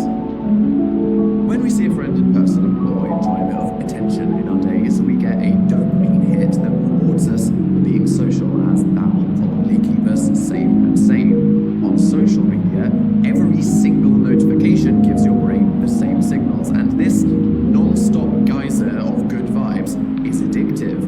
Why risk only having one interaction by walking to the park when you can scroll on the toilet getting constant attention for hours? The other part of our brain being assaulted is the threat system. When we see a 24-hour news cycle of amazing and awful events, it's exhausting for us to emotionally relate to. When we can no longer escape from our daily environments, the emails from work or the people from class leaving comments, it means our brains can never turn off from the times and places where they are stressed. Our brains need time to recover from this emotional exhaustion. The other dystopian side of this tale looms towards influence, social status, and all-powerful algorithms which combine to create a centrifuge of chaos that we're all subjected to. But that may not be something you can tackle right now, so no worries. Safely behind a screen. We all have negative impulses. When we feel bad, our base instinct can be to hurt others to bring them down to our level. If we're jealous, sad, or angry, we want to sabotage people who have the audacity not to wallow in our same sorrow.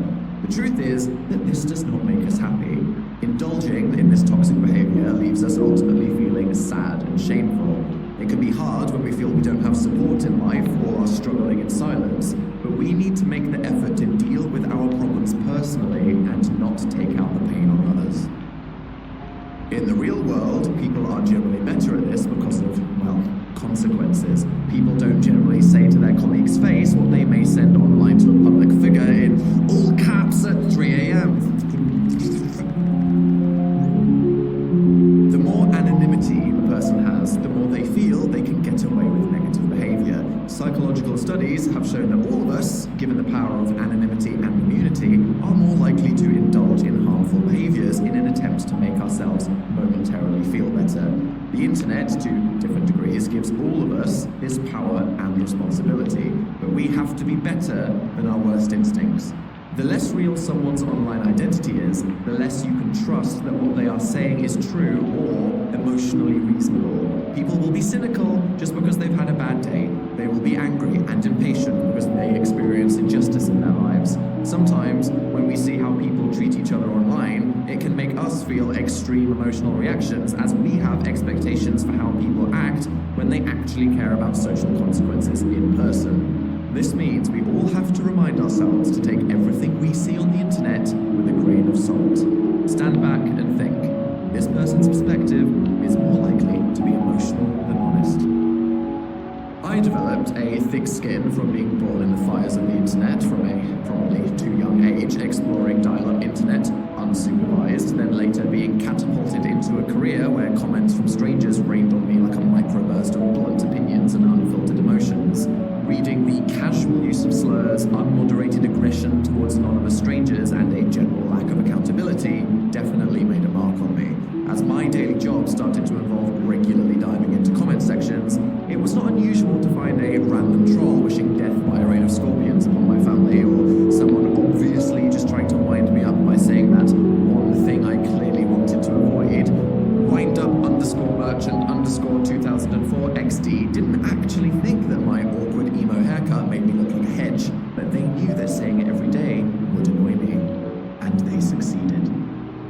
than reading the lesson about letting go of what I can't control in some book, which would have been really helpful, I developed that ability naturally as a result of being worn down for years.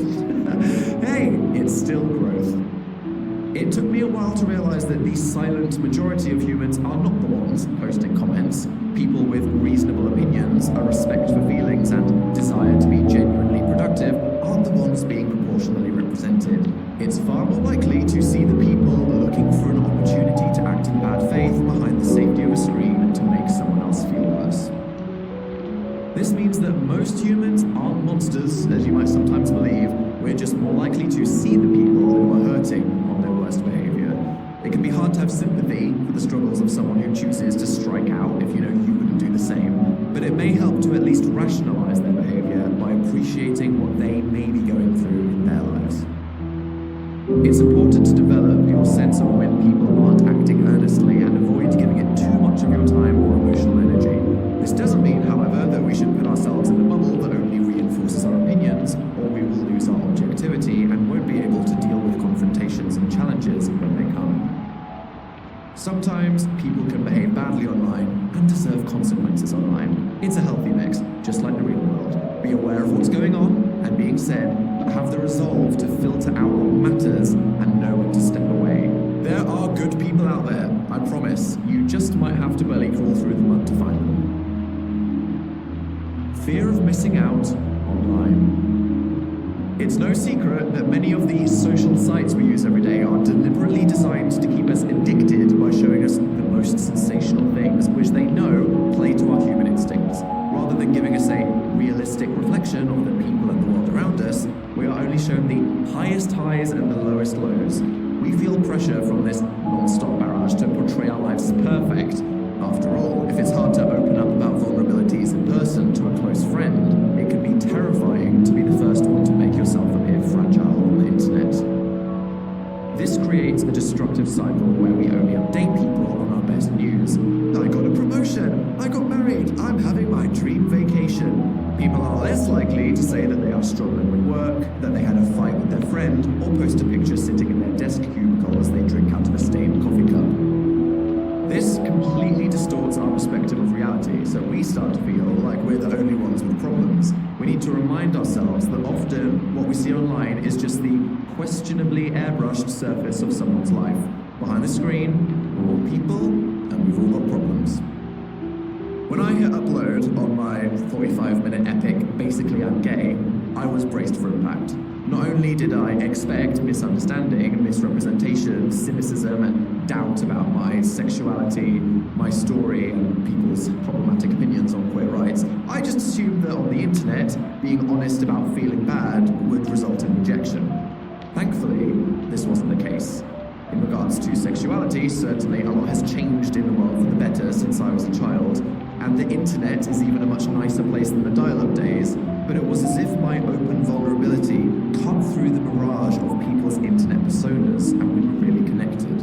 When I explained my story, how I secretly felt all these years, and why it took until now for me to go on this journey, people were supportive and empathetic. Sure, there were probably a few assholes if I looked hard enough to find them, but why would I? It's always nice when humanity positively surprises you.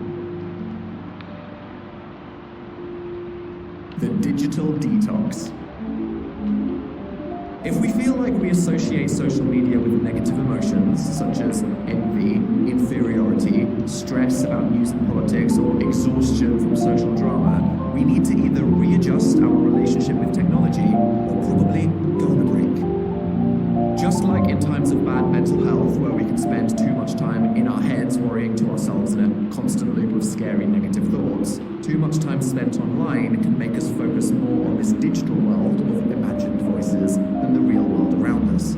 This dissociation is not natural, which is why reminding ourselves to be present in the physical world and manage our time online is a crucial skill. You don't have to throw your technology into a flaming barrel and live alone in the outback to escape the negative side of social media. Just tone it down a bit. As one of the world's leading experts in not having a life and learning to live not just integrated with technology, but featured right in the center of the digital panopticon for a decade, I have learned the hard way how to help myself.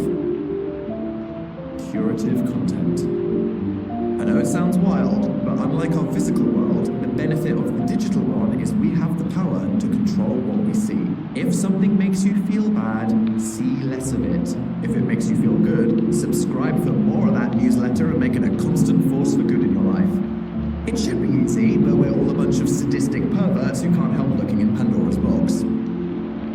We have the fear of missing out on whatever is popular, but if bad news and even worse politicians start taking up too much of your brain, reach for the mute. It's not blissful ignorance to curate your feed to make yourself feel good. The news is there if you really want to peek into the pit of chaos, but you don't need to shove it in your face all day.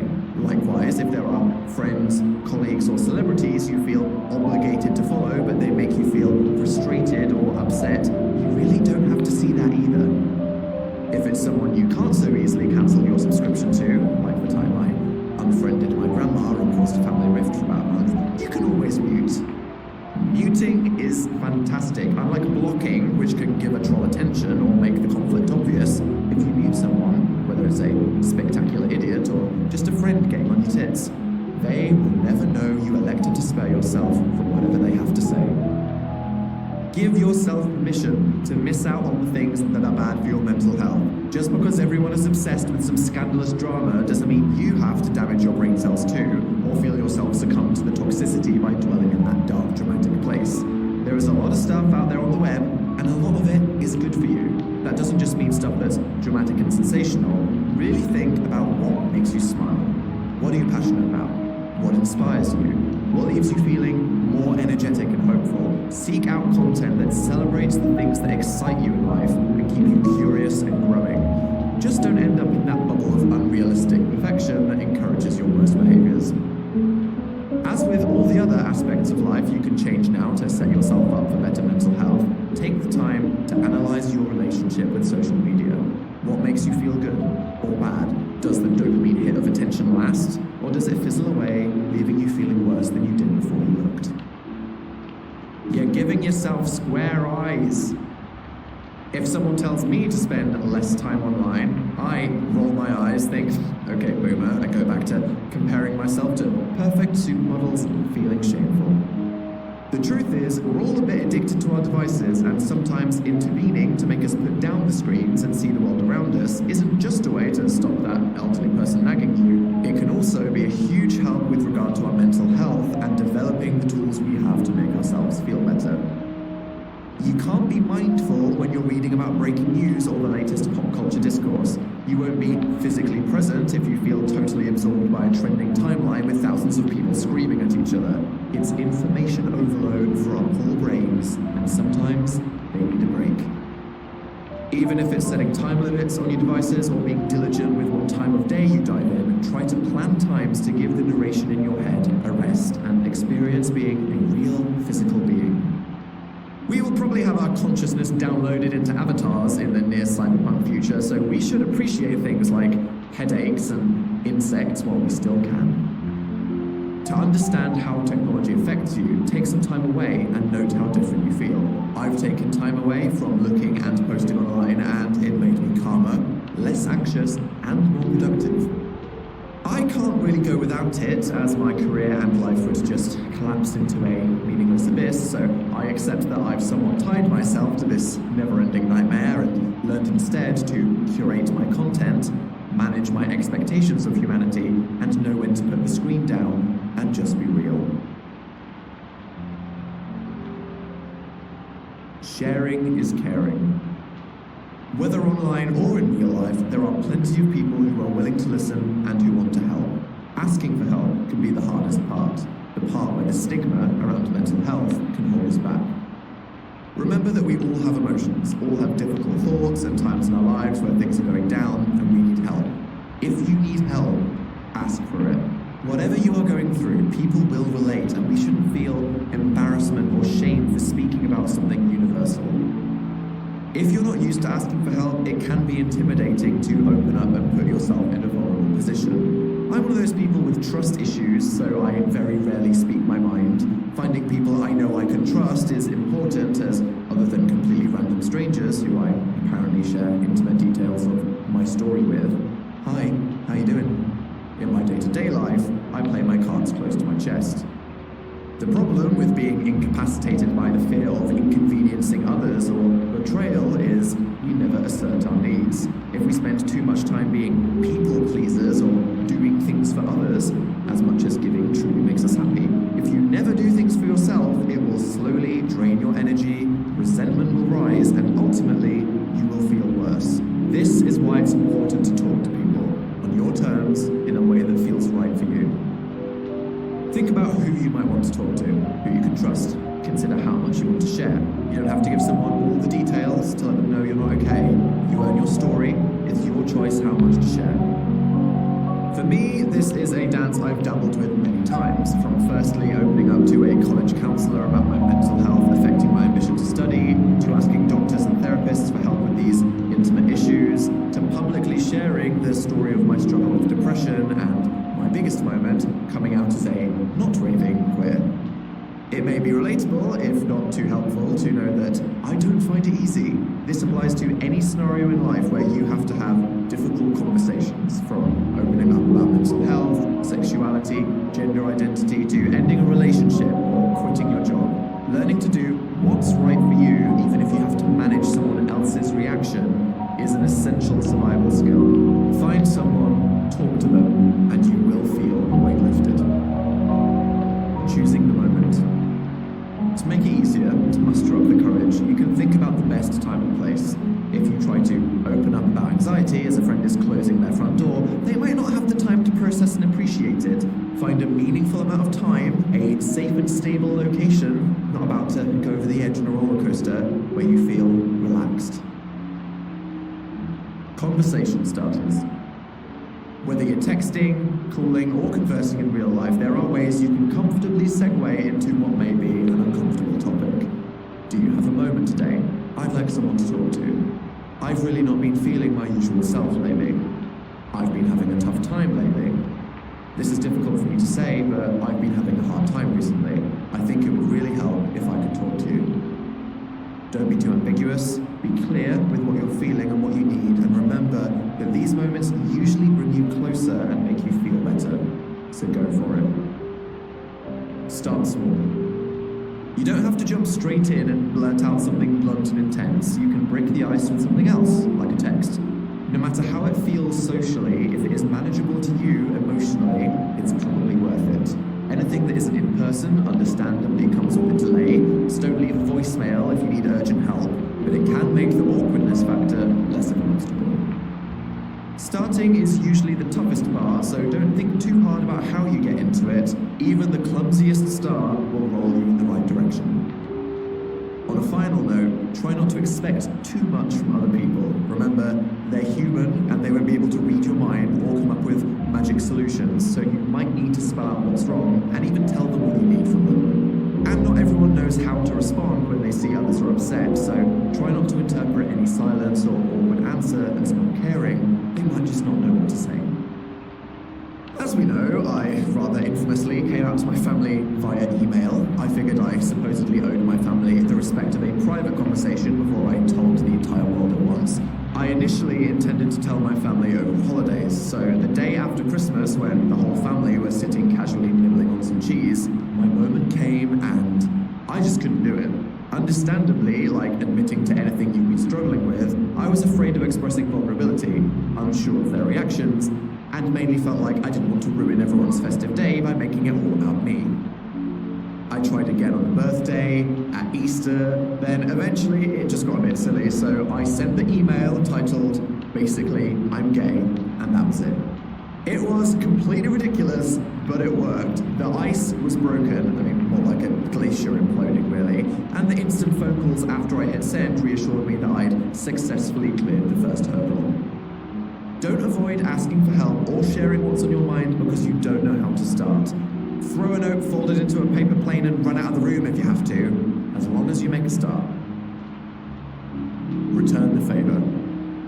The more you learn about mental health, the more I hope you feel you can be there for the people in your life. One of the best ways to make ourselves feel better is to help the people we love or contribute to society in a positive way. Look out for signs that people you know may be struggling and give them the help that you may wish you could get yourself. Just remember remember that you can't help others before helping yourself first. Like an oxygen mask on a plane, you won't be good for much if you're running out of air as you prioritize everyone's needs over your own. If you really want to help others the most, you need to be the best, most functional and productive version of you in order to be the best help for others. We all know people like this who do everything for others and never take a moment for themselves, force them into a damn spa.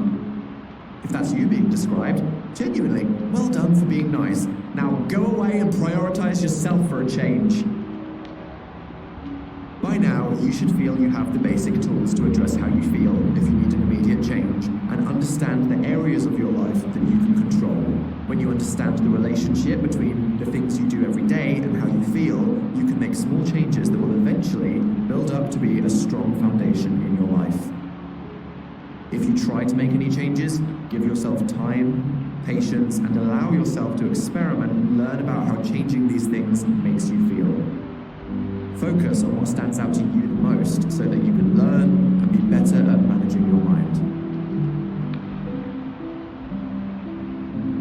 Tomorrow check-in. At the end of this part is a great time for a check-in. Give yourself a quick well-being scan and see how you can help yourself be happier right now. Here are some questions to consider. What was the last thing you did, and how did it make you feel? Can you do something to make yourself feel better? How's your environment? Is anything making you uncomfortable, physically or emotionally? Can you make the space work better, or get more air or light? Do you need a change of scene? How much sleep or rest have you had in the last 24 hours, or last few days? Do you need to recharge to get the energy you need? Are you hydrated, or do you need to guzzle some of that H2O? When did you last eat? Do you need to fuel your body and mind? How much have you moved today? Would a bit of action get your juices flowing and improve your mental state? How do you feel about other people? Do you need to see or hear a friendly face? Tell someone how you feel? Or do you need alone time? Is your phone buzzing or the timeline stressing you out? Remember, it's up to you what you see or hear. Think about these things and just remember, do what you can to make yourself feel better. There's always something.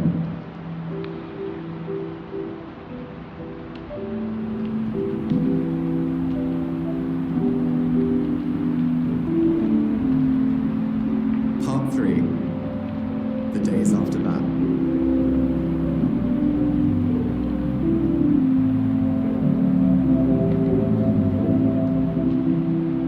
Once you feel you have the tools to take care of yourself in a tough moment, and you've done what you can to improve the world around you to give yourself the best chance, you have created the time and space to think about the bigger things that will keep your mind healthy in the long term.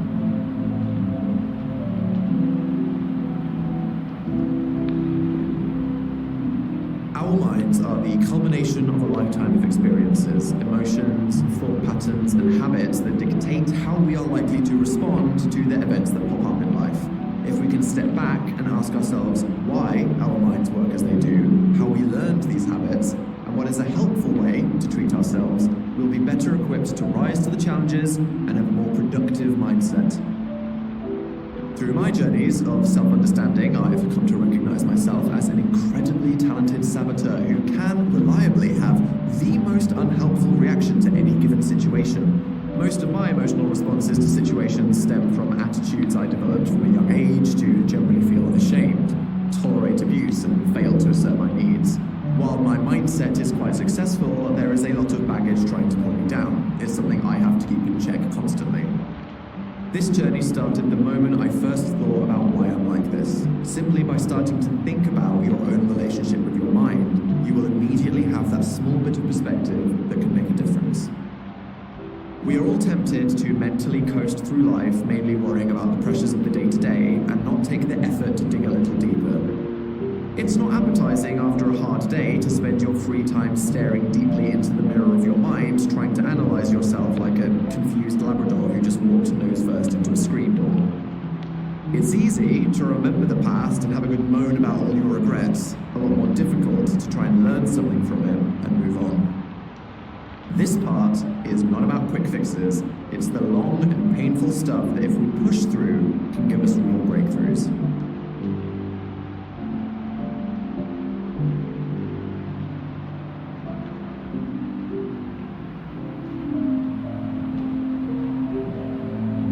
am I thinking? When we notice a negative feeling, it's usually due to a negative thought. These thoughts are automatic, usually unnoticed by us as they lurk in the background, beaming out bad vibes, but we have to learn to catch the moment we start to feel bad and ask ourselves, what did I think that made me feel this way? We all like to believe we're in total control, but we are mostly on autopilot. I mean, I assume you're not consciously pumping your heart as you listen to this.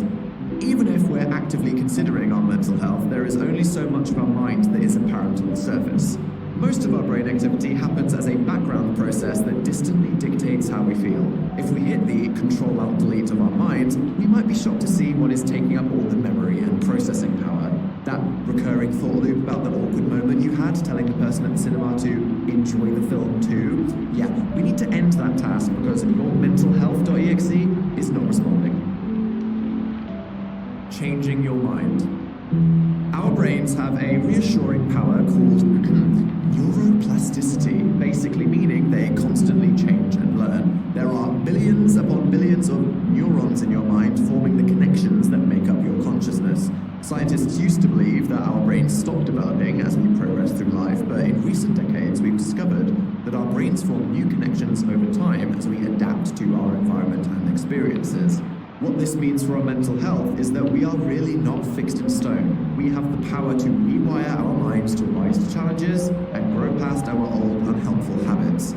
Even if we have adverse experiences, we can adapt and change. All it takes is a conscious effort to start and keep up the progress. The power is in our hands. Our minds are in a constant state of alert, potentially stressful, but it is trying to be helpful, and tend to fall back on what we've learned from past incidents. The trouble is that every situation in life may not be as intense as the particularly bad incident that your brain learned a lesson from. So when your mind recognizes a situation and fires off the first response to keep you safe, it may be a totally inappropriate overreaction. Before you know it, you're crying in the club because your brain was subconsciously reminded of that time a clown sprayed water in your face when you were a toddler. We need to break free from these base responses to try and see the truth of what's happening in the present and question if we really need to think or feel this way. These responses are called thinking biases, and all of us are probably prone to most of these at some point. Once you learn to recognize them and back away from them, it can really take the heat out of negative feelings. If you relate to every one of these, congratulations! You win the prize of really having to dedicate your energy to stopping your mind from spiraling into oblivion. Good luck, everyone. In practice, it shouldn't be too hard to beat. Emotional reasoning. Remember Sandra and her stupid lottery ticket? Just because you start to feel bad about something doesn't mean you have evidence that the situation is as bad or stressful as you feel. You feel jealous, so you assume your partner is definitely cheating on you. You feel anxious before an event, so convince yourself that something bad is going to happen there. You feel like no one likes you, so you believe it's fundamentally true and avoid seeing the friend altogether. We need to separate the feeling from the thinking. Step back and look at the facts. Is the thing you are worrying about really going to happen? How likely is it? What else could happen? How would you view the situation if you felt good? Don't let your fearful or pessimistic reactions hold you back. Recognize the feeling as a protective signal from your brain, then push past it to see the truth. Mind reading. We are probably not psychic, but we all act like we must be sometimes. It's our brain's self-protective nature to assume the worst in others in case they hurt us. The truth is that we mostly do not know what other people are thinking or what they will do. We're just prophesizing our own doom to try and protect ourselves. If we judge someone before speaking to them, misread social cues, or have an agenda to avoid a situation, we can convince ourselves of something with no proof. The next time you feel, they think I'm annoying, he doesn't want to see me, she doesn't want me to be on the team, ask yourself, what real evidence do you have of this? If someone hasn't responded to your message and you just have a bad feeling that they hate you, you're probably wrong. If several people come to you and said that Joao lost his phone in a horrifying tricycle incident, you have something real to reassure you. She doesn't want me on the team. Just think, act Eventually, she asked me how I feel about the tryouts, because she must be considering me. Huh. Catastrophizing. Yes, my favorite. When you are worried about something, so you run away with these feelings and spend all day imagining the worst, most disastrous thing that could possibly happen. It's totally giving in to your negative feelings and letting them take you on a wild ride of doom and gloom. If you make one small mistake, you may convince yourself that instead of being able to fix it in any way, it's an irrevocable disaster, everyone hates you, your life is over as you know it, and the only reasonable solution is to stow away on a cargo boat to the mid-Pacific and join a pod of dolphins. Ask yourself what all the outcomes are, not just the worst scenario, but the best, and what is actually likely given the things you can control. You can probably just mop up the drink you spilled. You didn't ruin the bar mitzvah. The bigger the picture you try to see, the less all-consumed with worry you will feel. If I don't get there on time, my life is literally over. Just think, there's several things I can do to get there faster. It's okay to be a bit late. Even if I am, I will be fine. All or nothing thinking. Following on from focusing on the worst outcome with catastrophizing, we need to appreciate that life doesn't just exist in the extremes. As a chronic perfectionist, I tend to imagine a perfect outcome to something, and the only other possibility is the catastrophic destruction scenario. More than just being unhelpful to imagine the worst case, it's unhealthy to hold yourself to a standard where things are either perfect or an automatic failure. We need to manage our expectations in life to be content with the middle ground, as too much pressure can make us crumble. My perfectionism does have the bonus of keeping me motivated and covering my back by perpetually hypothetically worrying about everything that can go wrong, but it's stressful moment to moment and can wear you down in the long run. We aren't all amazing at everything. Your worth as a person isn't based on what you achieve. Relax your rules for the world and yourself. If my book isn't a bestseller, it's completely worthless. Just think, if one person reads or listens to my book and feels like they've learned how to make themselves happier, I've done a good thing. I hope they're having an okay day. Mental filtering. It's like selective vision for your mind. One of the most profound realizations I've had about humanity in general is that often we focus on the negatives, which sounds quite distressing but implies that in life there are enough positives for us to not find interesting, which is reassuring. Depending on our outlook on life, we have a baseline expectation, and if anything shocking suddenly pops up, that's naturally more interesting than regular life. The trouble is, if we spend too much time focusing on one small negative thing, when the big picture is actually fine, our whole experience will be dragged down. A relatable example in modern life is seeing something mean on the internet. We could spend all day reading posts from interesting people, looking at nice photos of our friends, and laughing at the things we seek out to make us feel better, but then if among a day's browsing you were to suddenly stumble upon one salty comment from a particularly pissed off person who's trying hard to poop in the punch bowl, it tends to be the thing that sticks in your mind. We have to remind ourselves that life isn't going to be totally perfect. There will be bad moments. Even then, we need to look at the bad moment and instead of feeling shocked and hurt that it existed, break it down and try to understand it. Did that person even mean what they said? Or are they just having a bad day? Are they lost and confused? Is their message really going to harm anything other than your mood? Most importantly, is this one negative thing in your day worth focusing all your emotional time and energy on? Probably not. Accept that life isn't incidentless, try to see the bigger context around it, and don't let it define your day. Look up and appreciate the amount of good stuff you aren't taking as much time to acknowledge. How's the big picture? Probably fine. A customer left a 1-star review of my food? Just think, that customer read the sign wrong and didn't know the difference between a macaron and a macaroon. They also said it tasted like nightmares, which clearly isn't serious. Also, they tripped over while leaving the shop, so were probably mainly just embarrassed. Also, 100 other people said they had the best cake of their life. It was actually a very rewarding day running my pop-up ferret cafe. Personalization. When we're in the mood for some moping, we are inherently talented at taking total responsibility for something bad happening, even if it was not in our control. If we're only part of something or couldn't reasonably have changed what happened, it's not fair to put all of the burden or shame on our shoulders. It's not about letting yourself off the hook, which, if you do too much, you've got a whole other kind of problem. It's just not punishing yourself for things outside your control. A common example that I experienced is your parents fighting when you are a child and deciding to blame yourself for their falling out, but not realizing that they need to take accountability for their own actions. Ask yourself if you are really responsible and what else you could have done and how much of that was really up to you. Oh God, I missed their cat's birthday party and I've let them down. Just think, actually, they gave me the wrong address, the car broke down, a family of geese closed the road for 10 hours, and there was a tornado. So it's not totally my fault. Overgeneralizing. In an effort to make things simple, we take one thing happening once and decide to save time by applying that to everything that ever happens. These thoughts often include phrases like always and never. If scientists saw something happen once and concluded as though it was always the case, we'd be living in a dangerous, highly explosive, and probably contagious world.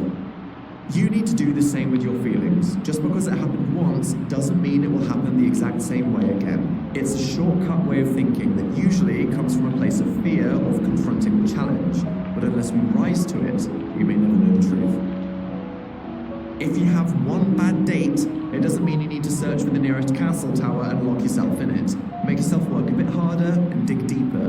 What was specific to this disaster date that probably won't happen again? What things could you have changed? As always, separate how you first feel from thinking about what is the truth. I lost one football match. I will never win again. Just think, they were actually the best team in the entire world, so it's not realistic that I would have won. Also, I'll remember to wear shoes next time. When we apply this generalizing way of thinking to another person, that's when we fall into another basic human behavior, labeling.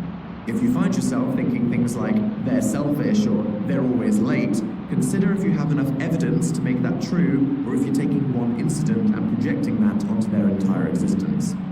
It may not be fair to prematurely label someone this way, and you may even miss out on a relationship if you close this door.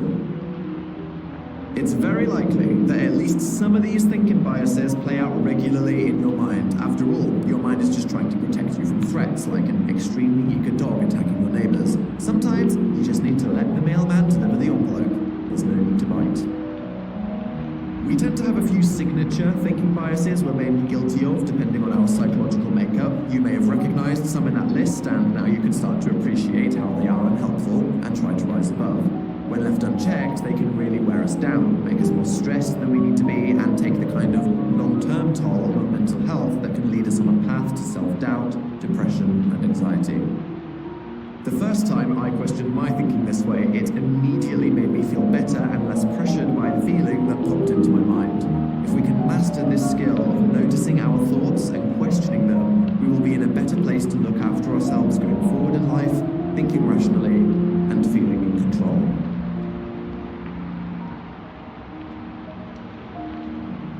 Exercise, challenging your thoughts, good for taking the heat out of negative feelings, getting perspective, and looking after your long-term mental health. 1. Notice a negative feeling and find the thought behind it. 2. Describe what you're thinking. 3. See what evidence you have to back up that thought. 4. Consider any thinking biases that are clouding your judgment. 5. Try to see a more reasonable way of looking at the situation. 6. Put this in perspective to see what's really at stake. And 7. Reconsider and think about how you feel about it. For example, situation. She didn't reply to my text. Emotion. Sad, lonely, angry. Thought. She hates me. She thinks I'm boring. Evidence that supports the thought. She's done this before. She yawned a lot the last time we were together. Evidence that doesn't support the thought. She usually replies to my messages. This is just one message out of hundreds. I am just mind reading or catastrophizing. Alternative view. She is very busy working late, so probably just hasn't seen the message. And the outcome. I am feeling less sad, lonely, and angry. I'm gonna chill out and wait for a reply. Maybe make some pasta.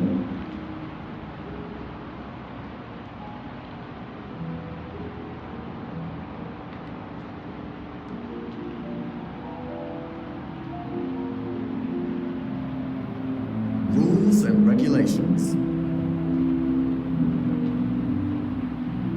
As we learn from the world around us, our mistakes and interactions with other people, we build up a set of beliefs and ideas for how we think the world works and the expectations we have for humanity.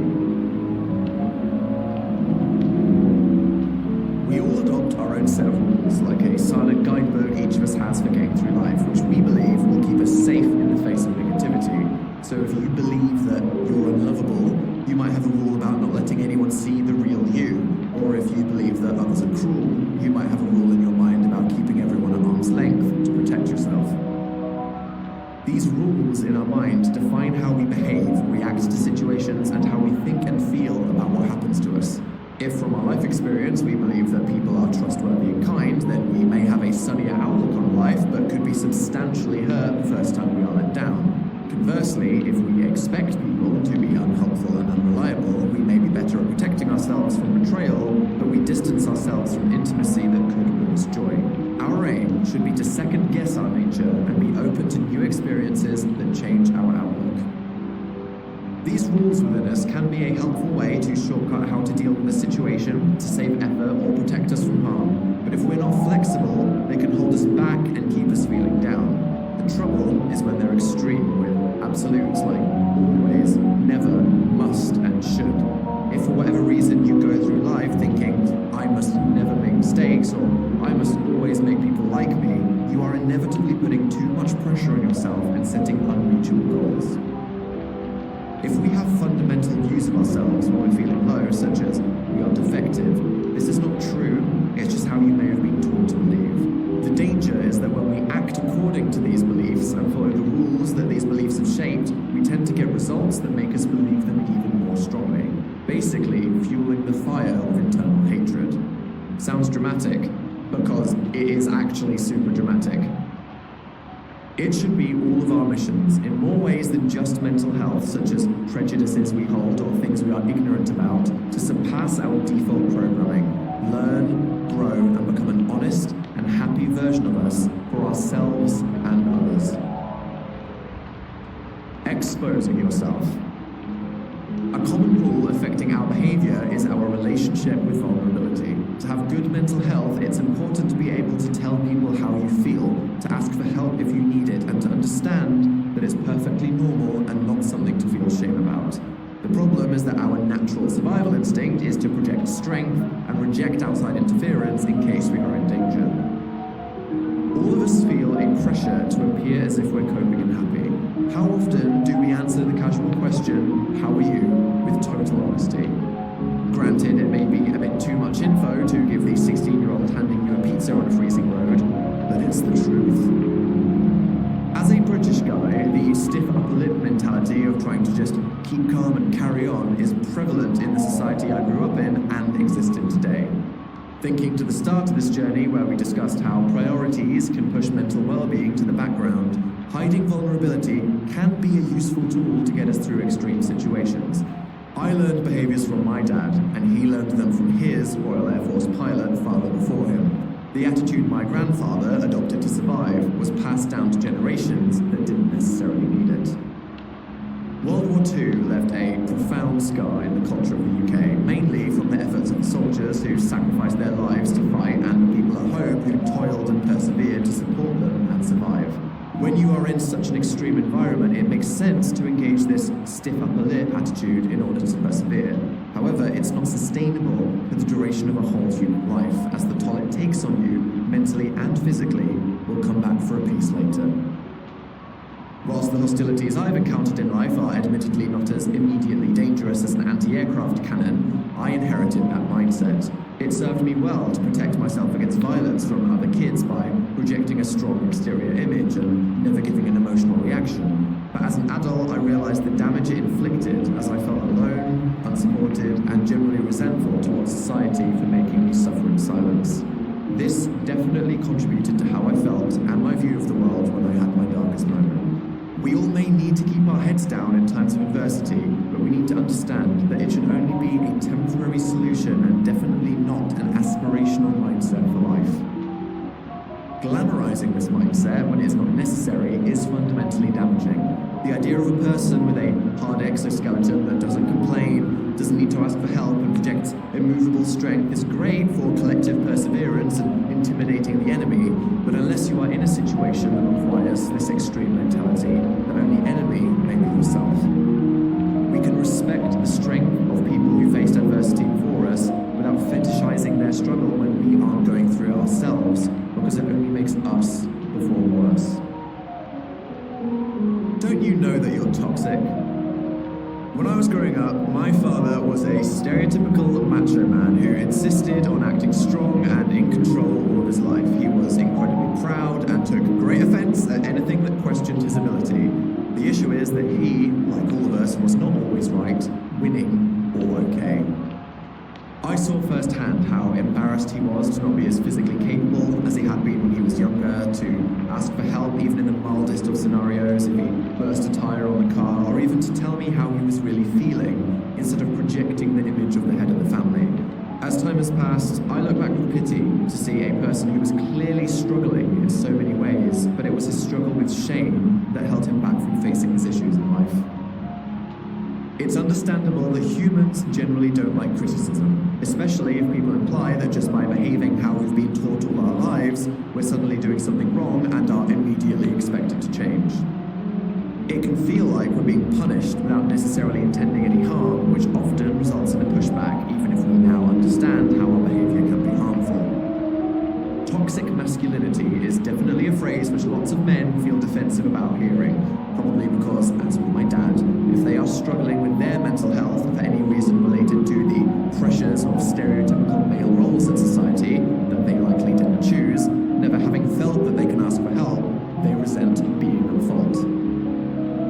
What men need to realize is that in a patriarchal society, they are also the victims of gender roles which tell them to ignore their mental health. Suicide is one of the main causes of death for young men. People have been raised by their families and our culture to reject vulnerability. Archaic stereotypes of men having to be physically strong or to carry the financial burden of a family without complaint lead to an inevitable crumble under the pressure if there's no release. Teaching that boys don't cry doesn't work. If they aren't allowed to cry, they might give up and die. I am the first radical in the queue to demolish gender roles in our society, but the good news for the concerned traditional man listening is, don't feel attacked. This is an opportunity to set yourself free. If you join in the demolition, you can continue to live your life, but with the added bonus of honesty, support, and better mental health. I use masculinity as a personal example that has affected me, but analyze your own identity, culture, and story, and ask yourself if there are any stereotypes or societal pressures that are holding you back for no damn reason. Stop holding it in. Let the dam break. Let it snow. Even recently, the term snowflakes, a big red flag for a typically brain-numbingly depressing and pointless debate incoming, has risen in popularity to describe mainly young people being open about vulnerability. I completely reject the idea of this term, as attempting to hide your vulnerability is clearly a sign of fear, which as a long-time closet dweller, I understand. Having the bravery and honesty to admit what is wrong and ask for help is strength. Not only does it show you can defeat your fear to rise above your brain's basic instinct, but you will become a better and more powerful person when you overcome your adversity. If young people today are embracing this attitude towards their own vulnerability, I think the future of our society will be more prosperous and fundamentally happier. The hardest part is if you are someone who feels attacked by this notion, as you have spent your life buried by the burden of these rules. Give yourself permission at any point to drop the self-imposed shackles and the shame that comes with them. You are not a fool. It may not be your fault and you have not wasted your time. You have nothing to lose by changing your mindset to something that makes you happier. It's hard, but I did it in the face of all the homophobic hate I experienced, and believe me, there was a lot of baggage to sort out. I feel very silly for all the time I wasted projecting a false image of impenetrability whilst quietly trembling behind it. But being afraid to admit fault and look a bit silly is a completely stupid reason to avoid living a healthier and happier life. No matter what it was that may have taught you to close yourself off from help, if you want to feel better and be better, accept your vulnerability, accept your weakness, and with honesty, you can start to heal. Breaking the rules. So, you want to surpass your default programming? Congratulations! Being aware of the simulation is the first step. Now for the analysis. Think about the different areas of your life. Work, relationships, family. Ask yourself what rules you hold yourself accountable to. What kind of things do you accept or not tolerate? Do any of these if-then rules resonate with you? If I don't always, then this will happen. Example, if I don't always achieve top marks, people will know I'm stupid. I must always, or else. Example, I must always make people laugh, or else they'll leave me. I must never to protect me from. Example, I must never admit I'm a furry to protect me from cyberbullying. Are these rules good for you or unhealthy? Consider if they are unrealistic or unfair to yourself and setting you up to be stressed or have other negative consequences. You might already have a sense of what fear your rules are trying to protect you from being hurt by, but don't worry about changing them overnight. They may have been learned over your lifetime. Just be aware of them so you have the power to question your thinking. Rather than trying to change overnight, consider just making them fairer. I must always be the best. I'll try to do my best, but it's okay to not always be at the top. I must never let anyone see the real me. It's okay to be myself, even if not everybody likes me. Feel free to fail. If you are challenging your outlook on life to try and be happier overall, it's okay to experiment, even if it ends up being worse. Sometimes you can only know if your preconceived notions are holding you back by taking a leap of faith. I believe.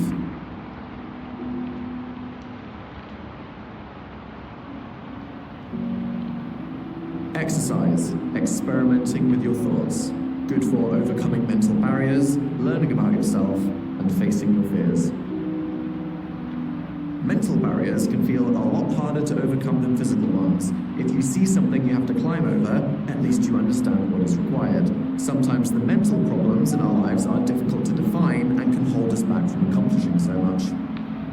You can attempt a behavioral experiment which lets you get distance from your raw feelings to try and look at yourself like a scientist. Come up with a prediction, see if it's true, then decide if those thoughts and feelings are worth paying attention to. 1. Choose something you're worried about, or a situation you think may go wrong. This could be an event, a piece of work, or a social interaction. 2. Make a clear note of what you're afraid will happen. 3. Rate how likely you think it is that this will really happen. If it's not 100%, then there's already a possibility it could go better than you think. 4. Test your prediction by doing the thing. Once you've done it, come back to your note and consider if it was really as bad in hindsight as you thought it would be. What people tend to find is that their predictions were way off and either you were completely wrong or at least seemingly a lot less bothered than you thought you'd be. Of course, don't experiment with anything too dangerous or important in your life, but whatever you may do, remember it's okay to fail because you're trying to learn about yourself and grow. Blame science. Okay, here's an example Dan's fantasy experiment. Thought or belief: I am painfully socially awkward and I will embarrass myself at this event. Likelihood: 99%. Experiment: I am going to introduce myself to a total stranger at the bar this weekend. Prediction: I will say something really strange and they will walk away silently while rolling their eyes. Likelihood: 98.9%. Outcome: what actually happened? I said something strange, but he laughed. It was an accidental icebreaker. We are now running away to get secretly married. Learning: how does the outcome affect your original belief? Perhaps I was awkward, but there was no reason to be so afraid of it. Next time, I'll try to talk to more people, and I'll try not to worry in advance. Worth the experiment.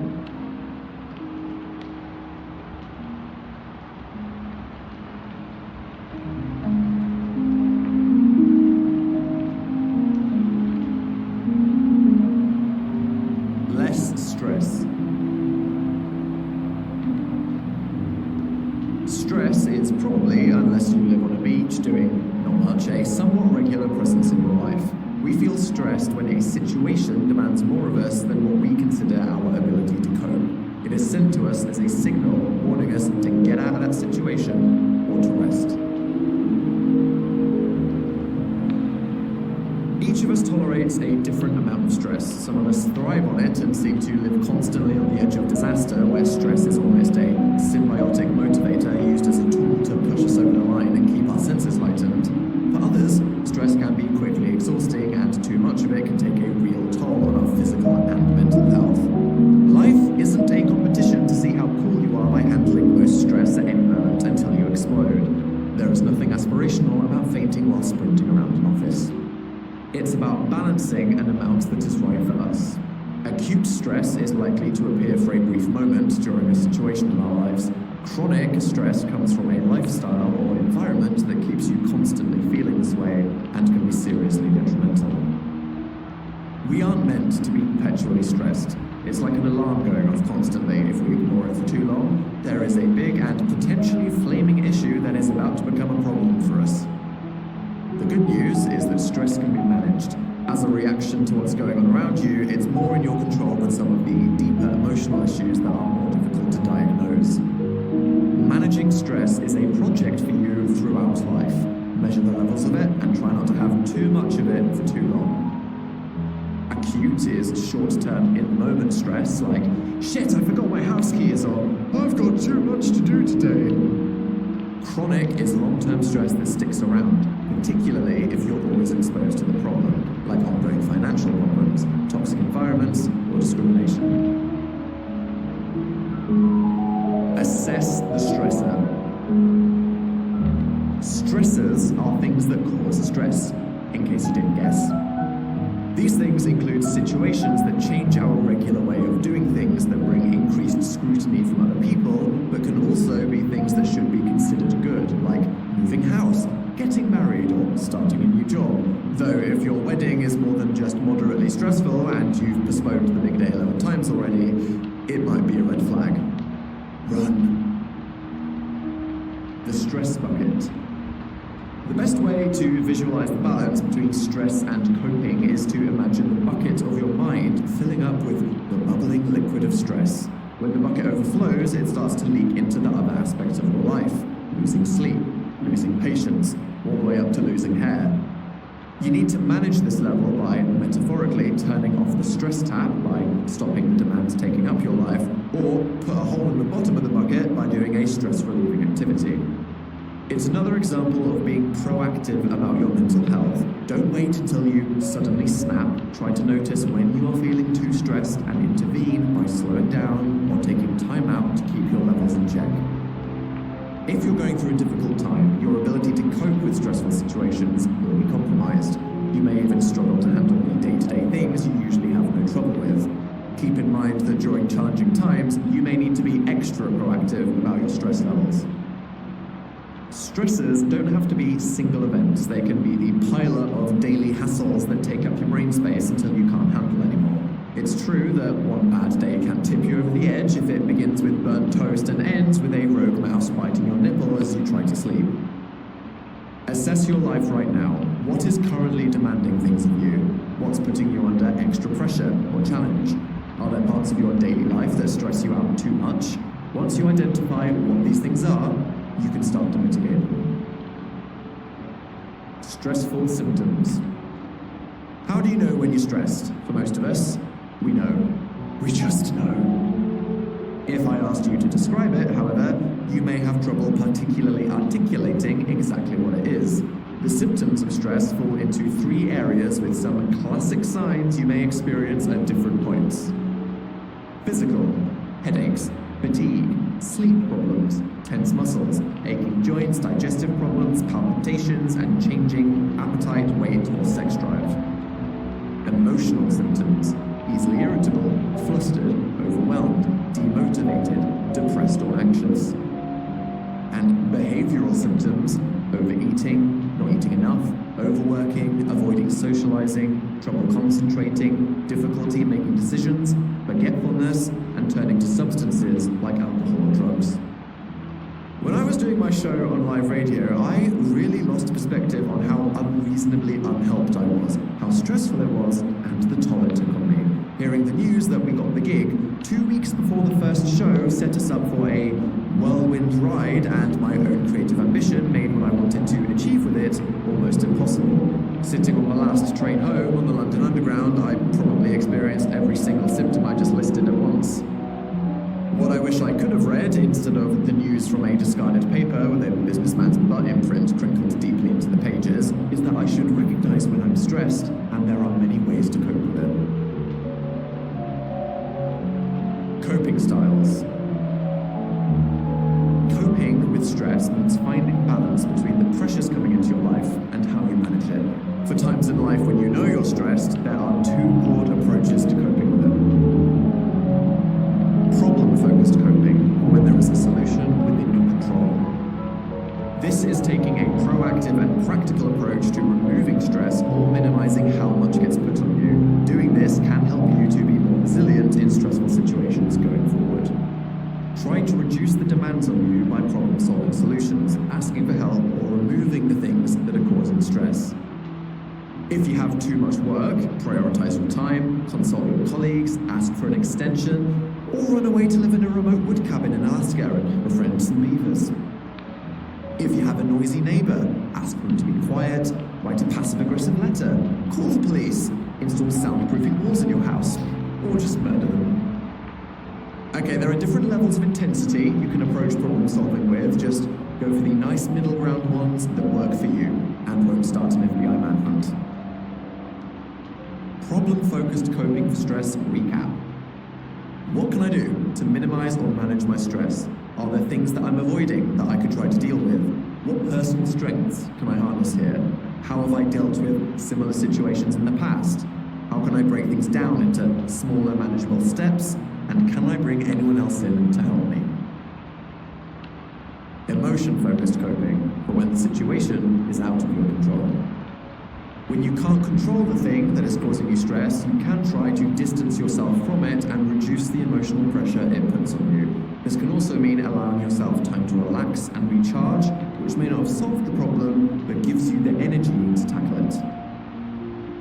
When choosing a way to cope with your emotions, you should be sure that it is a healthy behavior that will set you up to return to handle what was causing you stress.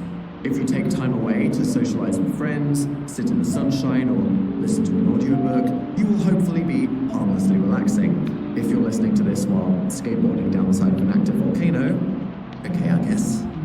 If you lean too heavily on unhealthy things like drugs and alcohol, they can provide a quick fix, but will ultimately make you feel worse in the long term. Make sure when you are choosing how to make yourself feel better that you go in fully knowing the consequences and aren't just thinking about how you're feeling now, but how you will feel later, and if that will help you recover enough to rise back to the stressful challenge. It's also important to not suppress the emotion, as trying to hide your emotions is just another stressful thing that can eat away at you and keep you from finding a real solution. Tackle the stresses in your life when you can, before it's too late and it piles up. If it's something out of your control, cope with the emotions by taking time away and doing things to help you relax and recover.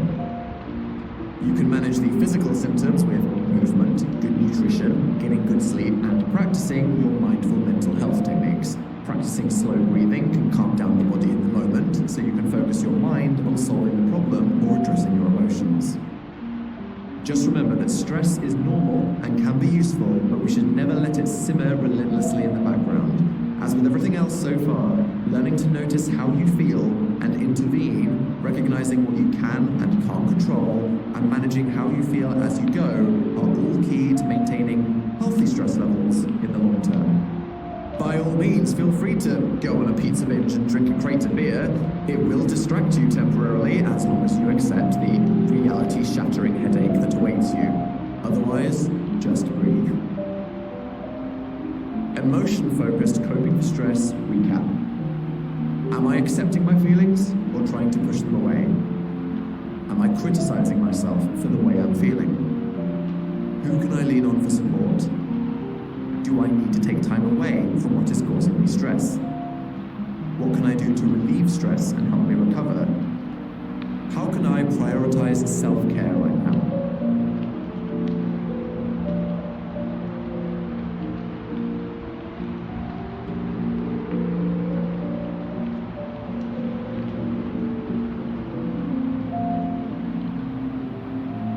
roots and skeletons. For some of us, getting to the root of our emotional issues and relationship with mental health is about more than what you can control now.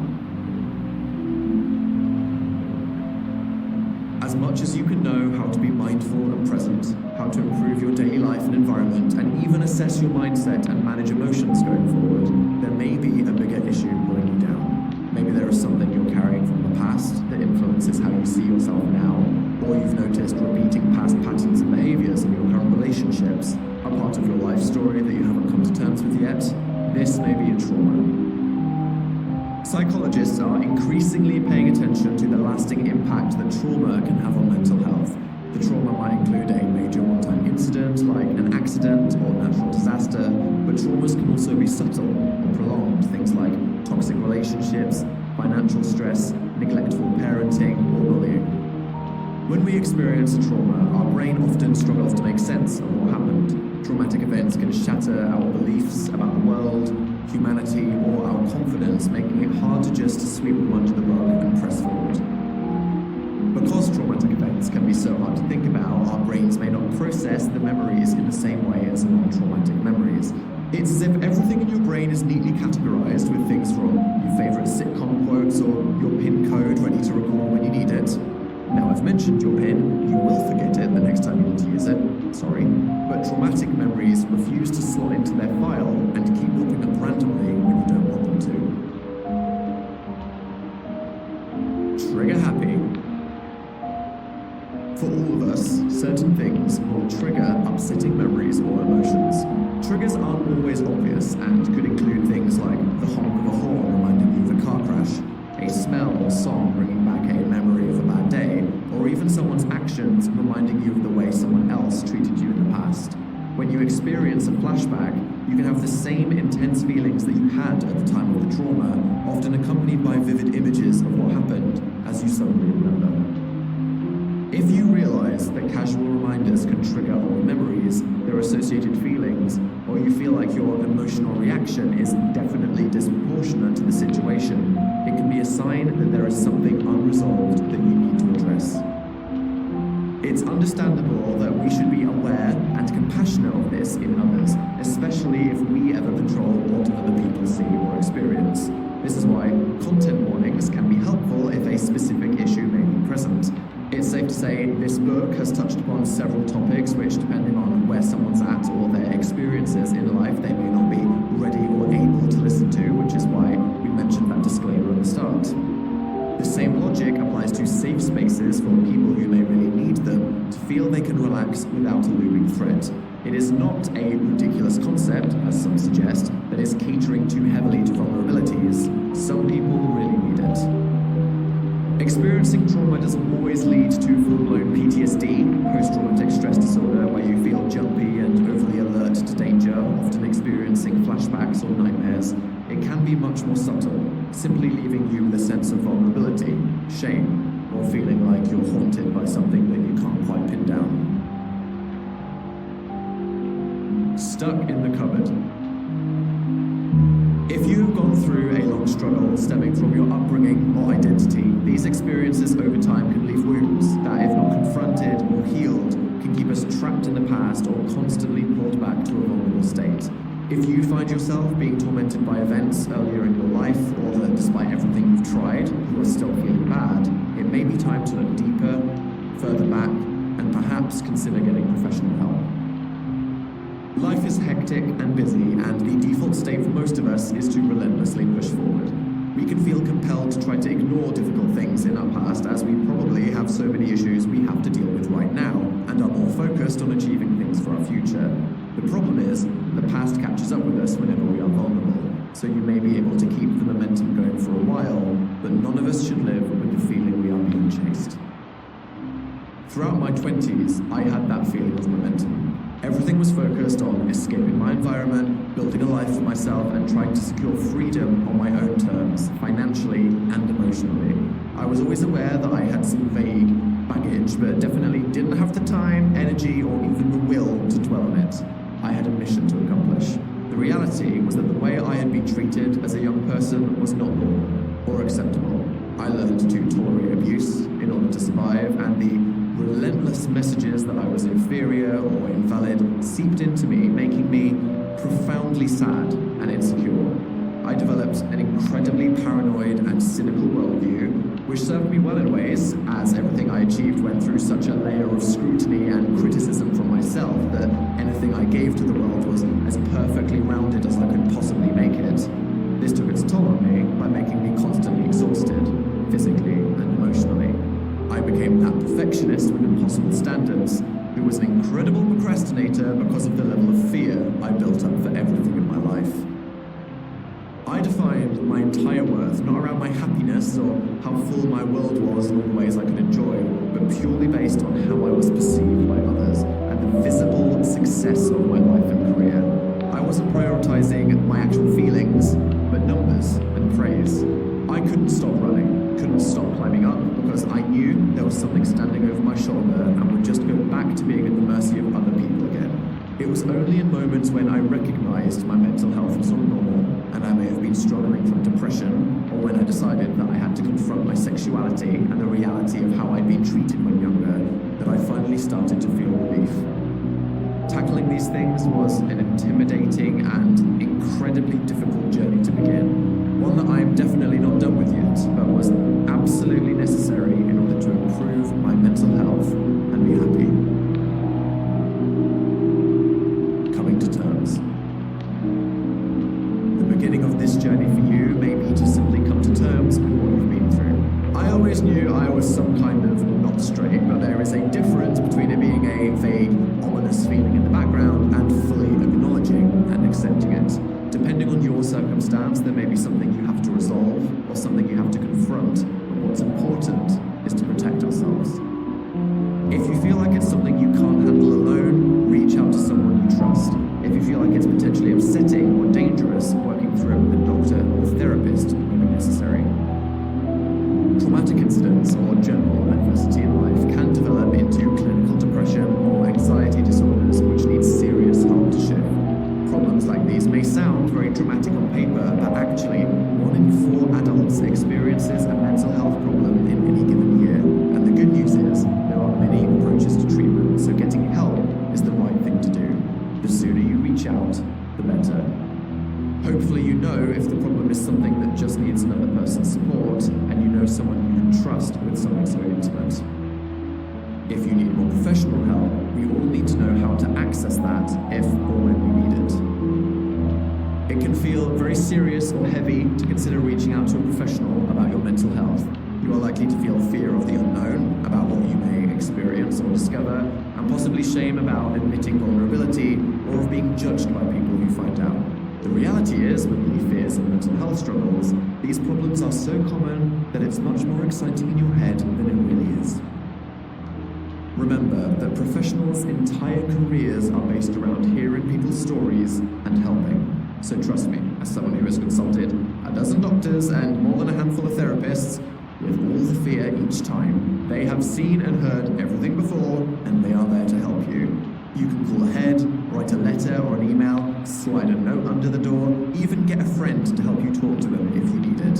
Whatever gets you in that door to get help.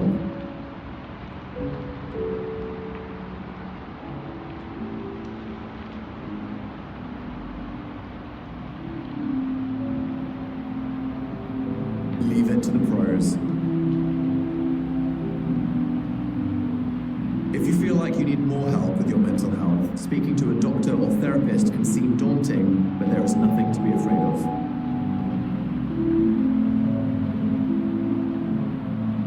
Therapy. I won't lie, when I first saw a therapist, I was disappointed. Not with the experience, that was, profound and arguably life-changing. I mean the room. I was not sitting in some grand library reclining on a chaise longue while a man with a floor-length beard hummed every time I spoke. The room was concrete. The man was a nice woman. It was also more casual, calm, and probably more helpful than anything I'd seen or heard in the story. The goal of therapy is for a professional to talk you through your problems. It will typically begin with an assessment, which may feel like a casual ice-breaking conversation for the therapist to understand your life, your current situation, and what you need help with. They are trained to help you make sense of how you feel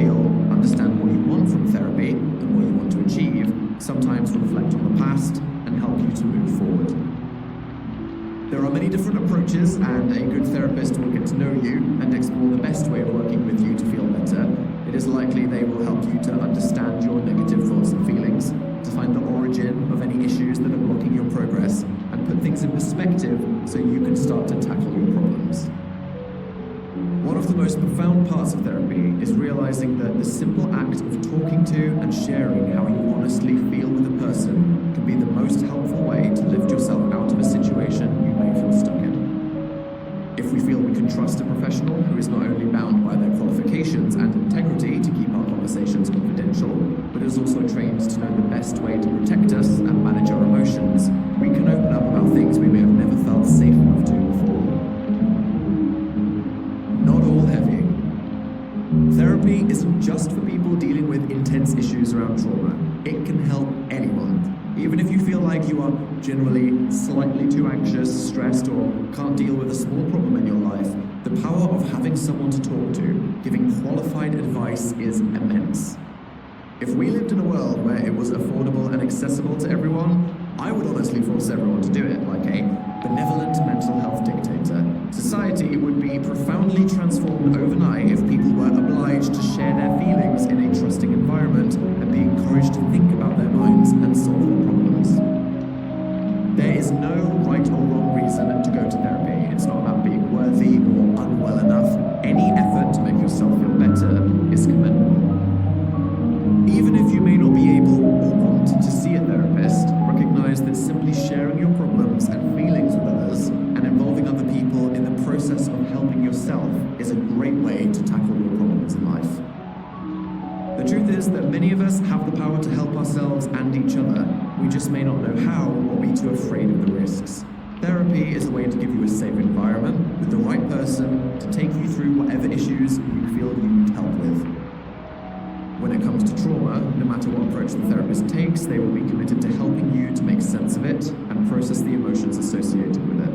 Although thinking about trauma is not easy, when therapy helps you through that, it can be a real game changer, and many people walk away feeling like a huge weight is lifted. It's about safely acknowledging it, learning about it, and if not resolving it, then at least learning how to live with it in a way you can manage instead of feeling constantly troubled by it on your own. Finding the one. As with any relationship in life, the success of it will depend on your compatibility with that person. People spend their whole lives searching for their best friend, artists seek their most productive creative partner, sports personalities quest for their dream physio. It's the same with therapists. You aren't looking for a friend to laugh around with, though that might make it easier. It's about who you feel you can trust and whose energy you feel encourages you to share the things you find difficult to say. I have tried several therapists in my life, and it took a few before I found a situation I felt was sustainable. Some people were too sympathetic, too serious, or just seemed confused, but I knew I couldn't be discouraged, and it was worth persisting to have that supportive presence in my life. The other important factor is to make sure they are registered with a professional body and have the qualifications. Just because your aunt has a long couch and witnessed that formative moment you weigh yourself in a sandpit doesn't mean you can definitely trust her advice. Accessing assistance. The availability and accessibility of therapy or medical assistance with mental health and overall attitudes and openness towards it will vary depending on where in the world you live. If you're lucky to live somewhere with free healthcare, as we all should in this modern world of plenty, you're usually able to access these services for free. The difficult part can be availability. There can be a shortage of services in your area, or even a waiting list, which includes even more waiting between any initial assessment and being seen. Be aware of this and try to recognize when you need help and not leave it until it may be critically too late. Private, paid-for therapy is always an option, but prices can vary wildly, so it is worth doing research and looking around. Cost doesn't always reflect quality though, and sessions will be more expensive in cases where the clinic is in a prestigious area. A £20 therapist in Edinburgh could be 1,000,000 times better than a $2,000 celebrity coach in LA, so find what works for you. Sometimes costs can be subsidized, offering a discount if you're a student, unemployed, low income. Sometimes health services or governments will help shoulder some of the costs, so always investigate your options. A newer trend is for online therapy that is either just through voice or video or even text. These can be cheaper and more accessible for your circumstances. Just make sure you're consulting with professionals and not opinions from the 11th page of a random forum topic. Lastly, there are many charities that offer advice, counseling, and sometimes even financial support. So it's worth searching to see who can help you. Some countries around the world still do not take mental health seriously, either through a lack of understanding or cultural attitudes. No matter how adverse your journey may be, if you acknowledge you need help and try to seek it out and learn more, you are doing the right thing for your health and happiness. Medication. We've covered many of the ways we can try to understand and manage our own mental health, but sometimes we may need some extra help. Whilst we should not jump straight to medication to fix ourselves before trying to improve aspects of our lives, unless a doctor tells us otherwise, sometimes after trying those other things, it may be something we're advised to turn to. Our biochemistry has huge ramifications on our mental health. We are all influenced by hormones, whether we are having mood swings as teenagers or menstruating. Going through menstruation while dealing with depression or anxiety may make the hormonal effects worse, depending on the point in the cycle. And for many, the onset of the menopause brings an array of physical changes accompanied by emotional or societal limitations that can seriously affect mental health. Common chemical influences include birth control and erectile dysfunction pills that many people take without really exploring the hormonal ramifications. If you have a deficiency in some important chemicals, medicine can assist, like serotonin deficiencies and antidepressants. Sometimes medicine is there to supplement a chemical you lack, or you may use medicine to help steady your mood to then give you the stability to make changes elsewhere in your life to bring you back to a level where you can manage. There are also newer, more experimental drug treatments emerging. For instance, some studies have shown psychedelics to be useful in cases where other treatments haven't worked. The evidence changes very quickly in this area, as do medical guidelines, but it is exciting to think what we might learn and be able to treat in the future. The most important things to mention with medication are that everyone will have different experiences depending on their biology, and that is something to discuss with a doctor. It can be dangerous to listen to people's anecdotal experiences with different medications, so always consider things with a professional who can give you all the true pros, cons, and information you need. There are a lot of myths around medication, mostly about side effects and dependency. While some side effects may appear, a doctor would usually start you on a low dose and build up steadily so they can safely monitor the results. Likewise, when the time comes to stop taking them, the doctor would lower the dose gradually in a responsible way instead of going cold turkey, which can be dangerous. Don't let hearing a horror story hold you back from something you may need to help you. Hear what a doctor has to say. I was reluctant to try antidepressants after hearing said horror stories, which told me everything from their putting people in a catatonic state to just being a total waste of time. I went to the doctor, she talked me through the options, we discussed the plan, and I felt safe and trusting of this person who is literally qualified to talk about it. At a time in my life when I was incredibly busy, overworked, and not taking enough time to look after my mental health, medication helped stabilize my mood, which allowed me the time and space I needed to make my environment and lifestyle healthier. I felt less low, slightly less able to reach highs, gained a bit of weight, but by the end of the prescribed journey with my doctor, I had achieved what I set out for. This was my experience. Yours may be totally different. Some people use medication as a short intervention, others as a part of their daily life to deal with various physical and mental conditions. What's important is that we approach it with a reasonable mindset, not being afraid of it and ruling it out, or running towards it with too much reliance. Make sensible decisions and trust the science. One of the biggest obstacles people can face when medication is on the table is the stigma. Through a history of humans being ignorant around mental health, combined with old science and medicinal methods, there is this stereotype of crazy pills. This is completely ignorant and wrong. Antidepressants are actually incredibly common, but come with a disproportionate amount of judgment. Taking multivitamins, horrifying aftertaste fish oil, and painkillers have no taboo, so neither should medication that helps to regulate your mood or hormones. The good news is the world is becoming less ignorant around mental health treatments, but also more open and understanding discussing it. Someone taking steps to make themselves healthier and happier should not be judged, it should be encouraged. Don't let others' ignorance or fear stop you from getting the help you need. Read the label.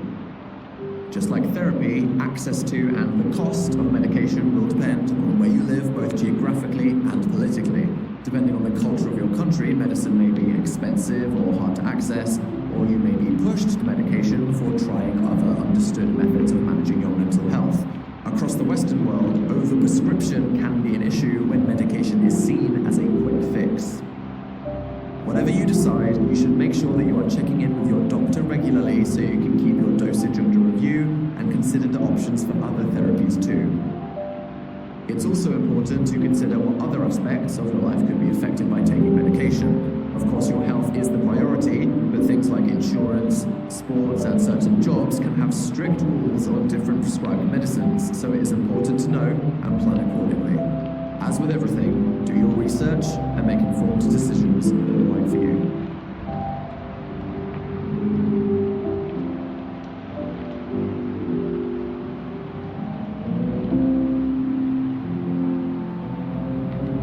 Working with emotions.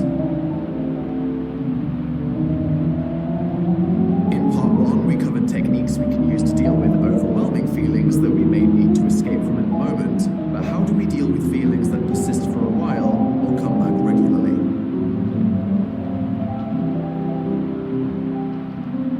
Remember that fundamentally, emotions aren't facts telling us that bad or dangerous or scary things will happen to us. They are just signals that we feel something isn't right and needs our attention. They are there to make us notice a problem and push us into action. It's great when our brain fires off reassuring signals for helpful behaviors like love or excitement or fun. Less great when we feel sad, angry, or afraid.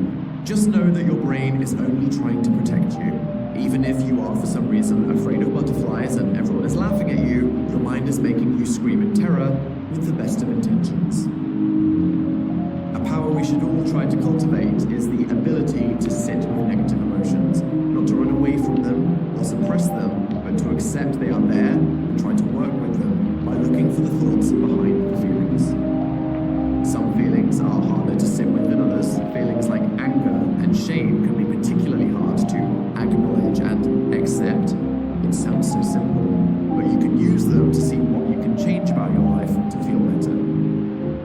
A simple first step to getting power over your emotions is to train your ability to notice them. If you write a diary, you may have a better understanding than most people of your emotions and what affects them. It may also normalize them, so it's less shocking when you feel sad, just a thing that you feel for a reason. Another great way to normalize your emotions is to channel them creatively, like a musician writing angsty lyrics, or an artist painting a terrifying scream on a canvas, or me writing an inappropriate joke that I get backlash for.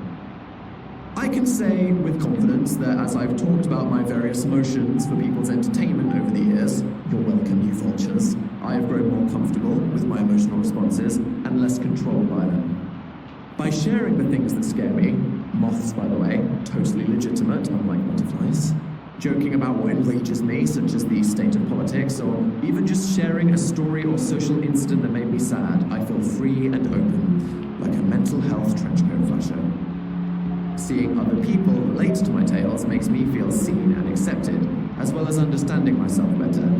My career is essentially a public diary that I feel pressured to update and where I provide salacious content for people's consumption. But I guess it has a good side. As well as learning not to be shocked by your feelings, understanding where they come from can help you to see what you can change in your life to manage them. Anger. Anger comes from when we feel we've been treated unfairly, disrespected, or we perceive some kind of injustice. If something clashes with your values for what is right, it will naturally anger you to see someone behaving wrong. We base so many of our emotional responses around our rules in life and how we struggle to follow them, how adhering to them makes us feel, and how well or badly things go, particularly with other people. Anger doesn't have to be something you're scared of. Sometimes it can tell us what is right and wrong and fuel us to take action. Most of the important revolutions in history came from righteous anger that sought to make the world a better, fairer place. In primal times, it kept us safe as we battled for scarce resources or finally decided to fight that tiger. The let go of it after a situation passes, or if the injustices in our life pile up so much that small situations trigger a huge angry response. So how do you know if you're harboring anger? Sometimes it's obvious if it bursts out, but often it may be low-level anger at everyday nuisances like road rage or painfully slow computers.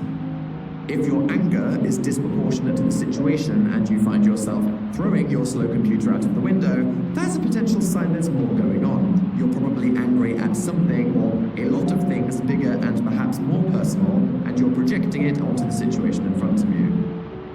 If we spy an opportunity to let anger out with fewer consequences than facing whatever our biggest challenge may be, we might unintentionally release a tidal wave of rage in this inappropriate situation. If you find yourself expressing this anger towards people who may not deserve it, it's time to intervene. If you're holding a lot of anger towards a person or struggling to let go of it yourself, ask yourself who is helped or hurt by this anger. You'll almost always find that the person being hurt is not the other person, but just you. You lose time and make yourself feel worse while the other person goes on with their life. Learning to let go of anger when there's no way to resolve a situation can be immensely liberating. As long as you locate the root of the problem making you feel this way, you can solve it later and just try to relieve your anger physically. Whatever pillow punching, casual exercising, or post-hardcore vocal recording method works for you. The first step is usually giving yourself permission to stop being angry. It's hard to let go if we think the injustice won't go answered, or that we lose our passion or don't care as much if we lose the rage. This is not the case, and that is not how anger works. If you know deep down you are the one suffering by holding onto the anger, give yourself permission to let it go, and you will probably be better at fixing the problem. Just make sure that however your anger is worked out or released, you are being safe and not doing anything that will make you feel worse later. Cycling dangerously fast toward the sun probably isn't that safe, and snapping at your friends will make you feel sad. Throughout my life, despite being notoriously non-aggressive, apparently as a child someone challenged me to a fight and I unironically quoted Winnie the Pooh and said, "Sorry, I'm not the fighting sort." I have felt a lot of anger. Keeping calm and cool on the surface as a survival tool through years of horrendous bullying led to pushing all the somewhat justified anger at the unfair experiences I had down, only for it to bubble under the surface. As I got older, I often felt like dramatically throwing something, having a little scream, or thinking of the rudest thing to possibly say to someone. There have been times when defending myself, I have let my physical tension come out as explosively articulate verbal abuse, which, even if arguably warranted in the situation to some bigot or troll online, just made me feel like a huge ass and ultimately disappointed in myself. You need to let tension out in the right way and work to solve the problems beneath the boiling water. Simmer down. Beneath the boil. Anger is often underpinned by another emotion that may be softer but more uncomfortable to acknowledge.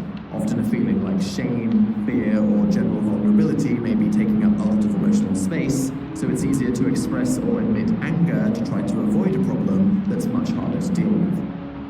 It's important to question whether there is something underlying the anger and let yourself connect to that other feeling and work it through if you can. Jealousy. It's understandable that we fear losing the things that we love, whether it's a person in a relationship, a promotion we're fighting for, or just a small child eating the last bit of that ice cream you've been storing in your freezer for a difficult time. That ice cream was so important, and the somewhat innocent child has definitely totally ruined your entire day, but you can never say this. Just seethe with jealousy. As a signal from our brains, its use is to make us aware of what we value for our survival and to make us feel bad about potentially losing it, driving us into action to keep it. It can also be hugely destructive because of the behaviors it can drive us towards. If left unchecked, jealousy can make us irrational, unreasonable, and controlling. The most common scenario is the threat of another person intervening in one of your relationships. It doesn't have to be a scandalous affair, it could be a new friend joining your group, or that time you got a younger sibling and felt like you didn't matter to your family as much anymore. If that last one is you, just imagine a grumpy golden retriever that doesn't feel like the center of attention after a baby enters the picture. You The thing with jealousy is the threat doesn't have to be real. It only requires us to imagine the possibility in order to spiral down into a paranoid pile. When we're low in self-confidence or under a lot of stress, we are more prone to feeling jealous as we are feeling more vulnerable. The first step to managing the jealousy that you may feel is eating away at you is to recognize it. We may feel embarrassed to admit what we are jealous about, but once we accept that, we can try to find what the underlying fear is. Once you know what you're really afraid of losing, you can try to reasonably consider if there's any danger. Do you need to change something in order to improve the situation? Or are you being paranoid and might your actions make it worse? It's a difficult conversation to have with yourself, but if you're honest, it gives you a clearer view of the world. Our emotions often send us signals that cut through the truth we like to conveniently consider. We may not want to believe we are being a bad friend, but if you start feeling jealous, then perhaps on some level, you know how you can be better. It's just as hard to talk about with others, but if you discuss your feelings with the people who may be a part of it, it can help if they talk you down and allay your fears. Getting these feelings out in the open, preferably in a nice conversational way, not a dramatic, causing a scene in the bread aisle way, can bring people closer together. It's tempting to act with anger or frenzy when opening up about jealous feelings, but if you try to catch yourself and express your feelings calmly and honestly, it will avoid making things worse and hopefully help solve the issue you were afraid of in the first place. It's also something you can prevent rather than cure. It's tempting to feed jealousy by seeking out the things you're afraid of, reading messages, making underhanded comments, hoarding the ice cream tubs, but try to think beforehand about how it will make you feel. Sometimes people deserve privacy and we don't need to pry. Fundamentally, it won't solve the problem, so instead of just feeding the fear, try to think of a solution to it. If you find yourself incredibly prone to jealousy, it may be that your current situations are in fact fine, and the bigger issues are with your ability to trust and self-esteem. Going deeper into why you may struggle to trust and building up your confidence and resilience will keep you strong and able to protect yourself going forward. Grief. This is our natural reaction to experiencing loss. It could be the death of a pet, R.I.P. to Norman, the elderly betterfish, or a person we love, but also extends to other losses, such as opportunities for your future, a relationship, or even just a situation you enjoyed that won't come back. It is the fear that things have changed and cannot return to the comforting state you recognized before.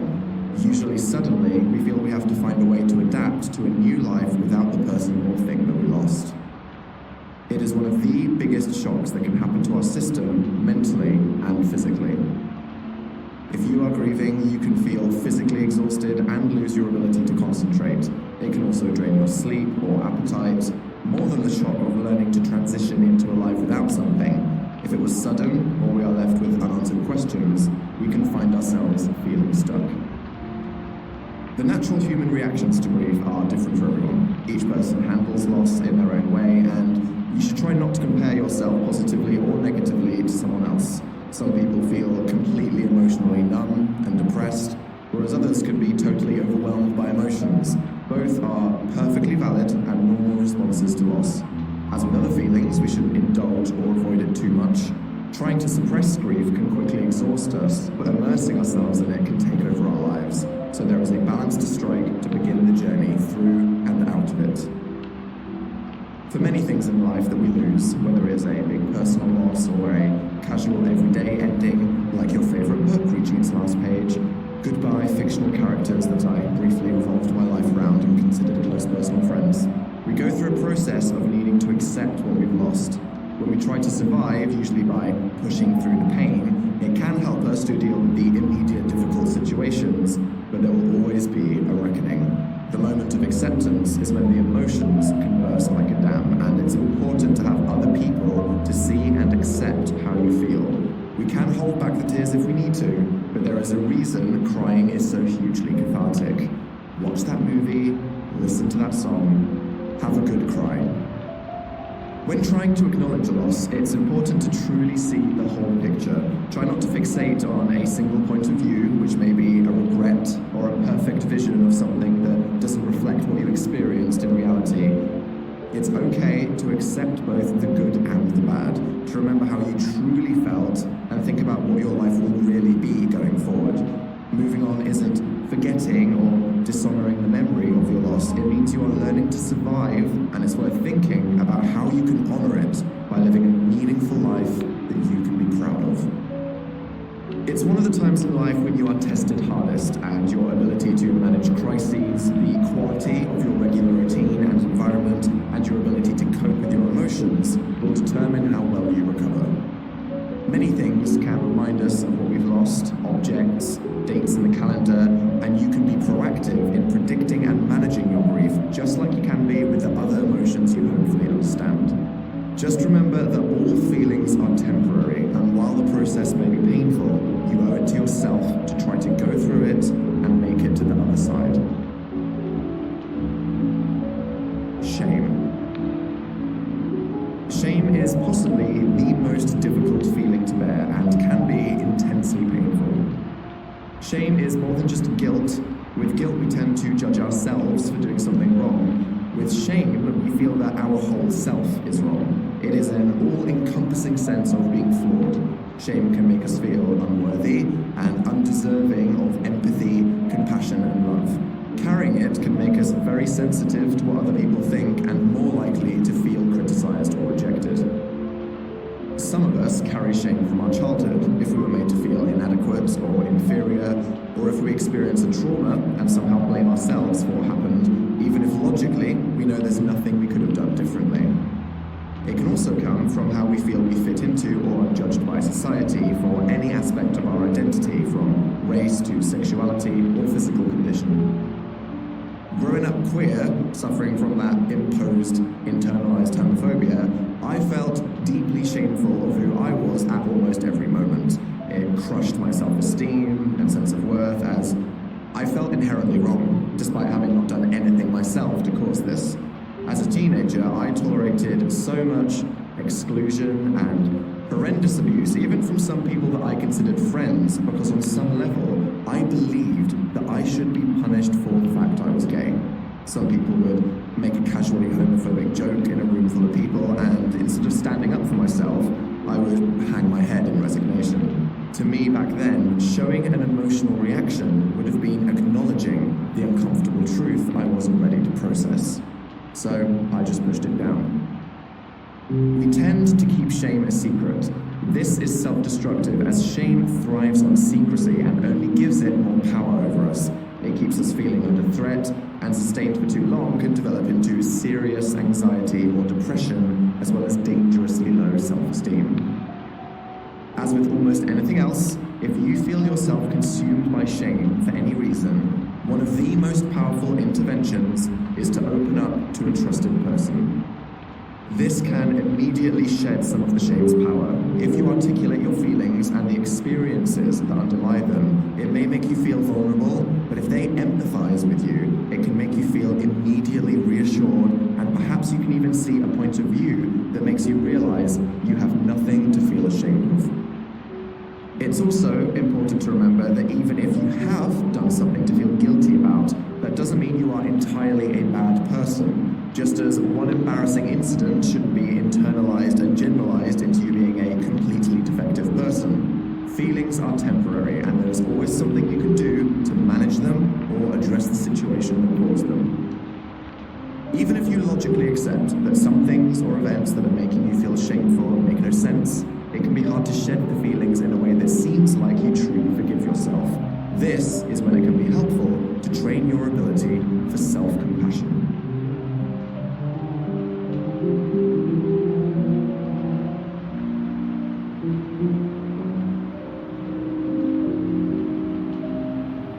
Dealing with setbacks. We all know that life can throw a curveball when we least expect it, so it's important to know how to cope with these surprises and not let them throw you off your positive momentum.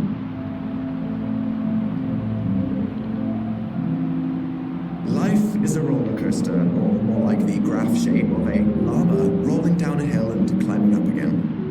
We can't predict the chaos. Despite our best efforts and intentions, it's normal to have ups and downs. Remember that mental health is not a straight line. We can do what we can to raise the floor level, but it will always wave with the happenings of the world.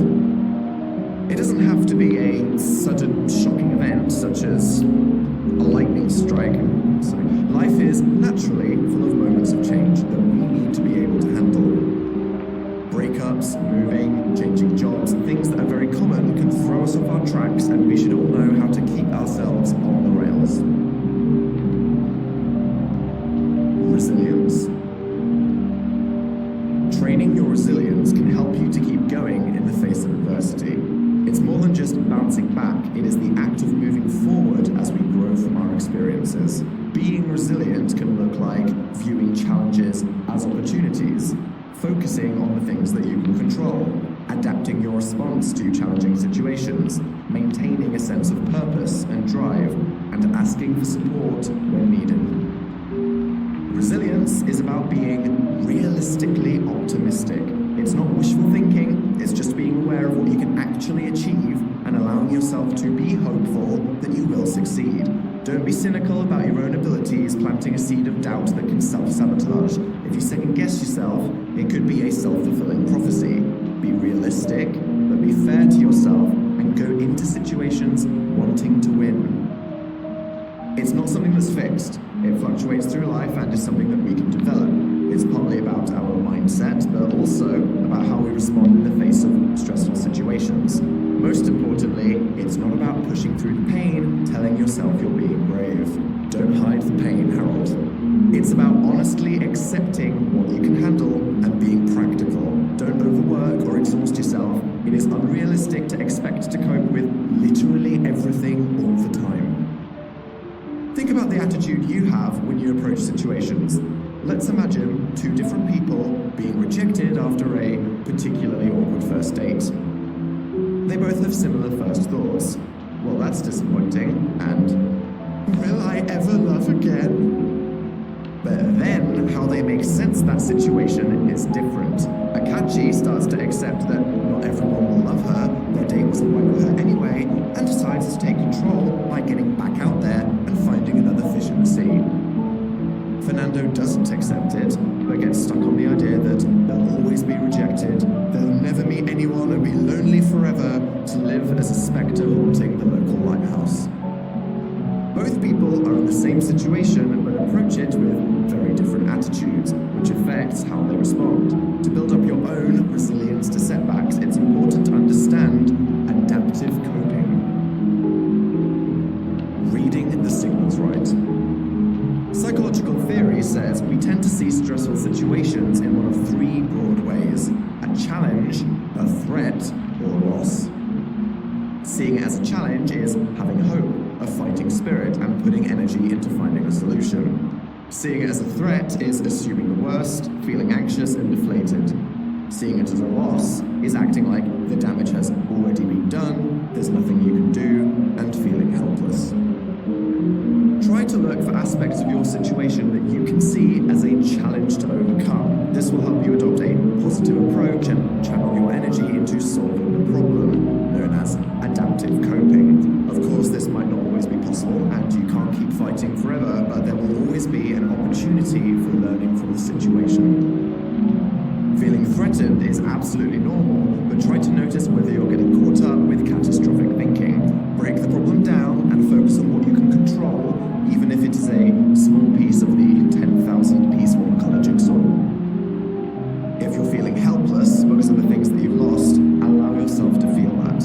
Resilience involves connecting honestly with feelings, not shutting them off. It is a healthy part of processing what's going on for you. The key is balance. 1. Channel your energy into what you can change. 2. Evaluate any aspects bringing up anxiety. And 3. Allow time to deal with your feelings. Being flexible between these three approaches will help you deal with the fun of life's many suddenly surprising challenges. Self-care service station.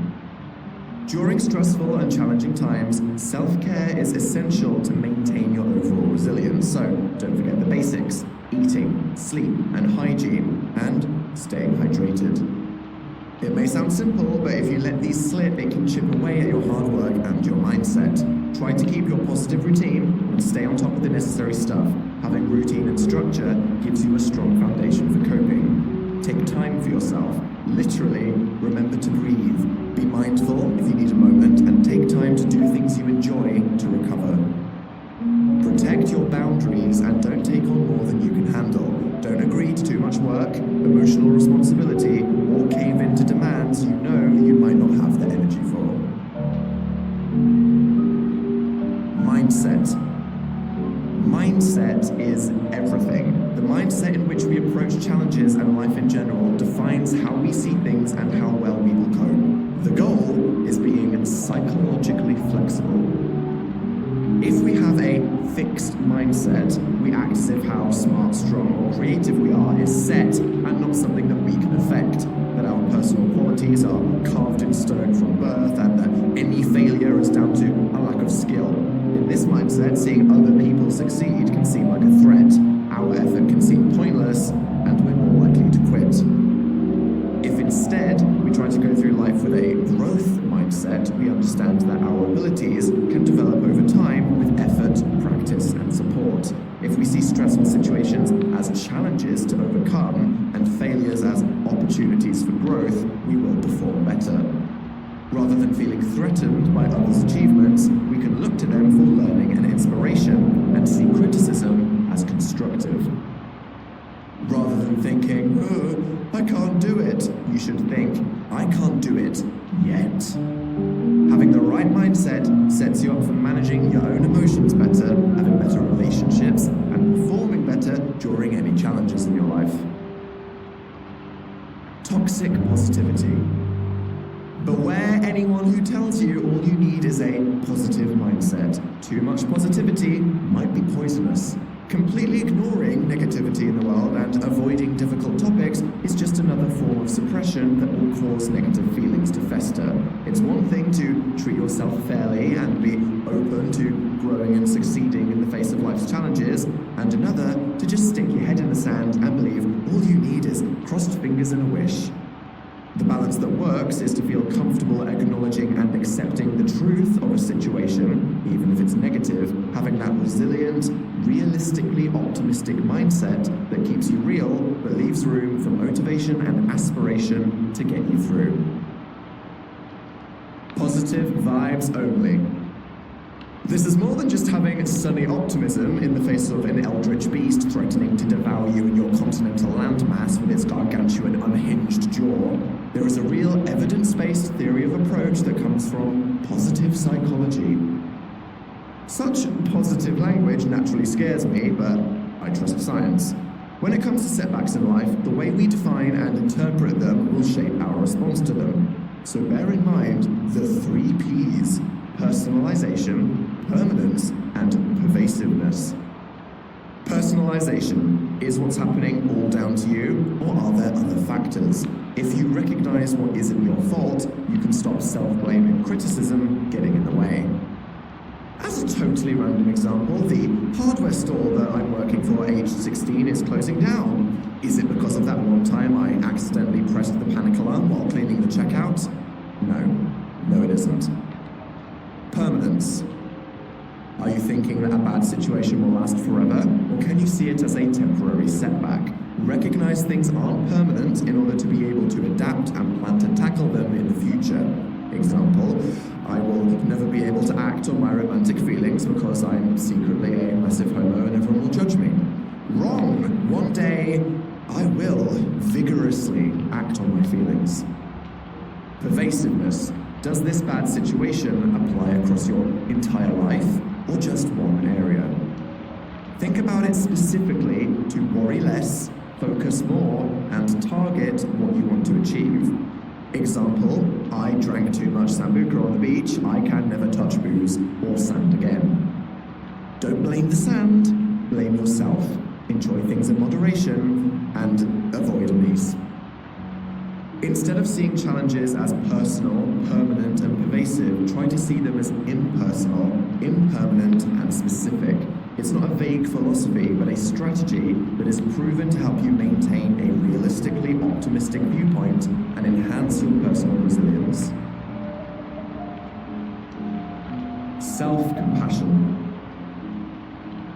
For the cynics like me out there, merely the phrase self-compassion can make us recoil with embarrassment. But hold off. It's not being too soft or letting yourself off the hook. It's actually about being honest and treating yourself in a fair way. If you feel you carry too much shame, criticize yourself too heavily, or feel self-hatred, truly mastering self-compassion can transform how you think and feel. Even if you don't consider yourself so cynical or troubled, we can all benefit from it no matter how we feel. Our brain's threat system, sending out all these emotions and reactions, is designed to keep us safe. However, if we spend too much time worrying, overthinking, or criticizing our actions, we are constantly attacking ourselves, wearing down our resilience and causing damage from the inside. Self-compassion reminds us that it's not our fault our minds do this. We are only doing the best we can with our overprotective and extremely active brains. Simple-minded. According to the model of compassion-focused therapy, there are 3 systems that affect our state of mind. Drive.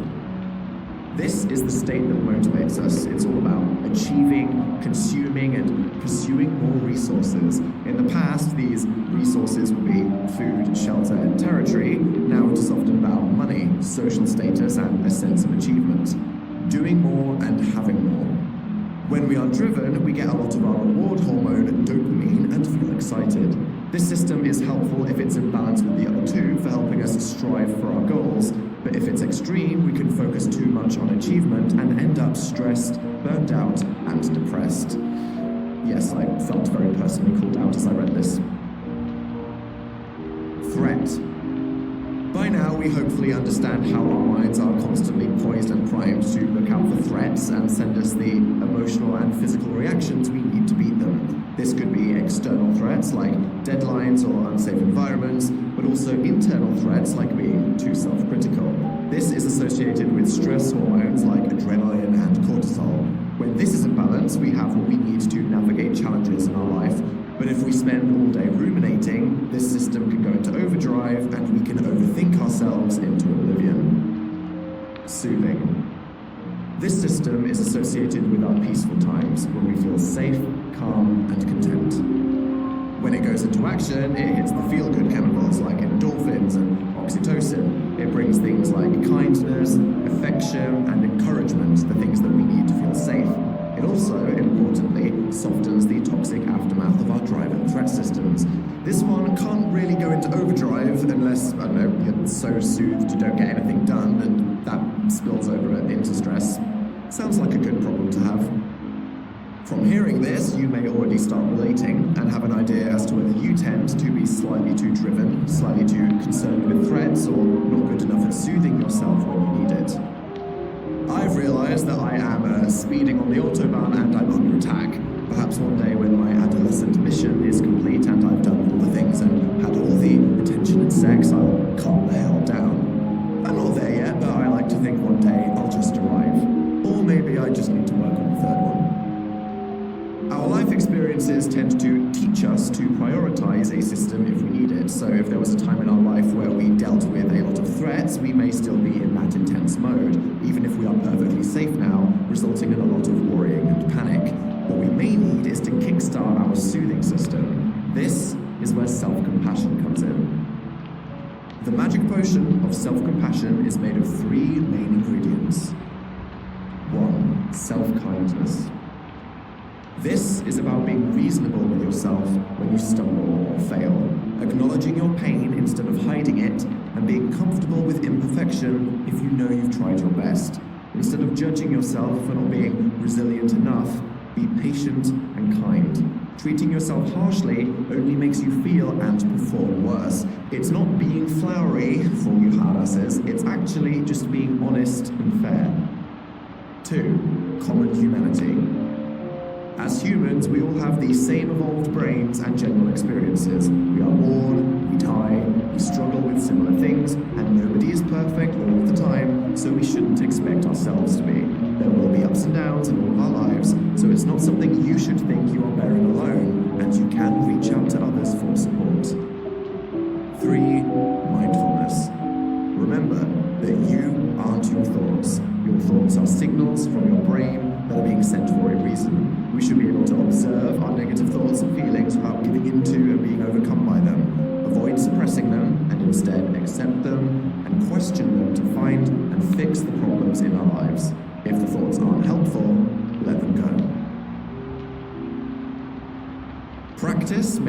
comfortably imperfect. So, how do we balance these systems that drive us and remember to practice self-compassion? It isn't something we learn. In fact, as we grow, we learn naturally to be self-critical and punish ourselves for our failures. Think about how you've been treating yourself recently for anything you haven't done perfectly. Are you being patient and fair? Are you being unrealistic? Are you letting yourself get carried away by bad feelings that stop you solving your problems? We need to train to have empathy for ourselves. With painful feelings like disappointment, anger, or sadness, we should step back in order to honestly consider the situation and forgive ourselves rather than letting these feelings attack us and keep us down. Remember, it's not about absolving ourselves of all sins, but just choosing to not keep indulging these feelings, even if we're trying very hard to beat ourselves up when we think we deserve it. If we hold ourselves to high standards, blame ourselves for small parts in bigger problems, or compare ourselves to others, it will be harder to develop this ability. I was initially suspicious of self-compassion in case, shock horror, being nice to myself would somehow rob me of my ambition. For if I am not constantly berating myself and feeling forever inadequate, where will I even find the motivation to get out of bed in the morning? This is unhelpful and just wrong. Having self-compassion can fuel your ambition and make you more likely to succeed by having a better attitude with more resilience going forward. By feeling comfortable with making mistakes and learning from them, compassion can help us grow in a way that criticism can't. Self-compassion cheat sheet. Try not to ignore or suppress your emotions. When talking to yourself, aim to use the same words and tone that you would with someone you care about. Remember, we all go through the same difficulties, and none of us are perfect. Reframe your thinking to be patient and fair to yourself, acknowledging what you've done well. Above all, try to accept yourself for who you are.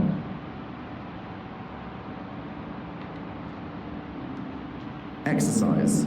Empathizing with yourself. Good for being fairer to yourself, fostering self-compassion, and quieting self-criticism. When you catch yourself being too self-critical, just imagine how you would talk to someone you really care about. Actually, you can try this out on me right now. Answer my question, give us a pause, and do it. What advice would you give to another person in your situation? What tone of voice would you speak to them with? Then think about how you treat yourself when you're struggling. Would you do and say anything differently? And would you talk to yourself in that same tone of voice? I thought so. It's very easy to beat ourselves up and indulge in our impulse to feel bad because we deserve it. The truth is that this only makes us feel and act worse. You've heard of treat others the way you would like to be treated.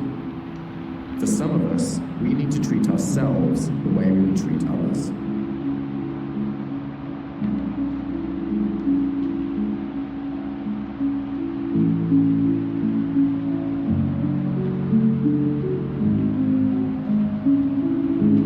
Living your truth.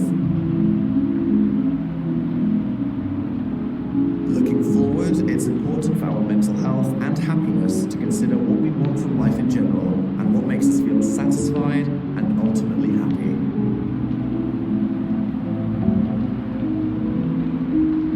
Many of us ponder the great mysteries of the universe and what the meaning of it is at the end of it all, but fundamentally, we only have one life and we should try to enjoy it. Happiness is the goal. Long-term satisfaction with life is often dependent on authenticity. We need to live according to our values and accept who we are. Values. Your values are what you find important in life, what personally gives you meaning and motivation. They are different to goals because they aren't about striving for something particular in the future. It's about how you operate and interact with the world day to day and how you treat and are treated by others. If you live in line with your values, it means not just doing what you think you should do or what others expect of you, but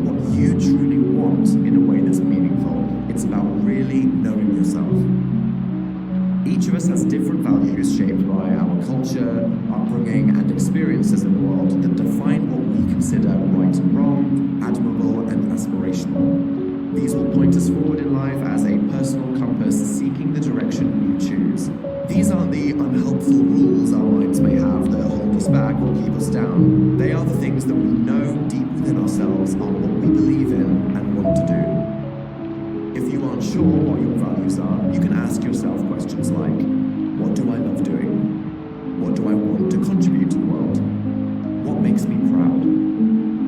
They tend to fit into categories like family, career, community, health, spirituality, friendships, romance, personal growth, and fun. Some of these will be more important to you than others. Within each of these areas, think about how you want to live your life and what stands out to you. With your work, do you want to be a strong leader, to contribute to your community, to be paid handsomely for your work, or to be well liked? With your personal growth, do you want to always seek adventure, train and test new skills, or keep learning and being inspired? With your friends, do you want to be loyal and dependable, or fun and spontaneous? The only correct answers are what feels right to you. It's not about being what you think society values or what fits in with the people around you, as acting according to that would be inauthentic and ultimately make you feel unhappy. Life isn't about judging ourselves for what we value and trying to fit in. It's about learning what we truly want to do and be, and striving for it in order to feel fulfilled. I knew when I applied to study law at university that it wasn't what I actually wanted. It was what my family probably wanted, it's what my teachers probably wanted, and it's what I thought I ultimately wanted. I did the exams, having multiple meltdowns in the process, filed my application, and took out that big fat loan. While I was there in my dank medieval dungeon cell in the lava lamp, I was producing some comedy on the side purely out of creative expression, and I enjoyed that. I did not enjoy the intricacies of tort in common law jurisdiction, it turned out, as I was cramming that coursework to completion at 8:59 a.m. on the day it was due. I suppose I should be thankful that rather quickly, in the grand scheme of life, 12 months, I realized that doing this for another 50 years may not result in achieving happiness. So I dropped out, much to the transcendental horror of my family, friends, peers, and some supporters on the internet who at the very least I was counting on for reinforcement. I did it practically by taking a year off, as I was allowed, to try and pursue something creative, and through the magical trifecta of talent, effort, and luck, I managed to get my foot in the door of the BBC. My videos started to gain traction, and the rest is history. I will let you review my work and come to your own evaluation of how much talent, effort, or luck featured in the balance. I consider myself reasonably lucky. Now, life isn't that simple. We can't all quit our jobs tomorrow without a plan. Reality often steps in the way of us pursuing radical authenticity, as so many things can confine us and hold us back. Cultural issues, geographic inconveniences, family obligations. In a world that requires so much of us in so many ways, sometimes we can only be as authentic as we're allowed. The current state of capitalism, as it turns out, is not conducive to good mental health. The competition, corruption, and grotesque inequality inevitably leads to anxiety, stress, and depression. Ask questions about the world, about your current life, and aspire to change. If an obstacle gets in the way of you doing something you love, try to consider what is valuable to you about that thing, and if you can find that value elsewhere.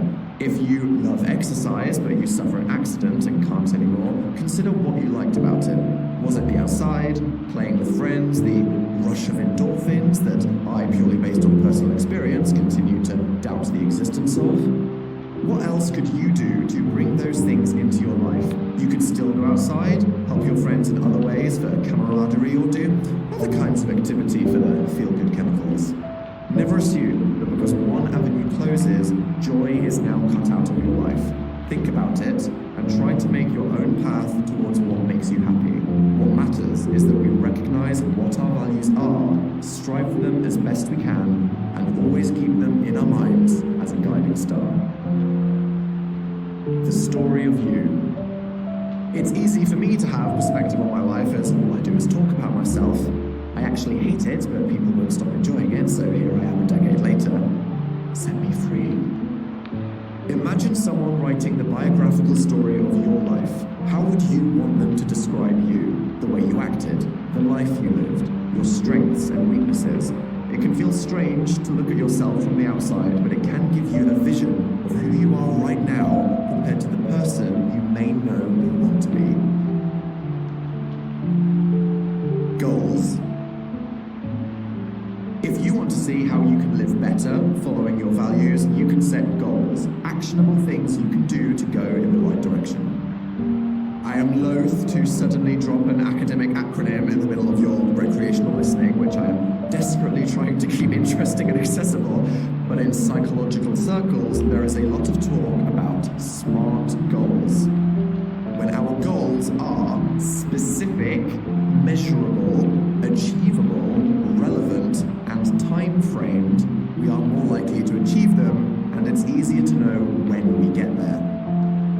I can't stand acronyms. I can't stand it even more when they are good, and I accept that I should remember and use them. If you have a vague goal to save the whales, it may be hard to know where to begin. If you follow the SMART guide, you can break it down. What about getting a degree in marine biology? That is specific, it's measurable, it's achievable, it's relevant to whale saving, and it is time-framed, which means it's tangible. Go through each part of SMART, considering if your plan is practical, makes you feel confident, and is in line with your values.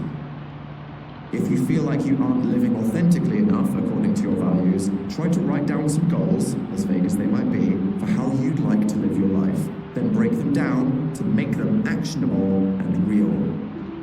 For example, your goal might be to be more sociable. The SMART goal is meet 3 friends for coffee this month. Boom. You might want to help more at home. The SMART goal would be to cook for my family twice a week.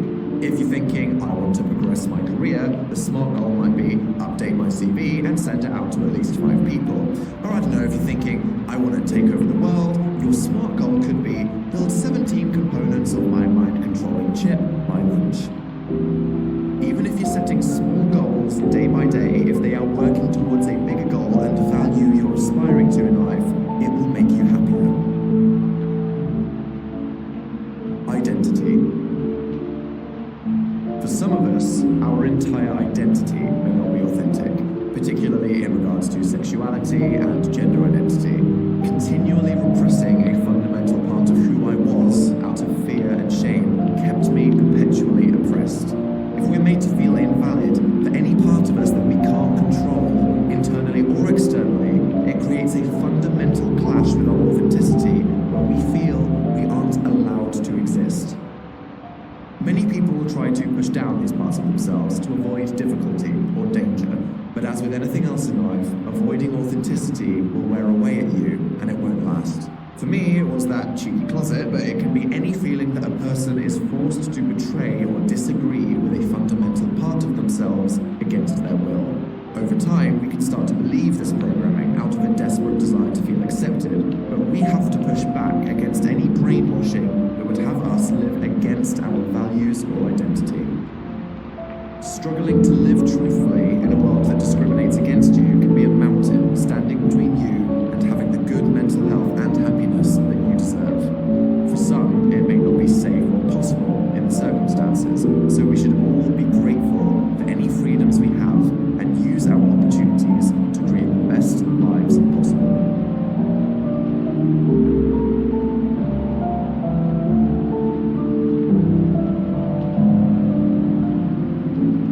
Attitude of gratitude. At the end of a journey, it can be difficult after all the trials and tribulations to remember to be thankful.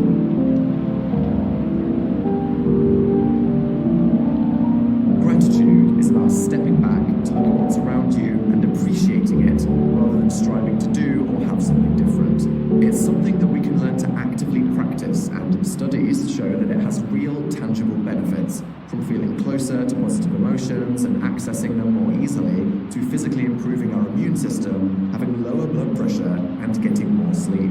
There's also the social side of sharing gratitude that makes us feel less lonely and more compassionate towards ourselves and others.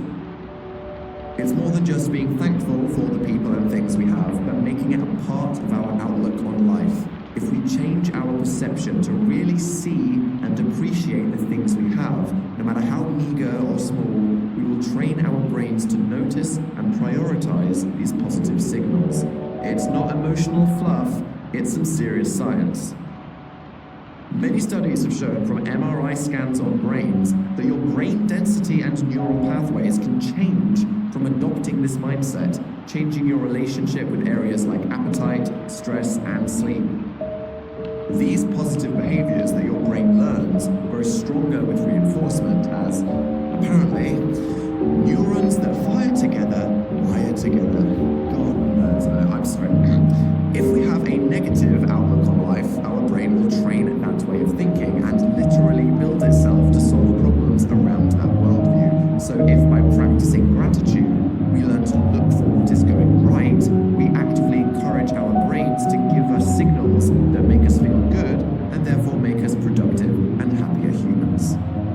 If we learn to feel safer and less under constant threat, our bodies are healthier. We get better at finding and producing dopamine and serotonin, the feel-good chemicals, and this creates a feedback loop of positive reinforcement that makes it even easier and more rewarding. It's not about denying negativity or pain or pretending everything is fine when the room is on fire. It's about learning to find something, literally anything, to be grateful for, even in the most dire situations. Granted, sometimes life is terrible, and your circumstances do nothing to help you out, but even the act of looking for something to be grateful for can activate the regions in your brain that change your focus. That's the science, so no matter how much you want to struggle and moan and mope about the idea of looking for a rose amongst the poisonous, razor-thorned thicket that can sometimes be life, you better believe it. When I was younger, at my lowest moment, we had a family dog, an unwanted mutt that was the byproduct of a pedigree sheepdog wandering a local collie. I loved the dog. He was an objectively terrible pet that couldn't play fetch, didn't express affection, and couldn't do a single trick. But I loved him. He was useless. It was iconic. I was grateful for him. I know, on some level, he kept me going. Enjoy the little things. A basic start to practicing gratitude is to appreciate the everyday things that we take for granted, but which our life would be utterly disastrous without. The magic of plumbing giving you that warm shower, the hard work of the 24 bee appendages pollinating some flowers, the reliable internet connection that powers and defines my entire existence. It's not about whispering to those flowers that you walk past, just stopping to be honest with yourself about how many comforting and contributing things are around you at any moment. Rather than comparing yourself to others or thinking about what you don't have, just taking a moment to focus on what is good and the fact it is there. Discount your blessings. Another way to train your brain into gratitude mode is to remember a positive event in your life and think about all the things that made it possible. It's a fun one for the catastrophizers listening to this, because if you imagine all the ways it might never have happened, you realize what you have. If you weren't so thirsty, you might have never bumped into the love of your life while trying to drink out of that puddle. If you didn't read that article about your dream travel destination, you would have never given yourself the paper cut that resulted in you going into the hospital and being inspired to pursue your career in medicine. It might be a bit sad to imagine the hypotheticals, but remember, these things are there. You can be thankful for them, and taking the time to be grateful trains your brain to give you those feel-good signals and chemicals.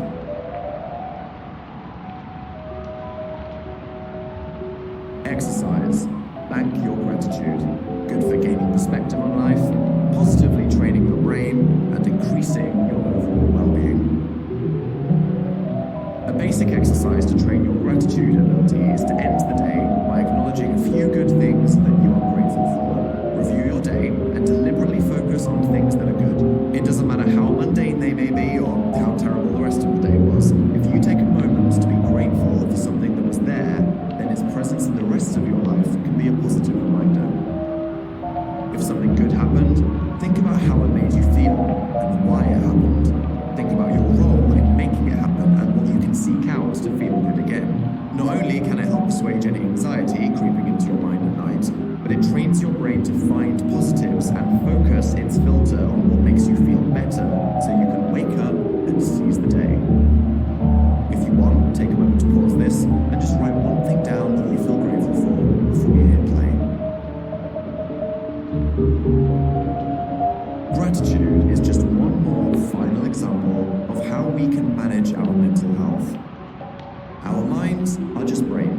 sending signals trying to help us, but they are things we can train to help us. By breaking out of any unhelpful behaviors we've learned and adopting a mindset that's open to growth, realistic but deliberately looking for goodness, our minds will reward us with the energy and emotions we need to not just survive, but thrive.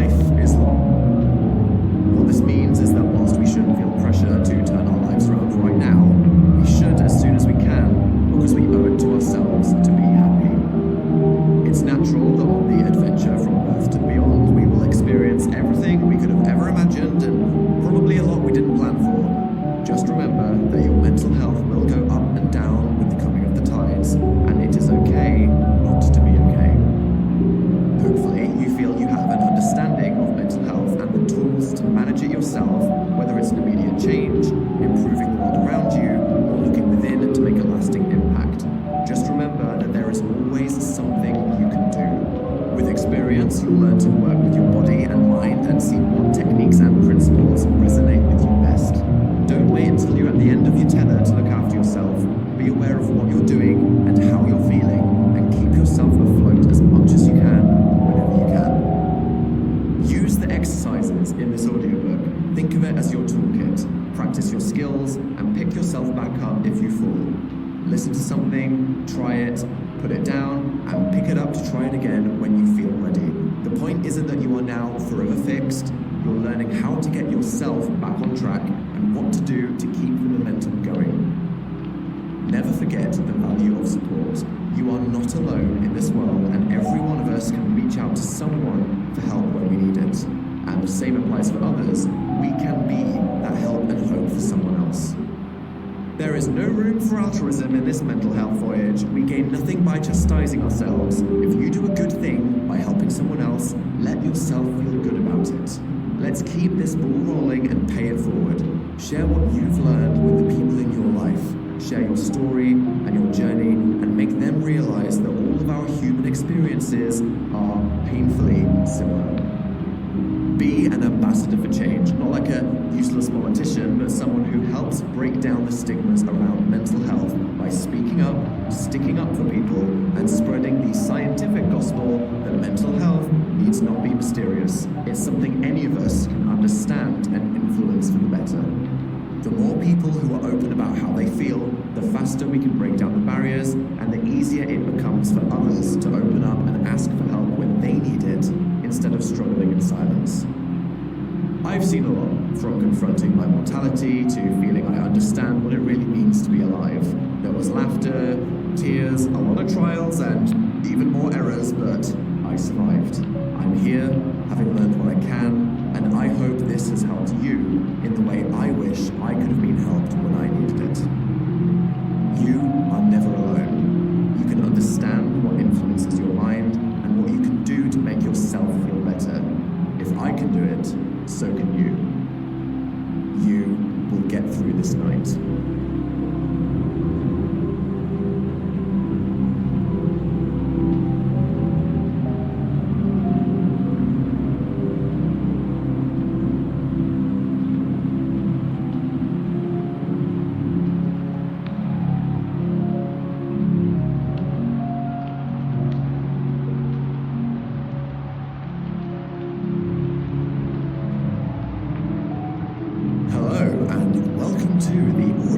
Exclusive bonus chapter. You have made it through the night, and this is, the hangover, the party.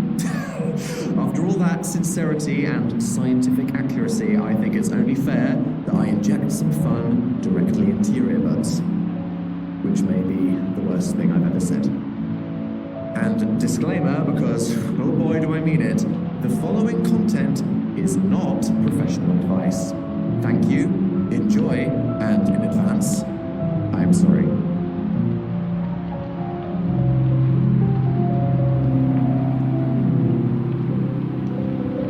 Need to get some work done or just chill out to some calming vibes? Here's some lo-fi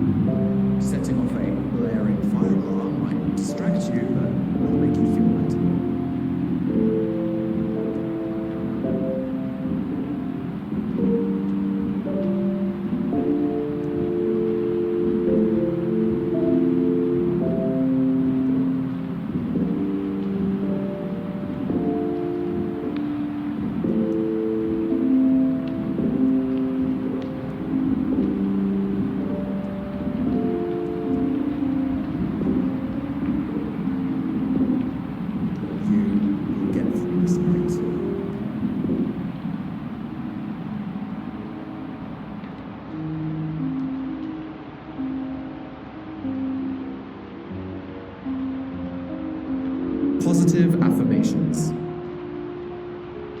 Repeating positive affirmations can be a great tool for motivating yourself and training a positive mindset. Unfortunately, I am a cynical, miserable git who finds this far too embarrassing to do myself. I guess I'd rather just be sad.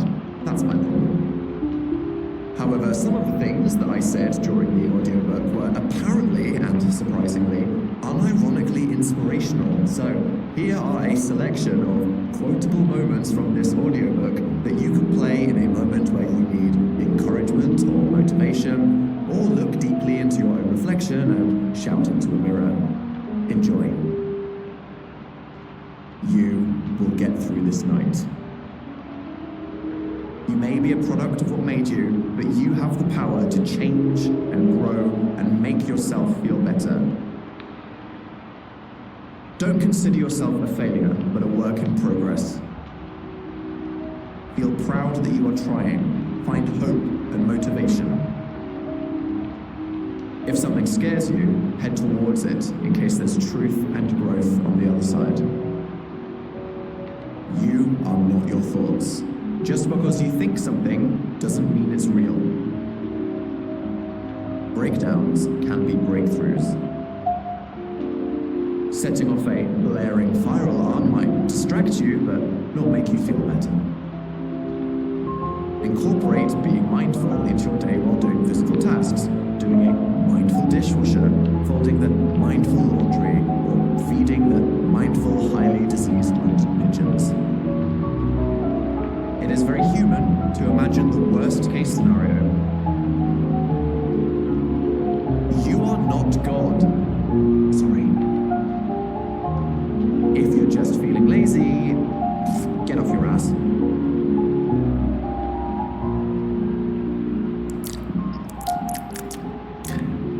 ASMR. Hello everyone. Today I will be dabbling in the therapeutic art form of ASMR, known as the Autonomous Sensory Meridian Response, a tingling sensation that typically begins on the scalp as a teasing tickle and trickles as a shiver down your spine, that can be activated by an auditory tactile experience such as soft, quiet, and intimate physical noises. Some find it deeply relaxing, sleep-inducing, or even euphoric. This kind of focus, meditation, personal attention from a performer, and sensory stimulation can provide a lot of benefits for mental health, as I'm sure you'll understand after listening to the audiobook. ASMR as a recent phenomenon has become an art form unto itself, with artists dedicating themselves to researching and pioneering ways to create this content, and often pair them with narrative experiences to help influence mood and assist the imagination. I have a lot of respect for these artists, which I am saying as I am about to desecrate their name by attempting to improvise an ASMR track right now. Sorry. Mouth noises. Hello. Sorry, is that a bit close? Yes. Hello. I would like you to close your eyes, unless you are driving, operating heavy machinery, or doing something else dangerous. I presume you have a brain. Please don't sue me. Imagine that we are together in the same room. You are sat comfortably on a chair of your choice, and I am here, like a slightly chaotic, desperately unqualified therapist. You are trapped with me. Let's do a breathing exercise. Deeply in, and then out through the nose. Lovely. Firstly, I'm gonna crack open some crisps and eat them as if I'm doing a mukbang, which is when someone watches or listens to someone eating food for entertainment. Bit weird, but I'm not here to kink shame. Right. What have we got today? We have some hand-cooked, so I hope they wash their hands, sea salt and vinegar crisps. Stinky. Here we go. Oh yeah, feel that scalp tickle. Damn, that was climactic. feel your senses being stimulated as I rustle for a good shape. Wow, this is one crispy crisp. Are you ready for this?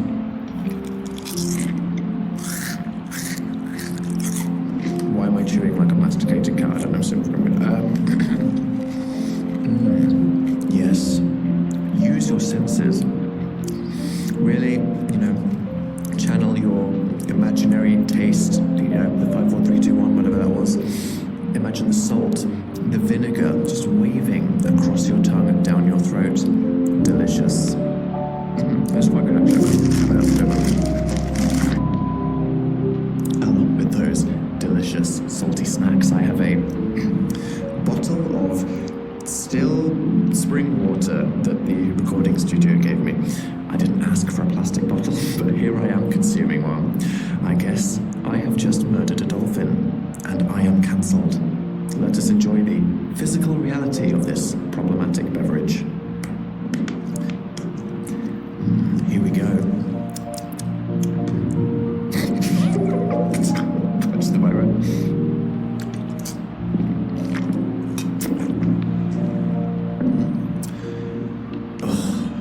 Hydrated. I am now going to fondle, sorry that's a really gross word, delicately flick through my book. I now think that delicately flick is also disgusting, I'm sorry. Here we go. Ouch. Oh yes. Feel those pages turn. The scrape of that paint. How's it making you feel? You got that shiver going? Oh yeah, that's the stuff right there. Focus on the flicking of these pages and just consider your own intelligence growing. Oh yeah. Oh, hear that page turn. Feel those bits of trees slap against each other as the pure power of knowledge cascades throughout your mind. Why not imagine a cool breeze as I just flick through these pages right in your face? Oof, gusty. This actually isn't my book, it's just a book that they have stuck the cover of my book onto to hold up in photos while it's getting printed. I'm gonna throw this away. Now I want to imaginarily stimulate your olfactory system by imagining scents. The scent is not the salt and vinegar crisps I've been eating, although, if you're this close to my mouth in real life, that scent would be unavoidable. It is a candle from my bag. Today I have chosen a candle called Black Cherry. I guess it's gonna smell of cherries. Here we go. Oh yeah. Oh wow, this is strong. This is a disgusting candle. Let's just imagine a deep and rancid artificial cherry smell.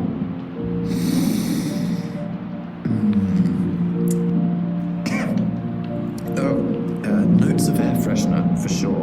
I'm not going to set fire to that because I might endanger myself. Lovely. Did you smell the cherry? Immersive.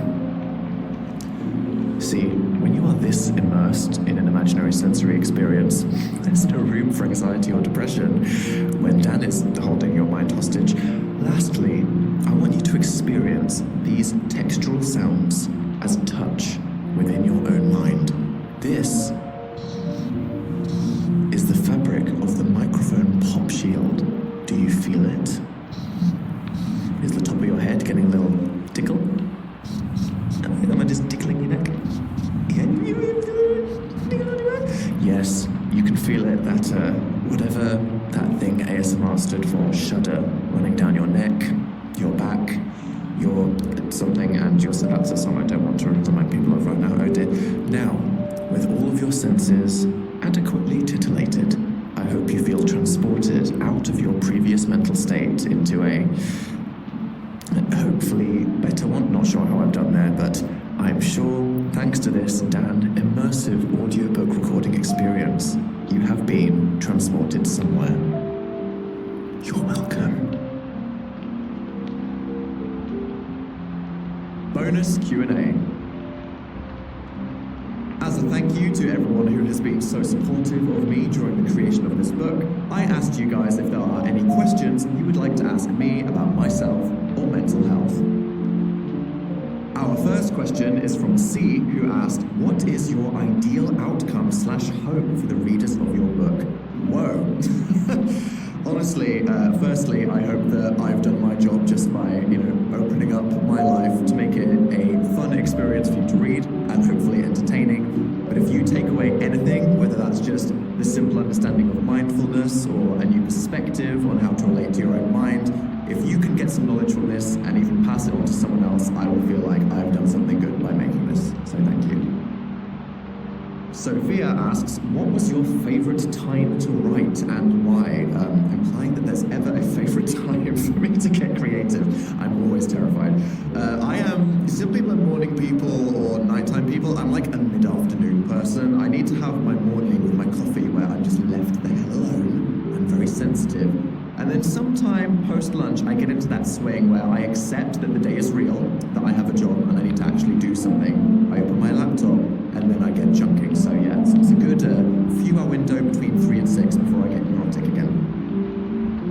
Naria says, did you see yourself as a writer before writing this book? Ooh, that's a good question. Yeah, I mean, the funny thing with me and the YouTube videos or radio or anything else is most of the content I did was scripted. So being a writer, it sounds like a very formal job, but I think anyone who literally writes anything down and then records something, you are being a writer. So whilst I may not have technically viewed myself that way, it is a skill that I was practicing whilst being very stupid, age 18, recording a video about procrastinating. So yes, but I didn't know it. Poet and I didn't know it. I was a writer and I didn't give myself credit. Yeah, that's me.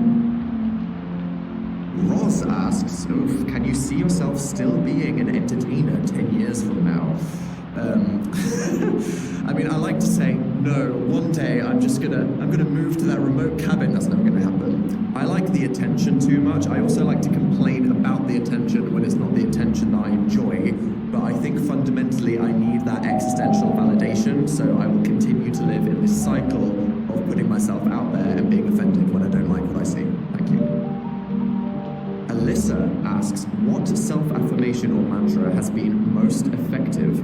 I would say, out of the whole book for me personally, the most powerful piece of information is the basic tenet of mindfulness, which is just remembering that you are not your thoughts. If I'm having a moment where suddenly that wave of anxiety creeps up, or I'm laying in bed and my mind just summons that one thing that I really don't want to think about, I don't even need to meditate for ages or really practice mindfulness. Just remembering that fact that you are not your thoughts, that's just something that your brain suggested and you can let it go, instantly washes it away from me. So that's what I have to constantly remind myself.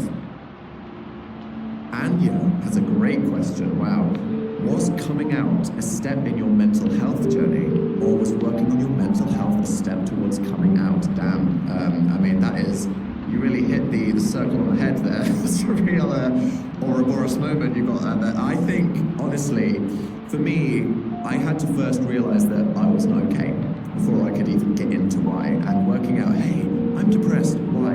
Hey, oh, I'm living a terribly inauthentic life, and all of that, I'd say, from 2017 to 2019 was a non-stop treadmill headfirst into a wall that led me on that. So whilst I think the two are inextricably connected and everyone has their own inauthenticity journey to try and overcome, for me it was that, and then it led me towards the big moment. Maya says, what should we do if we really can't see a future for ourselves? I mean, I said this in the book, but you would be surprised how fast time just slips through your fingers. Nothing stays the same, time changes everything, your emotions will fade, circumstances naturally evolve over time, and the future is inevitable and it will come. So whenever you find yourself feeling stuck in the present or unsure what you're going to do with your future, just let go of it and feel helpless against the grand scheme of the universe. Pearl says, were you nervous about the release or the reactions to the book? Gosh, I mean, I would say something I had to develop over my career is just this arrogant confidence in whatever I do, just because I can't leave any space for doubt. I would just completely implode. So even if I feel like, damn, that's terrible, I have to be like, no, I did it. It's out there. And it's like that thing with intentions, and I said this in the book, you need to remind yourself of why you're doing that thing you might find difficult, what are you trying to achieve with it, what are your reasons for doing it, and then just remember. And for me, if me writing this book is going to help somebody, which I hope at least it helps one of you that's listened to this, then that's all that matters to me. Angie says, do you think you know yourself better after writing this book? Do you think I will after reading it? Oof. I mean, definitely. The biggest thing for knowing myself is, again, one of the core parts of this book, which is doing a little bit of science experiment to get to know how you really work. We all like to imagine that we know how we work with exercise and diet and sleep, but actually going, if I eat this, I feel like this, makes me go, damn. That pizza made me feel bloated, so I didn't sleep very well, and I felt stressed the next day. And there was a lot of that, honestly. The moment where I was like, oh, yes, when I go for a run, I have a nicer afternoon. I wish I never learned that. Jen says, do you have any advice for young adults going into adulthood that are worried about not being successful? Oof, I mean, that is, I relate to that one. Firstly, I would say, what is success? You know, if you're thinking it's about money and your career, that's maybe not doing things for the right reason. You can have a successful life if you have friends, loved ones, you're doing what you enjoy, you're keeping your mental health level, and you're living an authentic life according to your values. I think that if you just try to do the best you can in your circumstances, doing things for the right reason, you will always be able to hit your head on the pillow at the end of the day and go, yeah, I'm doing the best I can. Don't stress. Ma says, if you if you had to describe your writing process in one word, what would it be? Painful. Yeah, like pulling teeth onto my keyboard. Sorry.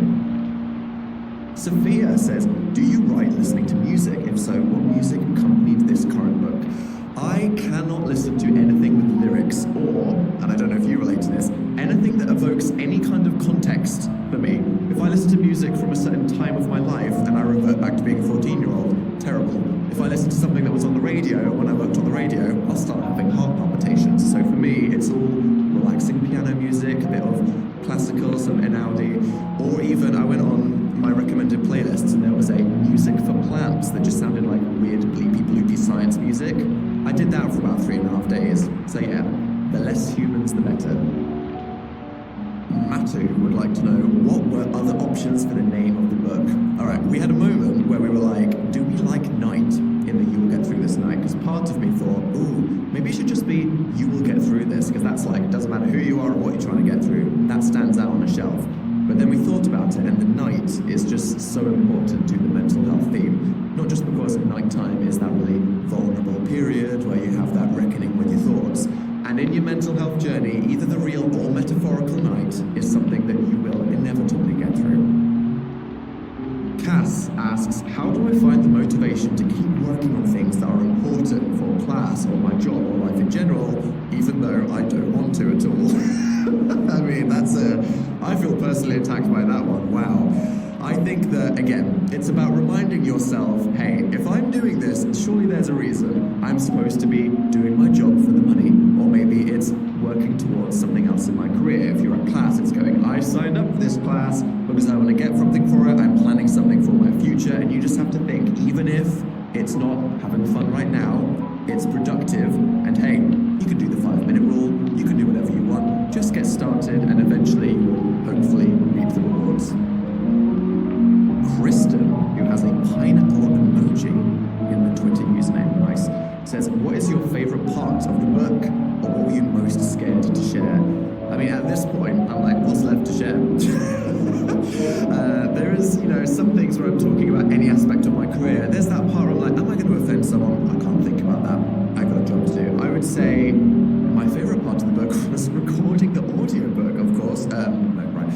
Seriously, no, that was my serious answer. No, seriously. I think my favorite page was that exercise on mindfulness that just goes, okay, here's how to mindfulness.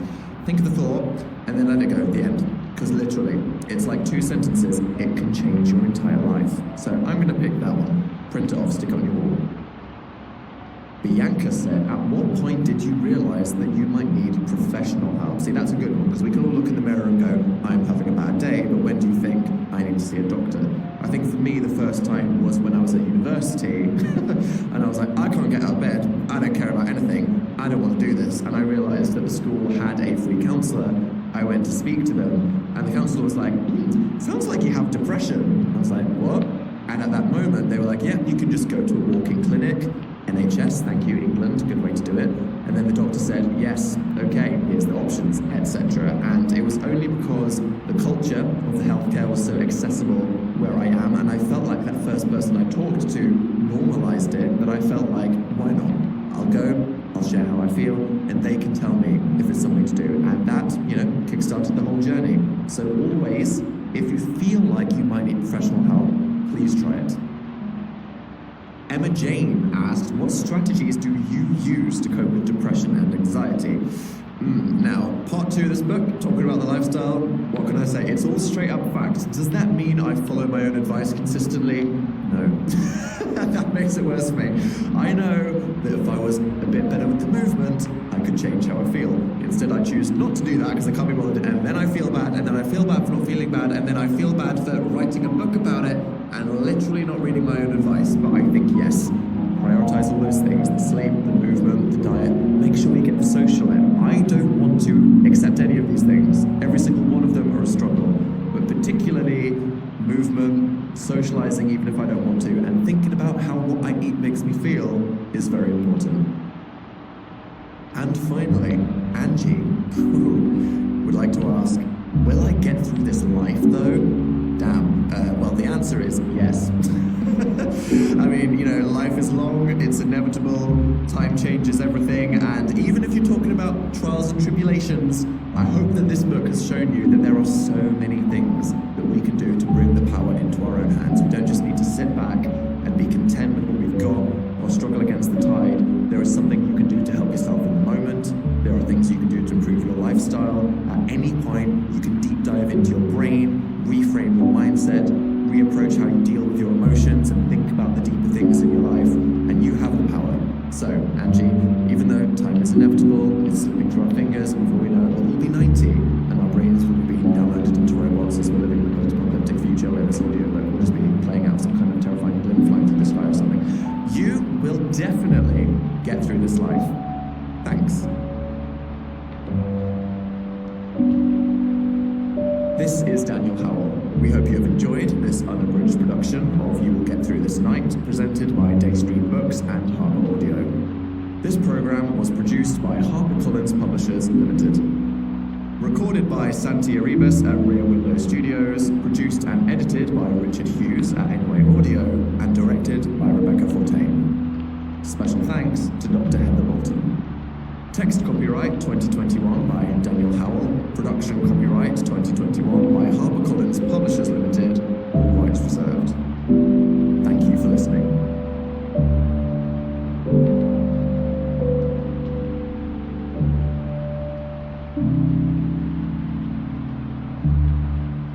The idea that your mental health isn't fixed in stone. Time passes everything, the context changes, and you have the stomach grumbles. Wow.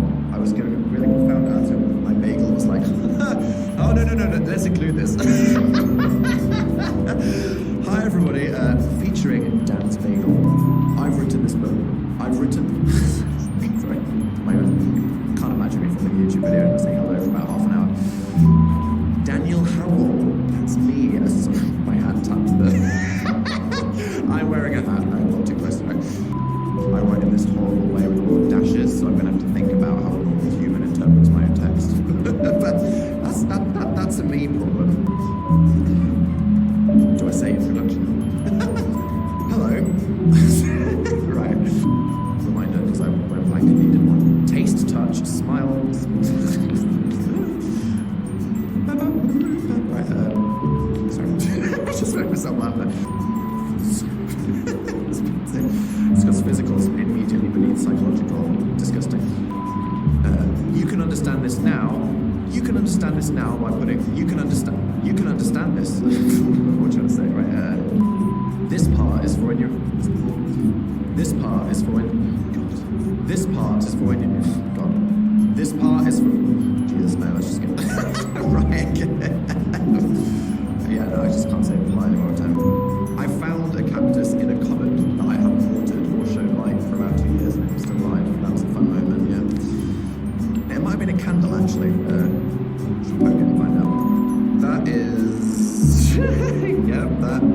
That's English, right? I'll take a 1-minute siesta. I'll just rotate my chair as to produce the